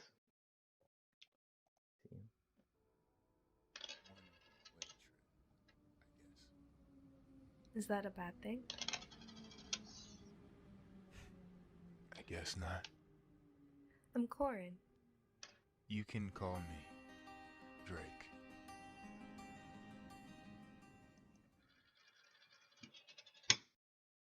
Thank you, but I So, what did you have to tell me? don't need any. I don't need any at the time, but I do appreciate it. If you want to drop your Discord for me to pique interest, you can. But with that, it's horrible. That's the thing, though. Even if it's horrible, it's you gotta do what you gotta do. Sometimes you gotta do what you gotta do. So yeah. Also, we're doing this thing on Fictional Realm Studio to where if things drop, I'm gonna set it up, but it's just if you want to. Like when we become like if you like want to see something like 2 days earlier, if something drops, like you get a notification, you get something, you can watch it 2 days early and watch, and then that's when the original will drop and you can wait. But we're trying to do this thing. We're trying to get Fictional Realm Studios up and going. I know I've been like all over the place, so but yeah, we're gonna get things rolling. Actually, if I'm gonna watch the Blackheart, I'm gonna watch it from 1 to 3. Let me see. This was hold on, I gotta listen to The insurance company wants me to sign a release for my medical records. Should I? You're not required to. Bro, you got ads? Yo, I think you got ads, bro. That's interesting.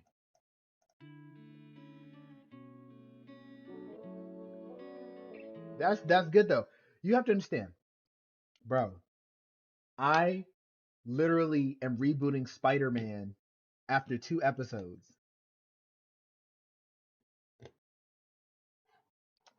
Oh well, once you hit a certain amount, then I think that's when you'll be able for monetization. But I just picture, I was like, dang, you got ads? I was like, wow, that's crazy.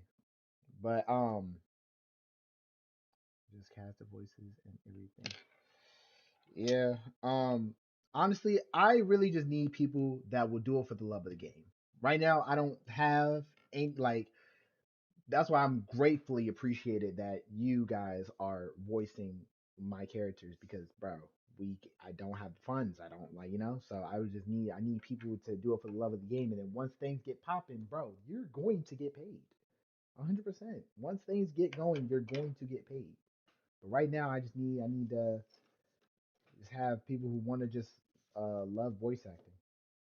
But yeah, let's listen to this banger before we go to the Blackheart.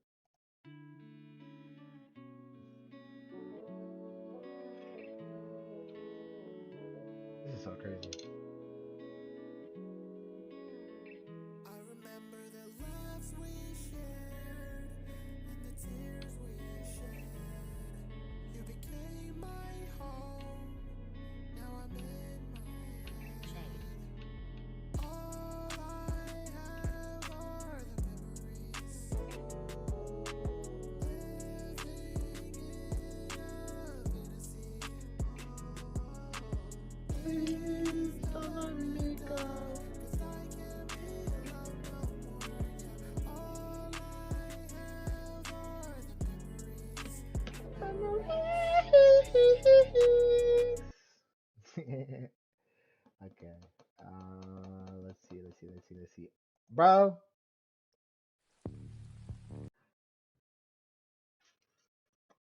I really want to see this. Animated so bad. I really want to see this animated. I swear. Oh. This place is filled with nothing but low. I swear. This place is filled with nothing but low lives living for money and power. I fucking hate this city.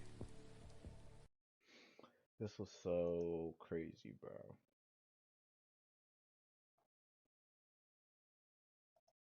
I need to see that. I need to see it like. Let me see.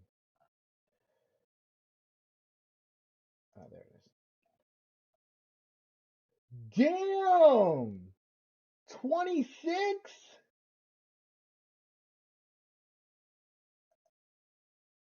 Yo. That's insane.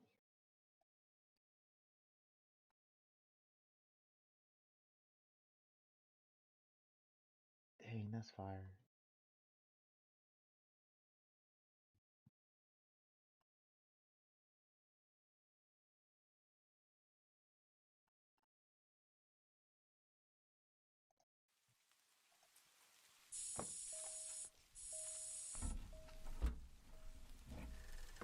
Where the heck did my spare tire go?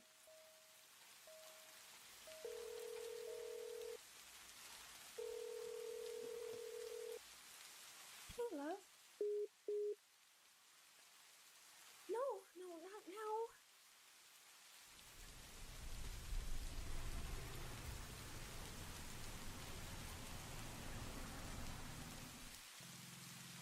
Hey, is everything all right?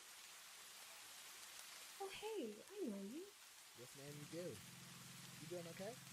Man, it's something fierce out here. Yeah, I know. I got a flat and I can't seem to find my spare. Damn. Yeah. Did you call Larry Tone? My phone died before I could call anyone. Damn. I'm not gonna let you just sit out here in the rain. Just let me take you into town. No, it's fine. I'll be alright. Listen, I wouldn't feel right if I just left you out here. Okay. If you insist. Thanks.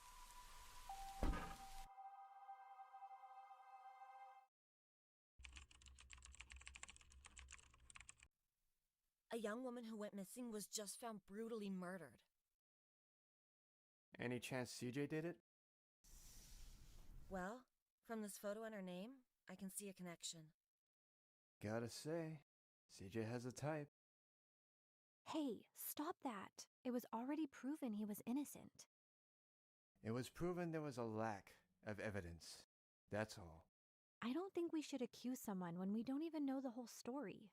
I'm sorry, Jenna, but you're probably not his type. Shut up. I don't care what anyone thinks. He's guilty. Bro. I think this was fine. I mean, with what we've got, like, bro, and the tools that we had, bro, that was fine. Like, I ain't gonna lie. Just give me a moment of silence for her. Oh my gosh. That's wifey right there. This is wifey. Lord, have mercy. I'm sorry. Shut up. I don't care what anyone thinks. He's guilty. I'm sorry, but I'm gonna have to ask y'all to leave. God! Bro, I hate what I did to my voice. I hated what I did to my voice. No lie. I will say this. This part has got to be one of my worst performances of all time. Like, just this scene in general, right here. Maybe I gotta see. What? Why? I'm not going to tolerate the defamation of my employee's character. Get him out of here! He works here? Who is this guy? He does. Bro. In fact, he's been working here for over 7 months now. Well, Bro. there is a second victim that has been killed in the same Clear way. your throat, bro. He's a serial killer now. You town folks are truly something. So quick to turn on one of your own. I never liked that guy. No lie. I might have to use my own voice. I'm not going to tolerate the defamation of my employee's character. Get the fuck out of my store. Nah, but I don't know what I was trying to do. It's like, you can feel every grasp of my words. I hate how so, like, in detail it is, and I hate how loud I am. Like, this microphone, this is the microphone I normally use. Definitely. I lost it, and I used another one, and that was hot doo-doo garbage. But yeah. And he's not one of us. You're only saying that because Chloe never liked you. She does have a point. Honestly, you could have killed her because you couldn't have her. Leave. Now. You people make me sick. Who is this guy? Relax, dude. We're just joking around. False accusations of murder is nothing to joke about. There is no other suspect, and no one else has a motive. Yeah, so I will definitely deliver the dialogue better than this. This is absolute.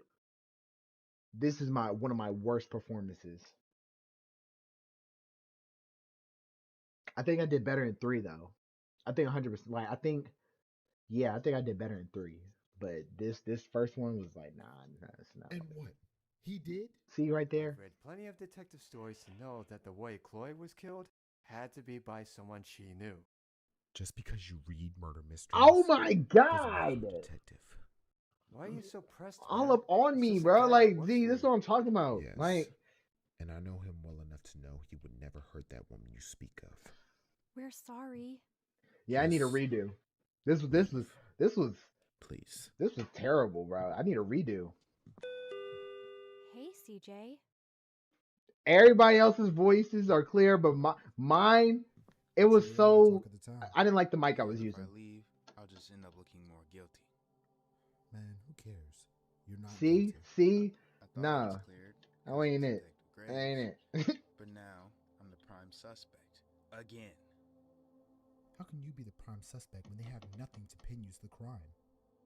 I don't How know. can you be But I'm going protective in for if you questioning been in tomorrow, crime, so bro? Dude, speak up! My God, what was I doing? Yeah, I'm gonna lock in. I'm gonna lock in the reboot, bro. I'm locking Did they in. ever explain the perceived motive you had to do it? And I'm back Chloe? home. Come on. No, but there was tons of rumors.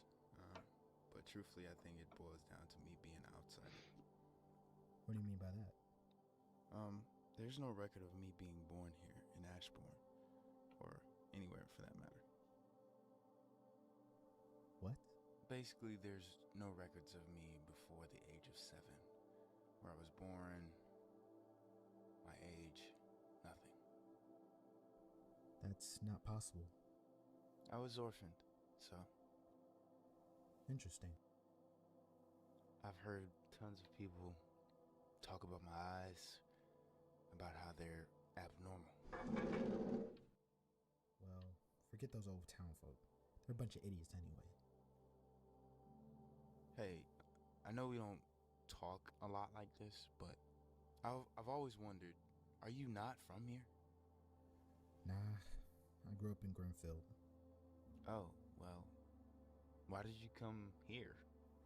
It was about 2 years ago. I, lost someone I loved too. Oh, I'm sorry. Yep. I chose to leave. Because I was never able to move on. I wish it was that easy for me. Trust me. It wasn't easy.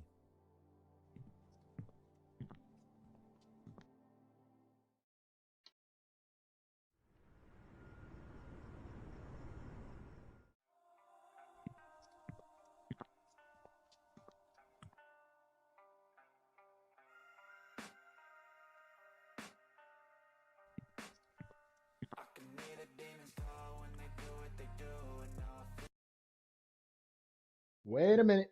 Wait a minute. Let me see. Just another night. Professor Ghost. Memories. Young Kylo. Great. Without you. Leave. Moving on. I don't know what that says. End of the party. My soul. Wow. This is actually a good playlist. No lie. Like.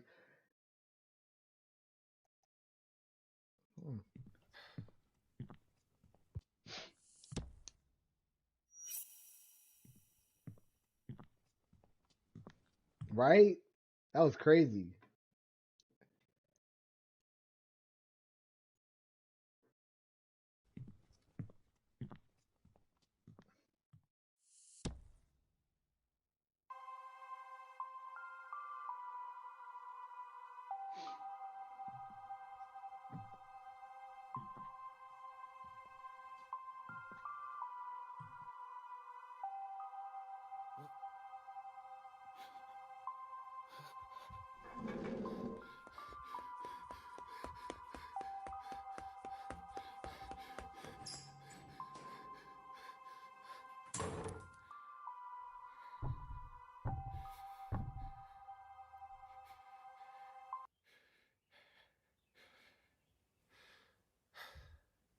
What the hell was that?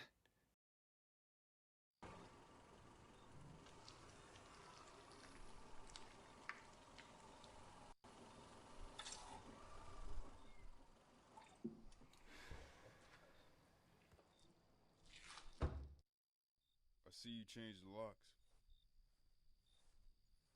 It's been a rough year. I see someone moved into the mansion next door. Oh yeah, they moved in a couple of days ago. Although I've never seen them, actually. So, what brings you back to Ashbourne?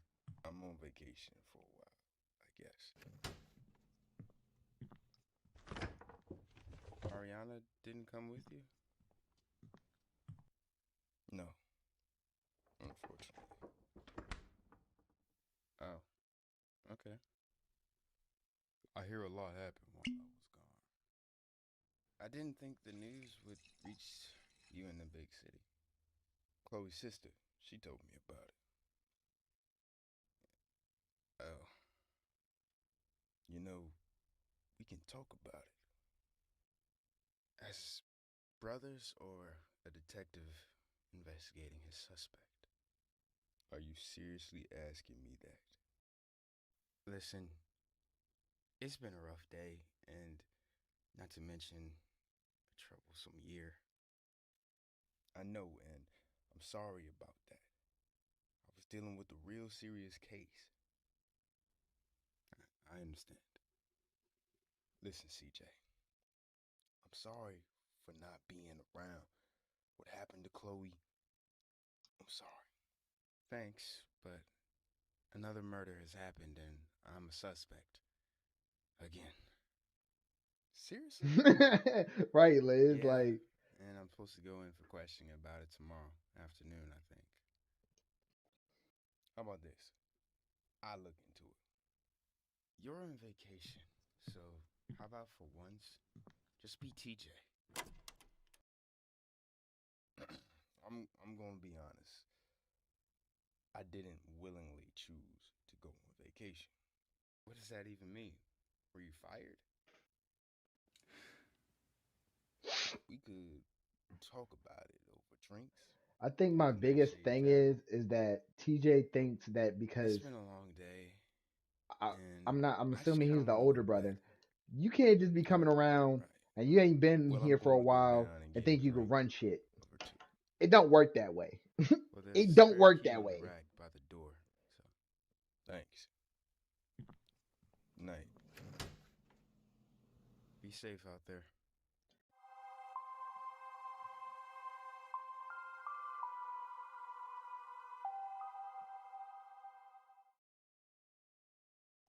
Let's get to it. All right, honey. When are you gonna ask for something stronger than a cola? I ain't gonna lie, Liz. You killed the hell out of this role, yo. enough. You went straight Western with this, bro. I ain't gonna lie. Investigator. You must be And new then here. Rob came in. I ain't gonna lie. I was That's shook my when I saw Rob voicing this. It was I crazy. assume you're here to find out who killed Chloe and the other girl. Nah.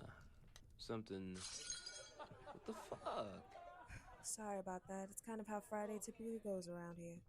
Typical night for me. Hey, Julie. Give me another beer. Nah, this is the last round for you and the boys. Oh yeah, Don't disturb the absolutely. peace. Ah, come on, Julie. Don't be like that. Hey, pal, maybe you have one too many, yeah?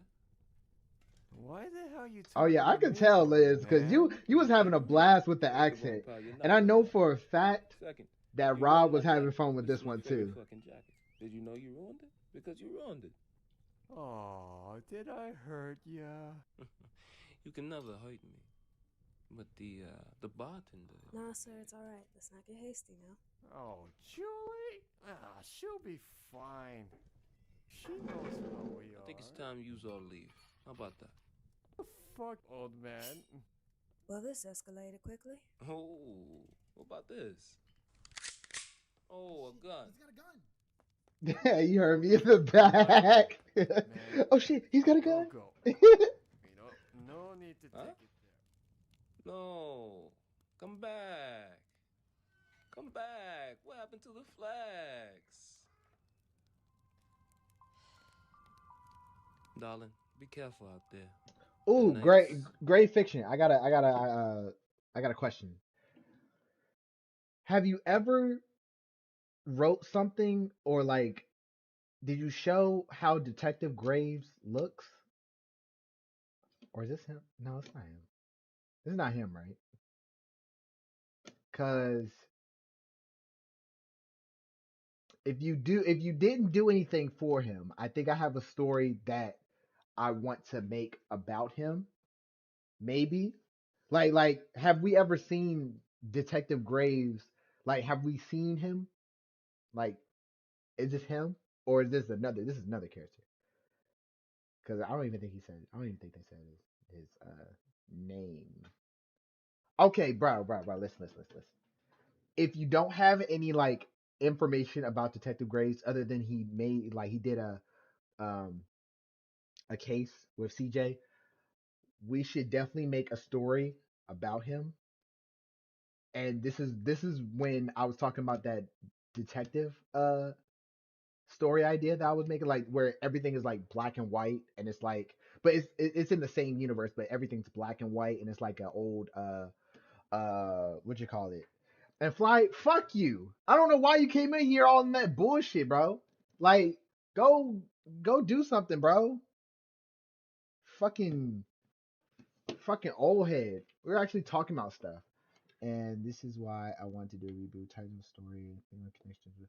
Okay, for sure. I gotta write that down. Cause when you said, I definitely want to do Detective Graves. Cause it just, bro, that sounds so. That name just sounds like fire. Like,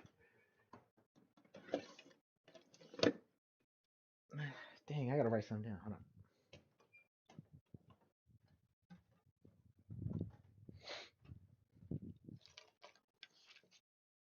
Let me see.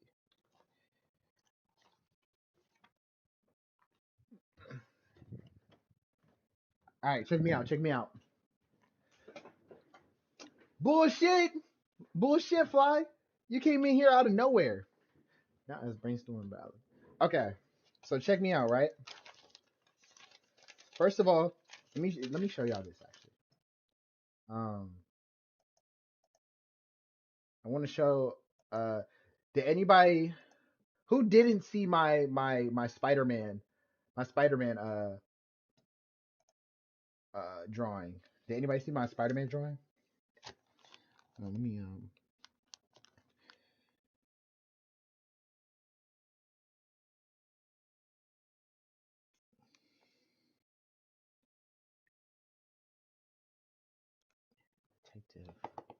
Detective Graves, the one you were working on. Yeah, like, did anybody see the final product? Like, I ain't gonna lie, it's peak.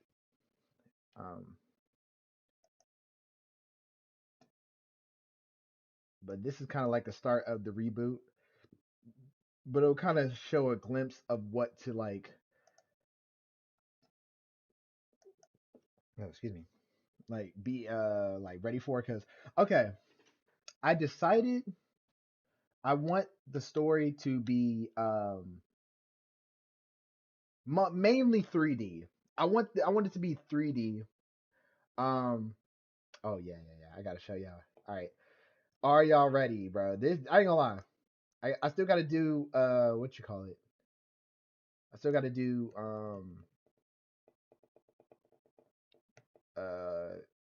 Derek and Isabel.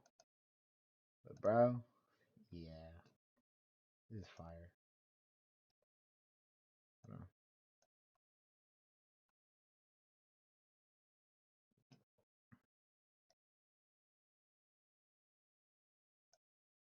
Oh man, that is so peak. I love the suit. Oh man, I love the suit.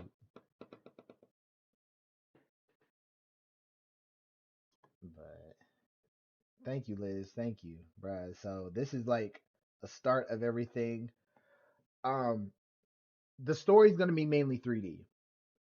It might have 2D aspects here and there, maybe like comic panels, but mainly everything is gonna be 3D.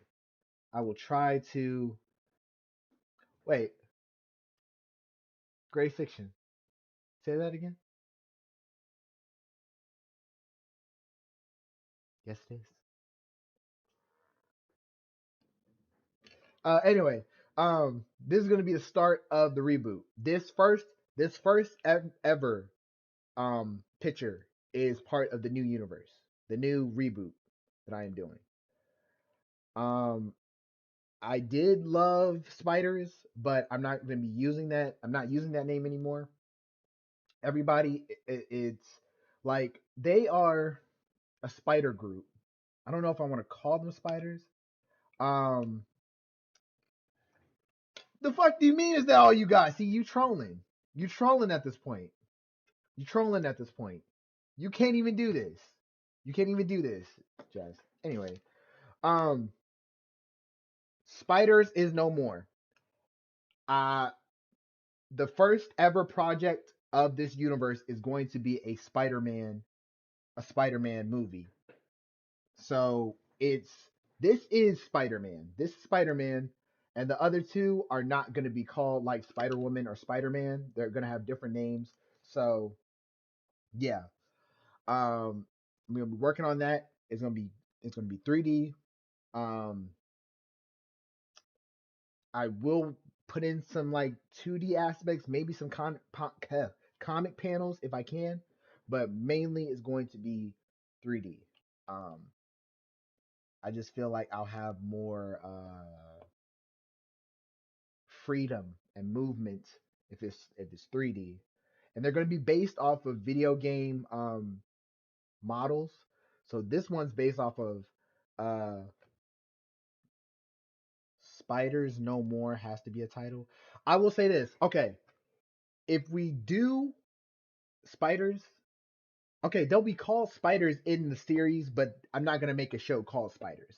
I'll call it maybe Spider-Man, Spiders No More. Yeah, I'll probably do it like that. But as far as spiders, that's done. I'm not gonna call them that because one, I found out that there's actually a company. Bro, I'm so pissed. I'm so pissed, chat. Bro, I'm so pissed. Bro, the fact that I have a shirt that has the Y, oh my god. I didn't want to do it anymore. Damn. I didn't want to do it anymore. Shit killed it for me. It killed it. It killed it for me. But I got this. Oh, y'all didn't see my Batman one. I'm gonna show y'all my Batman one. So this is behind the scenes, but this is not my story. This is Fly's story. So we're actually gonna put you on we're gonna put you on in the spotlight. So lock in. I got a side project that I'm doing with Fly, and he's bringing his story to life. And I've been working on some key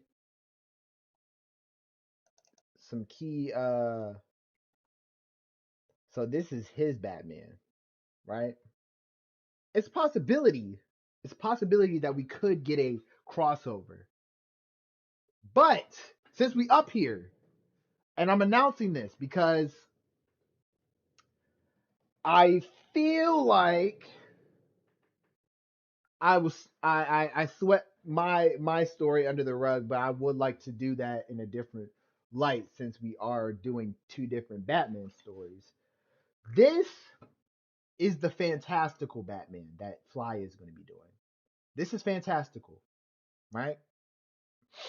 The Batman that I'm making is going to be the more grounded one. The one like I don't know if anybody I don't think I've ever showed everybody, but this is his fantastical Batman, and this is like a different universe. This is gonna be like my grounded version of Batman. So later on down the line, I'm gonna be working on this. It's gonna be this design, and Fantastical Batman is gonna be a comic book. So we're working on that. Everything's gonna be good. Can't wait for that. I would show a little bit of Shadow Guard, like editing Shadow Guard, but one, Premiere Pro it takes a lot of my RAM, and two, I just don't want to spoil anything because there's actually some stuff in there I want y'all to like be surprised of. But this is probably my best work. This and maybe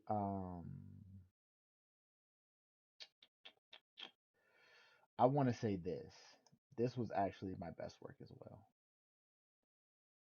This was insane. This was a fire ass thing to make. Like I'm actually like impressed with myself on this one. So, but yeah, that's what I wanted to show. Let's get back to the Black Heart. So,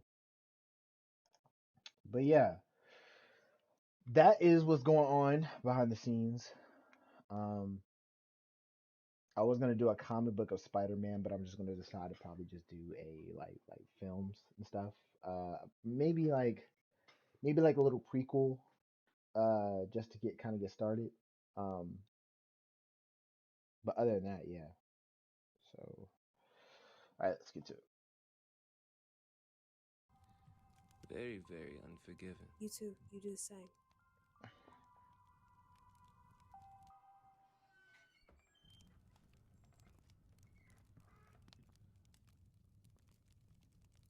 I take it's been a busy night. It's your typical Friday. It's been a long time since I've been here. How long ago was that? About 4 years. That is a long time. What can I get you, honey? Bourbon. Dry. The way you're dressed, I assume you're a detective or private investigator? You're quite observant. Been working here for 3 years now. Seen plenty, heard plenty to know what to look for, at least. Fair enough. What's your name? I'm TJ. And you? She's old enough. She's old enough. Likewise. I realize, she's a bartender. She gotta have to be like You know the city. 21. Black Rose, right? Oh, the big city. Yeah, I know it. How is it there? It's a beautiful metropolis, but a lot of crimes that are abnormal happens there. A lot. Abnormal how? Well, the last case, I had people being found drained of blood and stabbed in the heart with a stake. That is strange. Drained of blood from the stab wound or Bite marks. bite marks? Really? Sounds like something supernatural. Good thing I'm not superstitious. 29. Why is it hard for you? She almost pushing 30. I'm sorry. Something like that means I'm powerless to protect the ones that I love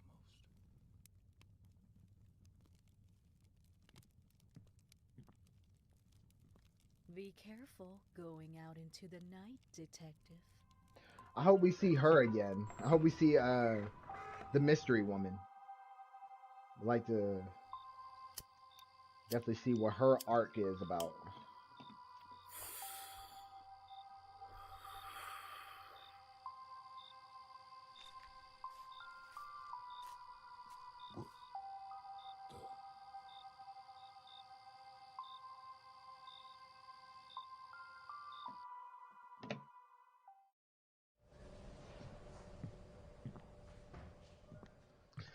Oh my gosh, bro.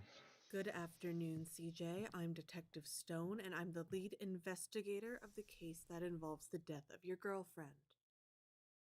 What happened to Detective Graves?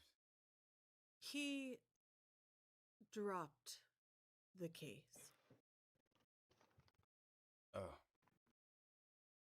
I'm sure this may sound strange, but you have a mysterious set of eyes. Thanks. Anyway, I want to ask you about the recent victim that was murdered. Why am I a suspect in another murder? The way she was murdered was Okay. identical I can't wait for that. to how Chloe had been killed.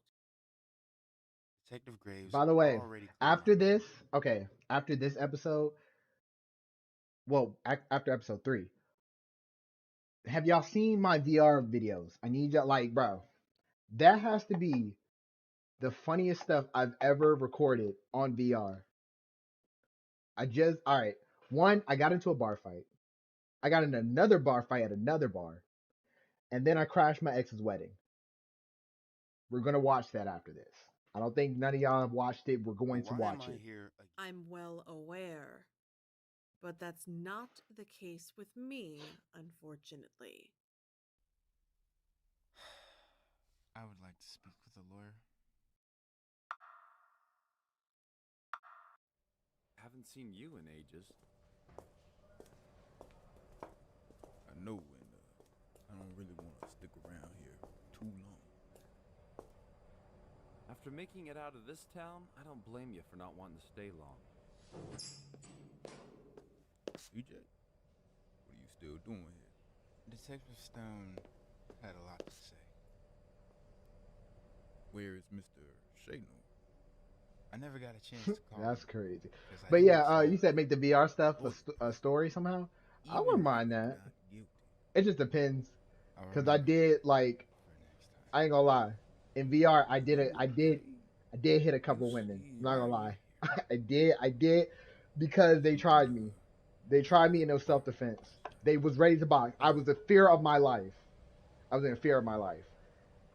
Well, I'll see you around. I got something. Bro, let me tell you this. Let's rewind this. Something happened at the bar last night. Oh. Bro, when you see the footage, you'll know that it was self-defense. Don't worry about it. Even if you're not guilty. Bro, let me tell you this. TJ, and I'm saying this not because of the voice actor, but the character. Shut the fuck up. You cannot come in here and be trying to be Big Brother when you haven't been there most of his time. He over here fucking bullied at this town. No, don't come up in here and talk about them, even if a lawyer isn't present. No, you can't just be coming out around here and acting like you run shit around here. You don't, TJ. So let's stop right there, because you can't just come back and think you run shit around here. No. And it sounds like you got fired from your job. So I'll remember that. no, TJ. No, TJ. I'm not gonna let you do that. You be on bullshit time since you got on the screen. Something happened at the bar last night. Oh. Well, I'll see you around. I got something I gotta do. Well, all right then. Oh, if he's worse, yeah, I'm about to start hating. I didn't I'm about to get start your hating for name, real. by the way. I'm about to start hating for real. You can call me TJ. Oh, I see. Why is my brother the prime suspect still? What are you talking about? What in the thing right here? So the killer's in mode. And he didn't get women fired. Case green got eyes too personal, and he was brown asked to hair. take some The time. to do it. victims knew each other. Sure, TJ. So what? You still can't be coming around here thinking you run shit. That may be true, but these two were close friends. Okay. Oh, this Sean. This Sean, bro. Because I've never seen you here before. I transferred here.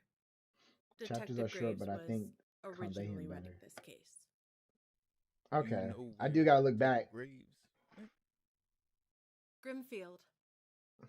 Anyway, if we're past the formalities, what brings you here? Before I answer that question, I'd like to ask about these two photos, because from what I can tell, they are not the two victims in your current investigation. You can't even see their faces. Well, they have completely different clothing. It is a W show. W show, bro. I I cannot wait. I can't wait. To get back in the stew. You weren't so desperate. I still gotta record my Damien Why are you here? voice lines. I gotta do that That had been killed so I can last wrap it night. up. I came to report who I think is a potential suspect. Henry Higgins. He was hired to find the killer of some wealthy family's daughter. There's no way. as well. What? Maybe I'm just overthinking it. Maybe it's a coincidence, but Higgins, he might have been looking into the Black Heart Killer. Where are you going? Getting my brother out of this cursed town before something happens to him. I can't allow that because he is still my prime suspect. You have 2 unidentified victims that need to be identified. Take care of that first. Oh, I can't wait. I can't wait to see that fight. This is gonna be crazy.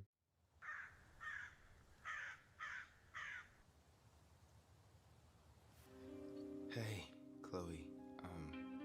I don't know if you can hear me on the other side or not, like you said, but I miss you so much.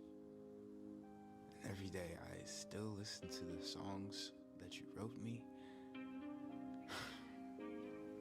In some way, I feel that what happened to you is my fault. And I'm sorry.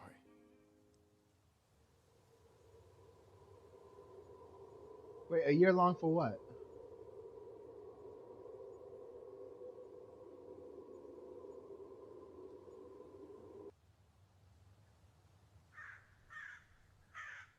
I am so lost.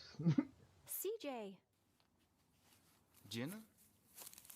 You're here to see Chloe too, I take it? Yeah. What's the candle for? Oh, Chloe believed that sometimes things like candles could connect you with the spirits nearby. Oh, I remember that she was always a huge believer in the supernatural. Yeah, but I doubt Wait, which it actually fight? works. Wait, are we talking about in Blackheart? Are we talking about? What is that? What are we talking about? I don't know, honestly. I just saw it a few seconds ago. Weird. Yeah, anyway, I should get going. Wait. What is it? By any chance, would you want to grab lunch or something? Yes, yes, yes, I would. Yes. Oh, I didn't know. Look. Hear me out. Bro.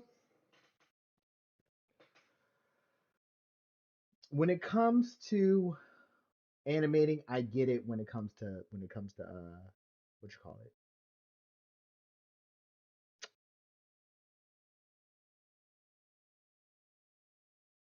The fight scenes that I have been doing for over the past these. Look, I am really trying to lock in. I really am. Matter of fact, you're absolutely right. You're absolutely right, and I have to work on that because wow, I have not been working on that at all. Like, hold up, I'm actually saved on this comic book right now, but from the looks of that, do that because I got like a couple scenes that I gotta do, but I don't know if it's gonna mess up the stream or not. Because if it messes up the stream, then I don't know what to do.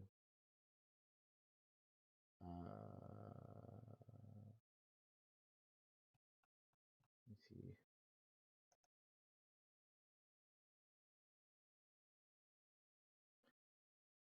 Let me hit one second. Bro, trust me, I'm itching for this too, and I'm the one that's animating. Bro, I don't think everybody understands. I have so many. See, I'm over here drooling. I have so many ideas in my head, and it's so hard to put it into motion. But it's like I know it's mostly the patience to do it, and also like just because now I'm not on like I'm switching gears because like hold on, let me see if I can find it. I'm not using this anymore. Like I want to keep going with this, but it's getting glitchy and it's not and the lines on it is messing up the flow. So what I'm doing now is I had to go the hard route. Like this is what I have to do in order to get things going. No screen or nothing. So it's more of a challenge, but I gotta do what I gotta do. Did you not take care of it? No, I'm still working on it. I am trying to. Okay. So, hold on. Okay, yeah.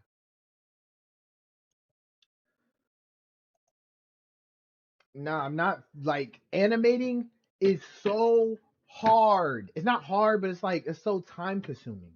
It drains you, but it's like you want to see your story come to life. So, um, oh my gosh, Fly. I don't even know if you saw my drawing, bro. Well, you already saw it, but yeah, man, this is peak. This is the I ain't gonna lie. This is the most peak Spider-Man that I've ever drew. This is by far the most beautiful Spider-Man that I've drawn in a while. And I ain't gonna lie, I'll show you some of my old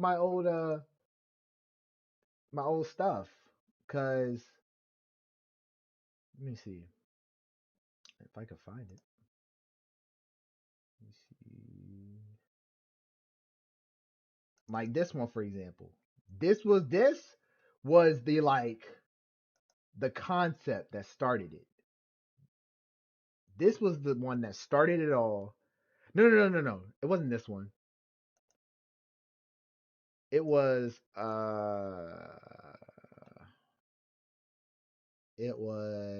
actually I want to say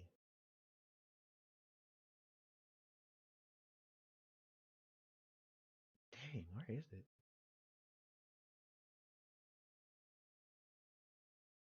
It was either I think it was this.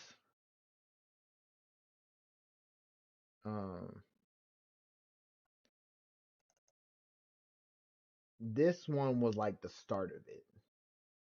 I had a vision, but it just wasn't working. But I was close. But now we're kind of to the point where this is because this is the reboot that I'm working on. Hold on, I'm gonna find it. Where is it? I just saw it. I think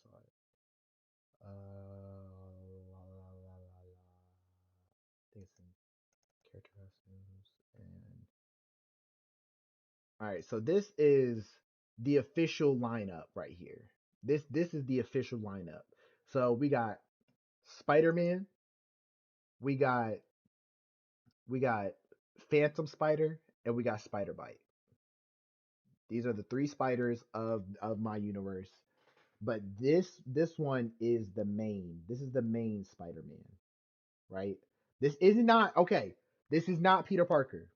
So anything that this Spider-Man does for okay. This regular Spider-Man is just like he has regular powers. Like that's his regular Spider-Man, regular powers. This Spider-Man has teleportation powers, and I can't tell you why, but it's going to be a very, very, very amazing story that I'm going to be exploring, and is going to open up the world more as far as him, right? He has an arc in this story to where it's like, oh, this isn't Spider-Man. This is a whole different. Like he has the spider powers, but something else that comes with it. Bro, I'm telling you. And Spider Bite, she is a Spider Woman, but she does have like some type of energy like not venom, but it's like these fingertips that like have energy, and her sense is connected to like the whole Spider Verse. Like I'm not gonna say anything, but she is going to be a very very like definitely gonna be a what you call it, key point in the story. So hold on, y'all. Give me 1 minute.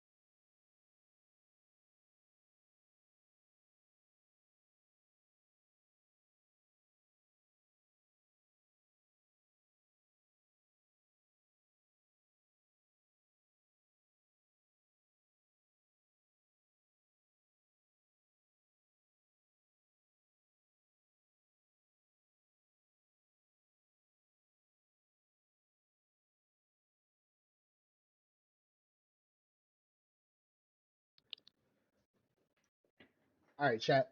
Give me 1 second. I'm gonna put a video on and let y'all watch something because I gotta go do something. But just give me a few minutes. I'm gonna put something on for y'all. And let me see. I used to spend 5 hours a week meal prepping. Factor's delicious dinners saved my partner and me from days-old leftovers. Without question, Margot Robbie has certainly left her imprint on Harlequin history, being the first big-screen clown princess of crime and getting to play the part for 3 movies and counting possibly. Her reign as Batman's biggest pain is historic, to say the least. Though it's not as historic as some might think. Let me explain. You see, a lot of people seem to credit her as being the first live-action portrayal of the villainous turned heroine, but that's actually not the case. Because that particular title actually goes to an actress by the name of Mia Sara. Oh, please, it's Harley. Harley Quinn. It also almost went to an actress by the name of Sherilyn Fenn, of Twin Peaks fame, who went so far in the role to actually portray the part in the pilot. But for one reason or another, she was quietly released, and all of her scenes were quickly reshot with the new actress in the spot. You, Dr. Quinzel? Oh no, please. Call me Arlene, detective. Harlene, I appreciate your time. You, Dr. Quinzel? Oh, call me Harlene, detective, please. Harlene, I appreciate your time. I had a dream of New Gotham, people writhing in pain, dying in the streets, everything under my command. I had a dream of New Gotham, and people writhing in pain, dying on the streets, and everything under my command. I know that 7 years ago on this day you watched your mother die. That on this day 7 years ago you watched your mother die. A few months later, Barbara Gordon became your legal guardian. And a few months later, Barbara Gordon became your legal guardian, and there's no mention of your father. It just goes to show you, never send a businessman to do a psychopath's job. Well, just goes to show, never send a businessman to do a psychopath's job. I'm talking, of course, about the very often forgotten Harley Quinn from the very often forgotten Birds of Prey TV show. Now, if you want to know more about that show, feel free to check out my video on the series. I believe it is placed in the comment section below, or at the very least the description. But the SparkNote edition is this. The series followed the trio of Batman and Catwoman's metahuman daughter Huntress, former Batgirl and now Oracle Barbara Gordon, and Black Canary's kid, who for all intents and purposes was really just a reimagining of the Black Canary character. But that series' main antagonist was none other than today's titular topic, Harley Quinn. Though this isn't the Harley Quinn fans knew at the time, and it's certainly not the Harley Quinn that fans know today. This was a very different take on Joker's main squeeze, acting a lot more Harleen Quinzel than she did Harley Quinn. Now, before I get into the depiction or the design of this variant of the villain, I think we first need to take a step back and remember what this time period was like for media, as this was made all the way back in 2002. And back then, first and foremost, accuracy in adaptations was not a concern of studios. As a matter of fact, sometimes they saw it as a detriment. Sometimes those in charge thought that making material too much like its source would actually somehow scare audiences away from it. If it looked too much like what's going on in the cartoons or the comics, well, it might not be profitable. Look no further than the X-Men movies from the 2000s. As much as I love a lot of these portrayals, I can't say that they were exactly accurate aesthetically. And 20-something years later, we're only just now starting to right some of those wrongs. Suffice it to say, she didn't necessarily look like the character at all times. Though later on an attempt was made. I mean, sure, she wasn't wearing pigtails or carrying a giant mallet, but she did at least eventually have an outfit reminiscent of her original design. And for Hero Media at the time, this was about as on brand as it could be. I think it's also important to note that Harley wasn't a character that had been adapted all that often, as she was a character created for Batman the Animated Series that had only just then started to cross over into the comics. Now granted, there were once plans in place to bring Harley to the big screen, in a 5th Batman movie, but that 5th Batman movie was never made due to how awful the 4th Batman movie was. This was really the first attempt that had been made outside of her inception to bring this character to life. So I have to give credit where it's due for even attempting to utilize and use a character who had only been around for a decade in a limited capacity. Though translating the cartoon character from the small screen into the live-action person, well, also on the small screen, meant that changes needed to be made. So gone was her original costume, for the most part, and gone was her accent and personality. Once again, for the most part. Don't worry, we'll get there. But just like the show that I'm talking about did, we're gonna save that for last. Because it's amazing how much of a character can change, and yet so much of them can still stay the same. This time around, Harley wasn't tortured, tormented, and manipulated into becoming Joker's henchman. She was a more than willing accomplice, who eagerly took part in his crimes back in the day, though she did so incognito, almost acting as Mr. J's man in the chair, a sidekick from the shadows. She doesn't really have a public supervillain identity, so because of this, she's been able to continue her work outside of being a career criminal, still acting as a consulting psychiatrist for inmates at Arkham Asylum, which works out pretty well for her, as those at Arkham are all under her watchful evil eye. Whether you're friend or foe, just know, Big Sister is always watching. But it's not like she just works at Arkham. She's also on the outside taking in new patients every day, using her position of power to entice her patients to do her bidding unbeknownst to them.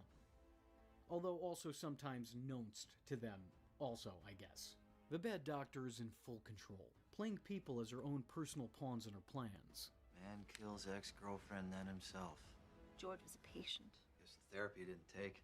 Oh? I wouldn't say that. Almost every Freak of the Week this show has ties back to her, or eventually their arc ends with them having ties to her. Everything that happens is just all part of the plan. Hello, settle.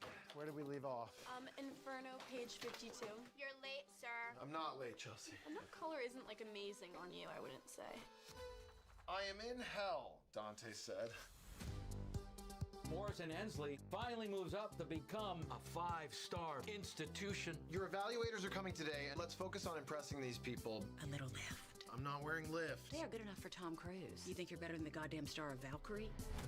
Valkyrie is the first Tom Cruise movie that you think of? College applications are due on Friday. There's just 2 days left. My dad went to Arizona State on a legacy. Yeah, but you don't want to get into college just because your dad went there, right?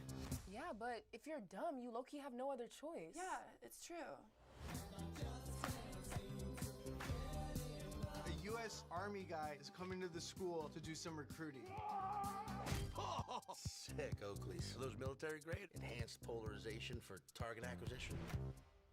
I got him at Ross. 2, 3, and...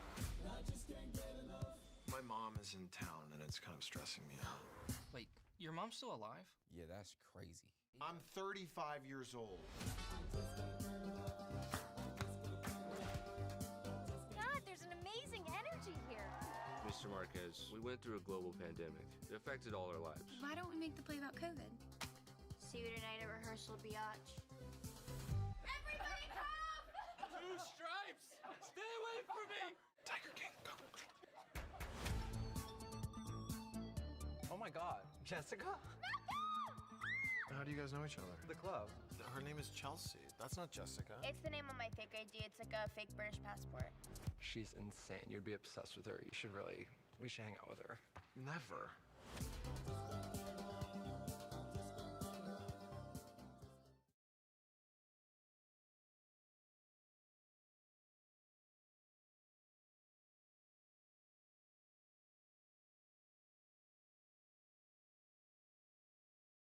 Refresh your space with a mid-century makeover at Ashley. Discover vibrant and bold pieces that are inspired by the past and made for today. It's time to get retro with Ashley. Shop in-store and online.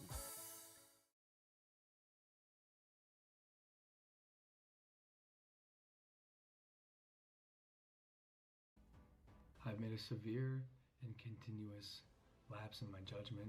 And if what happens isn't, then she adapts instantaneously. She still has the genius Harleen is known to have, but she comes without a lot of the psychosis that Harley is known to have. Actually, maybe that's not entirely accurate. There's still madness there for sure, but this time around it feels more controlled. It feels like she picks and chooses when to showcase the crazy. She turns it off and on with ease, like flipping a switch, whereas typically after this character meets the Joker, that switch is forever up and she is forever changed.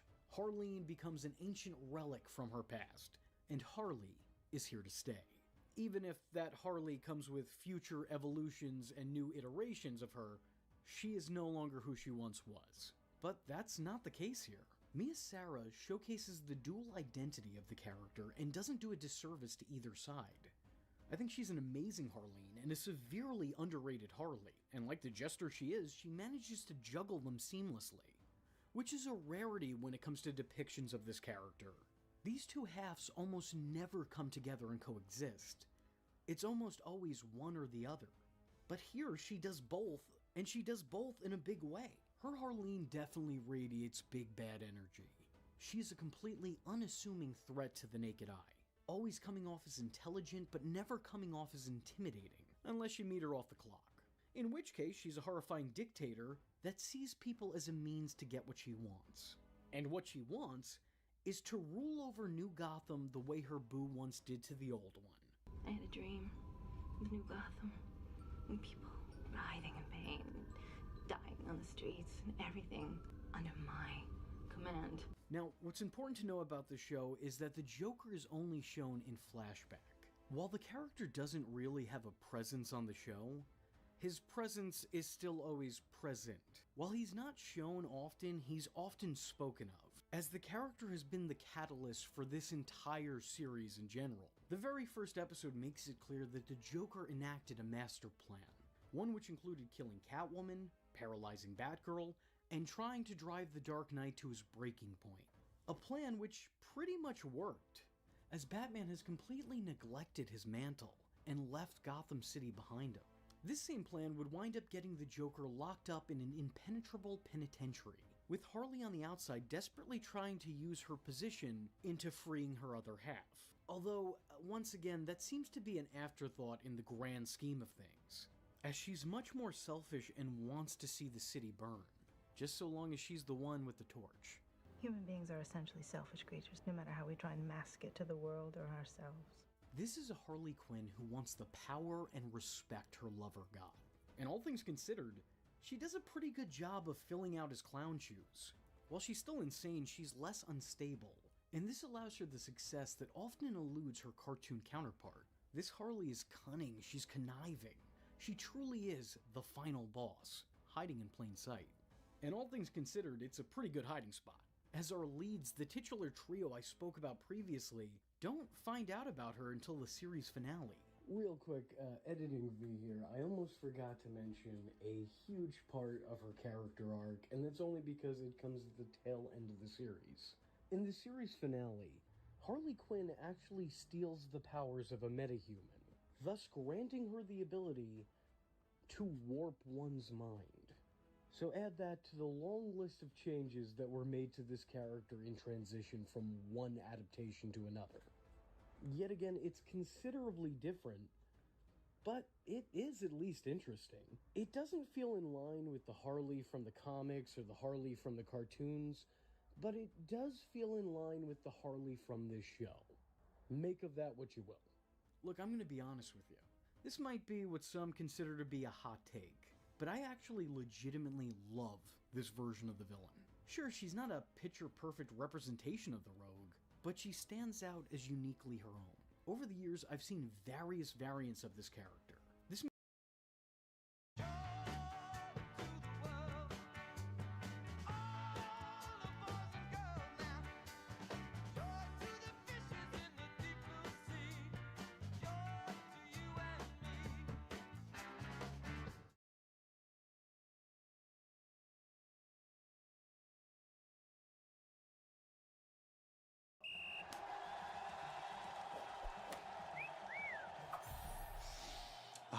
Driftwood and Drive.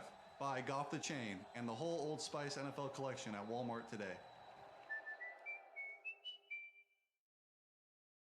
This may be the first, but it's not the last time I've witnessed someone try to take the character in a completely different route. And I don't think any other alternate version of Harley has ever been quite as good as this one was. It is my all-time favorite Elseworld iteration of the character, and I feel like this one succeeds where Gotham Knight's Harley failed. It's a worthwhile villainous Harley as a solo act, which is something I can't say for most iterations of this character, because her arc typically goes something like this: victim, villain, anti-hero, assassin, hero, in that order. And sometimes even after being a hero, she somehow spirals back into villainy. But this show was created long before that became her character arc, and therefore wasn't entirely tied down to that. Regardless, one thing is clear about this Harley: there's no redemption arc for her in sight. She is beyond being saved and incapable of saving anyone else. If somehow this version of the villain was allowed to continue, she would not wind up teaming up with the Bat family. Not in this lifetime. Now, at this point in time, I've mostly spoke about what was changed about the depiction, about the design, but that's not to say that there's nothing of the Harley of old in this new rendition. I would actually say that Quinn shows herself in Quinzel in passing. She has her professional voice, which sounds like this. I know you think you can't trust anyone, but I'd like to help you. If you'd let me. Why is it so difficult for you to let people in, Helena? But her personal voice still breaks through in intervals like this. Please, Harley Quinn. Now, bark. Bark? Like what? A dog. and sometimes she can even find herself in fits of snorting laughter. Which feels very on brand. I have to commend Mia Sara on a job well done, because she very easily juxtaposes Harley and Harleen and makes them feel very much one and the same. Two different sides of the same person, present at the same time. Look, she may not be my Harley per se, but she was a more than serviceable one. If you've been sleeping on this performance, then I highly suggest checking it out. It is well worth the watch. And if by any chance you felt like this video was well worth the watch, and I hope you did, and you'd maybe want to see a video on the other portrayals of Harley Quinn, let me know in the comment section below by leaving a comment saying, A Harley Quinn's role. I am vengeance. I am the night, and that was V Infuso. Just remember, if you're not tuning in, then you're missing out. So, if you like the words that came out of his mouth hole, and you too would like to become a V-generate, don't forget to like and subscribe. Thanks for watching, nerds! And if you're not joining the fun, you're in for one bad day. And you know what they say about having one bad day?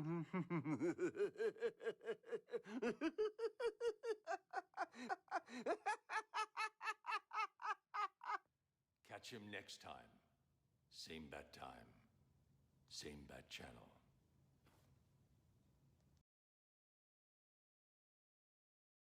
It's not something that you really should do. Logically, this role has been interpreted so beautifully. I think the Joker would like 30 Seconds to Mars. I'm going to discuss the worst of the best. The most awful take on something awesome. I'm talking, of course, about Jared Leto's time as the Joker. Now, this is definitely not something that's been understated. I think almost universally, as a society, we've come to accept that Jared Leto was almost as awful in these movies as he is in real life. Yet, still, this iteration of the character does have some fans, which confuses me almost as much as Jared Leto still having some fans. So, I guess it fits. Now, for all the bad and bizarre things that could be said for Jared Leto, like how the man is literally currently a cult leader, he isn't a bad actor. Or, at least he wasn't at one point in time. Because I don't know what happened here. I don't know what inspired Jared Leto to play the Joker as if he were the human embodiment of a non-stop cringe compilation, but I really wish he would stop smoking it. The Joker is so irredeemably bad that he not only fails the character that he's based on, but just also fails as a character in general. I could tell you meant that. He's an attack on the audience's senses, harmful to viewers' eyes and ears and the taste buds of anyone who has taste. If we're going to talk about how this guy fails, I mean, this guy fails on every level. So sorry, chat. So sorry. My bad. I had to help out Mom. That speaks for itself. Let's move on. It would be that easy. Honestly, that's all it takes. But I'll go ahead and dissect just why this is so awful. First off, he doesn't. My mom loves watching Tubi movies too. She loves watching them. Slightly, there have been all different types of iterations of this character, and this looks like none of them. I mean, the lack of effort that was put into this character design is honestly some next level stuff. All right, let's get back to it. Crunk over here, green hair and a purple glove, and went, all right, that's that. Let's move on. Okay. Let me see.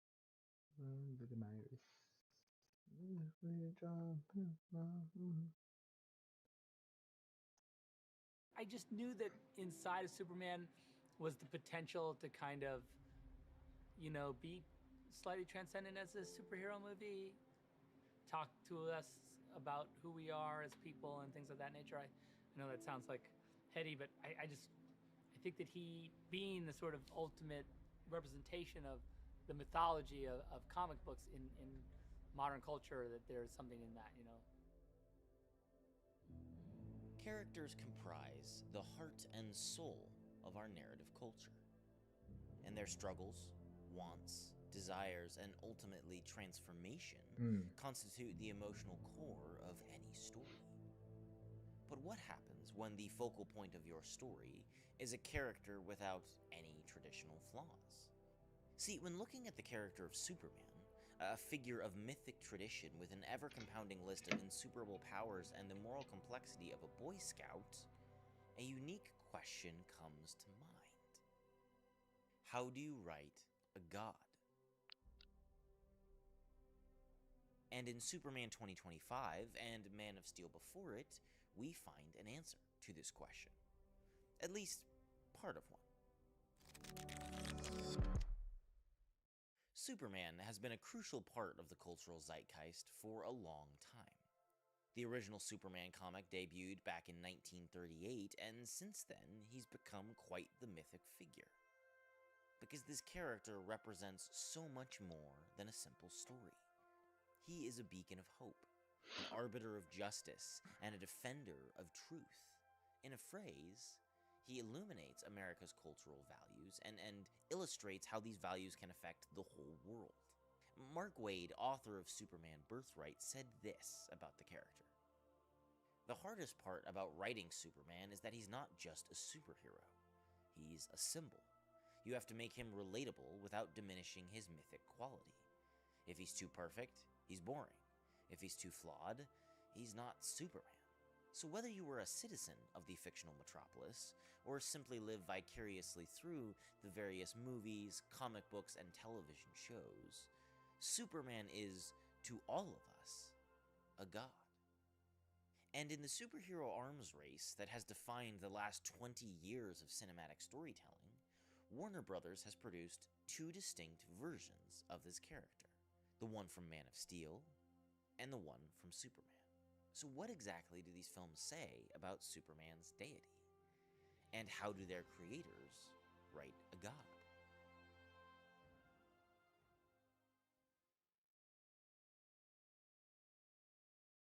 One of the most common criticisms I hear about Zack Snyder's Man of Steel is that the film is too dark, both literally and thematically.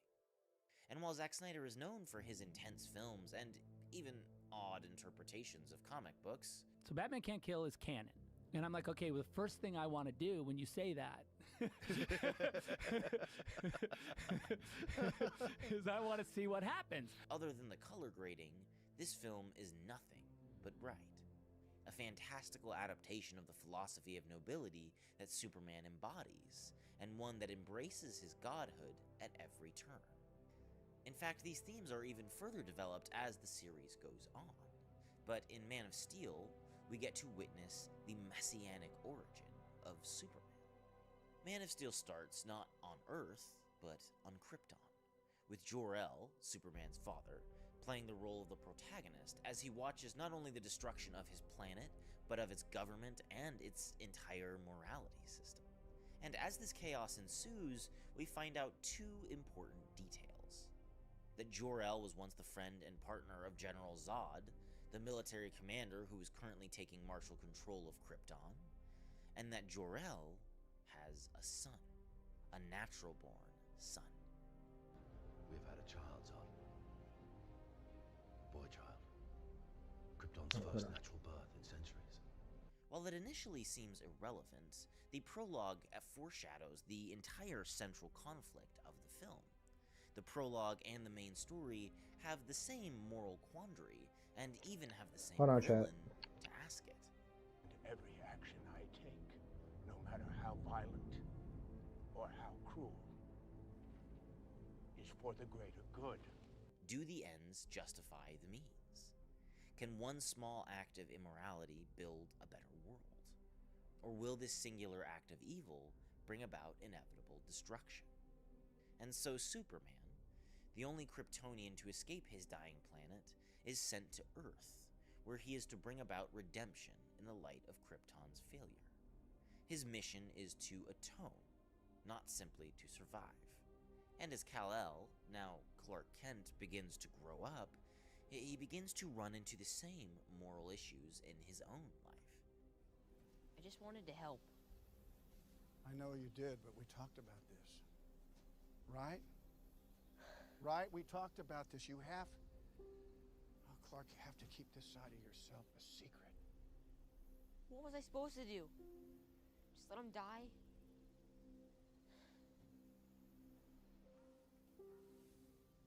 Maybe. There's more at stake here than just our lives, Clark, or the lives of those around us. It's important to note that even Jonathan Kent, his human father, the man who raised him from infancy, struggles with fear. He's human, and in accordance with his flawed human nature, he encourages Clark to embrace this consequentialism, the same consequentialism that destroyed Krypton, or at least a version of it. He fears that if Clark reveals himself, he will irreversibly change mankind and perhaps even the structure of society itself. And he's willing to die rather than risk his son's life. While I still have major issues with the reasoning behind this death scene, the meaning behind it is clear. Jonathan Kent died for his son, to prevent him from discovery and to earn him just a few more years of secrecy. He does not fully surrender to his fears, however. He encourages Clark to bide his time, not to hide from the limelight forever. So when Superman finally dons his iconic suit, when he emerges with his chest emblazoned with the L family crest, this choice means something. It represents Clark's acceptance of his past and of the future it warrants. It represents his acceptance of godhood. And his eventual conflict with General Zod cements this acceptance of moral duty.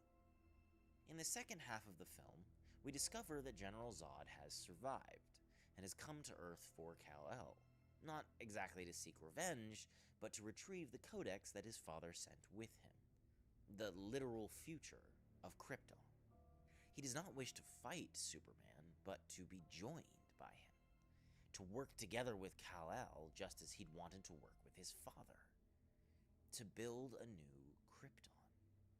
Zod's plan highlights his amorality, obviously molded by the tenets of Kryptonian society, and he offers Superman the opportunity to rule over mankind, rather than guard or protect it. To further complicate things, Zod greets Superman with a warmer welcome than really anyone on Earth ever has. For the majority of the film, all the people of Earth treat Superman just like Zod, another alien and another enemy. And once again, this motif of human fear continues on throughout the rest of the series. I figured out way back. If God is all-powerful, he cannot be all good. And if he is all good, then he cannot be all-powerful. And neither can you be. Yet in the face of this, Superman rejects Zod and Krypton. He chooses the immediate good, regardless of the potential consequences. He chooses to believe that the ends cannot justify the means. And at the end of the film, he kills General Zod. Now, this scene is often criticized, but this action represents more than the sacrifice of his no-killing policy. It is a final and forced rejection of his people and their archaic philosophy. It is the execution of the final remaining member of his race. The symbol of the House of El means hope. Embodied within that hope is the fundamental belief in the potential of every person to be a force for good. Clark, that's what you can bring them. you were sent here for a reason. You will give the people of Earth an ideal to strive towards. They will join you in the sun, Cal. Choice of whether to stand proud in front of the human race or not. You will help them accomplish wonders. With this act, Superman cements the fate he has chosen for himself. To be the best of both worlds, to teach Earth the failures of Krypton, and in so doing, build a better future for all. In the end, Man of Steel is not a perfect film. And while Henry Cavill proves he can play a great Superman, especially in later installments, this story fails to demonstrate his character. It is, ultimately, a film that explores two different moral philosophies and shows the values that the character of Superman upholds, but fails to show his reasons for upholding them, the internal drive that would manifest with such external actions. In trying to embrace this sense of godliness, Man of Steel makes Superman the moral ideal, a benevolent god too distant to effectively engage with the audience. However, Superman 2025 went in the opposite direction, and instead of making him godly, they made him entirely human.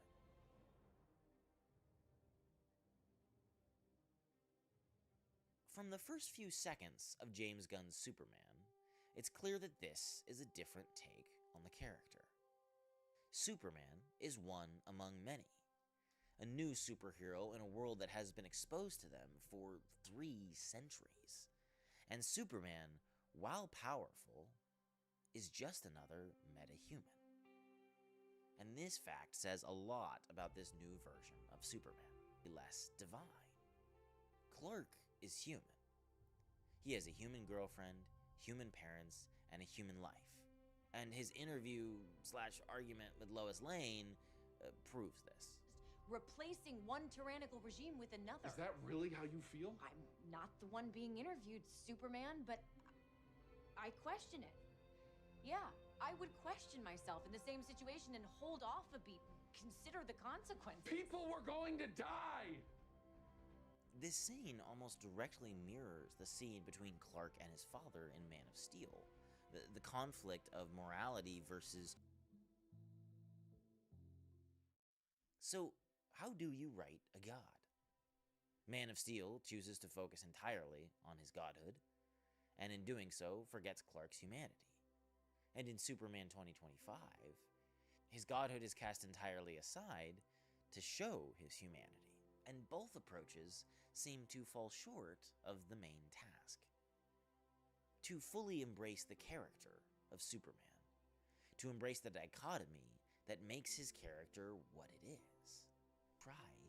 We cannot and should not understand him. That's the point. He's the direct response to the concept gives us Brightburn was underrated. in the face of such nihilism. And it's the never-ending human This desire dude for don't know. hope that has ultimately made the Superman character as timeless as he is. Wait, what happened? I missed something. What happened? Of our yearning for the divine. Thanks for watching. If you like this video, I don't even know what please happened. like and But let's see. What should... Okay. Superman is literally the blue Boy Scout. He has powers, and yeah, he's not human, but he wasn't raised to be a god. Yeah, that's what I agree. Like, he was never raised to be a god. The only way he could be raised as a god if he was raised by Darkseid. That's the only way. But I don't see him being raised as a god. That's why I don't know what Zack Snyder was doing. He don't know what he's doing. He literally doesn't know. So, what was I saying? What was I about to do, actually? subscribe so you don't miss the next one.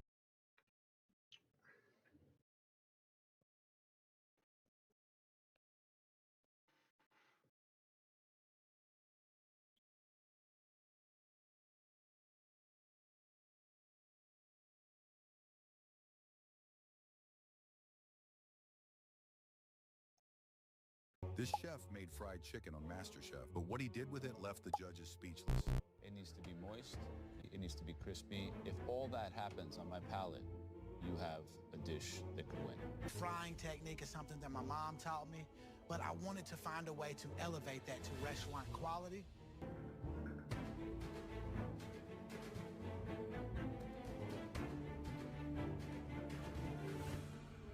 I've never tasted anything quite like that before. This is kind of like perfection. The spiciness of the Nashville hot sauce is spot on, perfect. There's so many different things going on this dish, and they're all really well done. This chef made fried chicken on MasterChef, but what he did Damn. with it left the judges That looks so good. I ain't gonna lie. Let's see.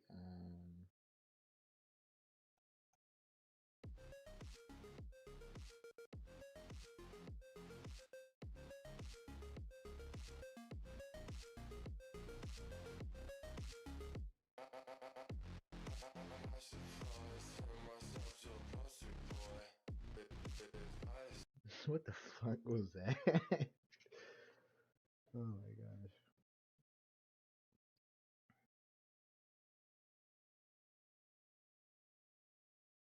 Jeez Louise.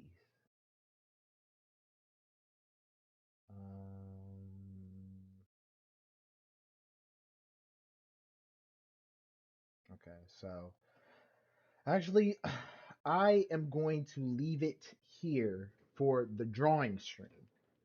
I'm gonna do another stream where I'm doing like gaming and all that stuff. But I've been doing this for 7 hours. Dang, 7 hours. That's crazy.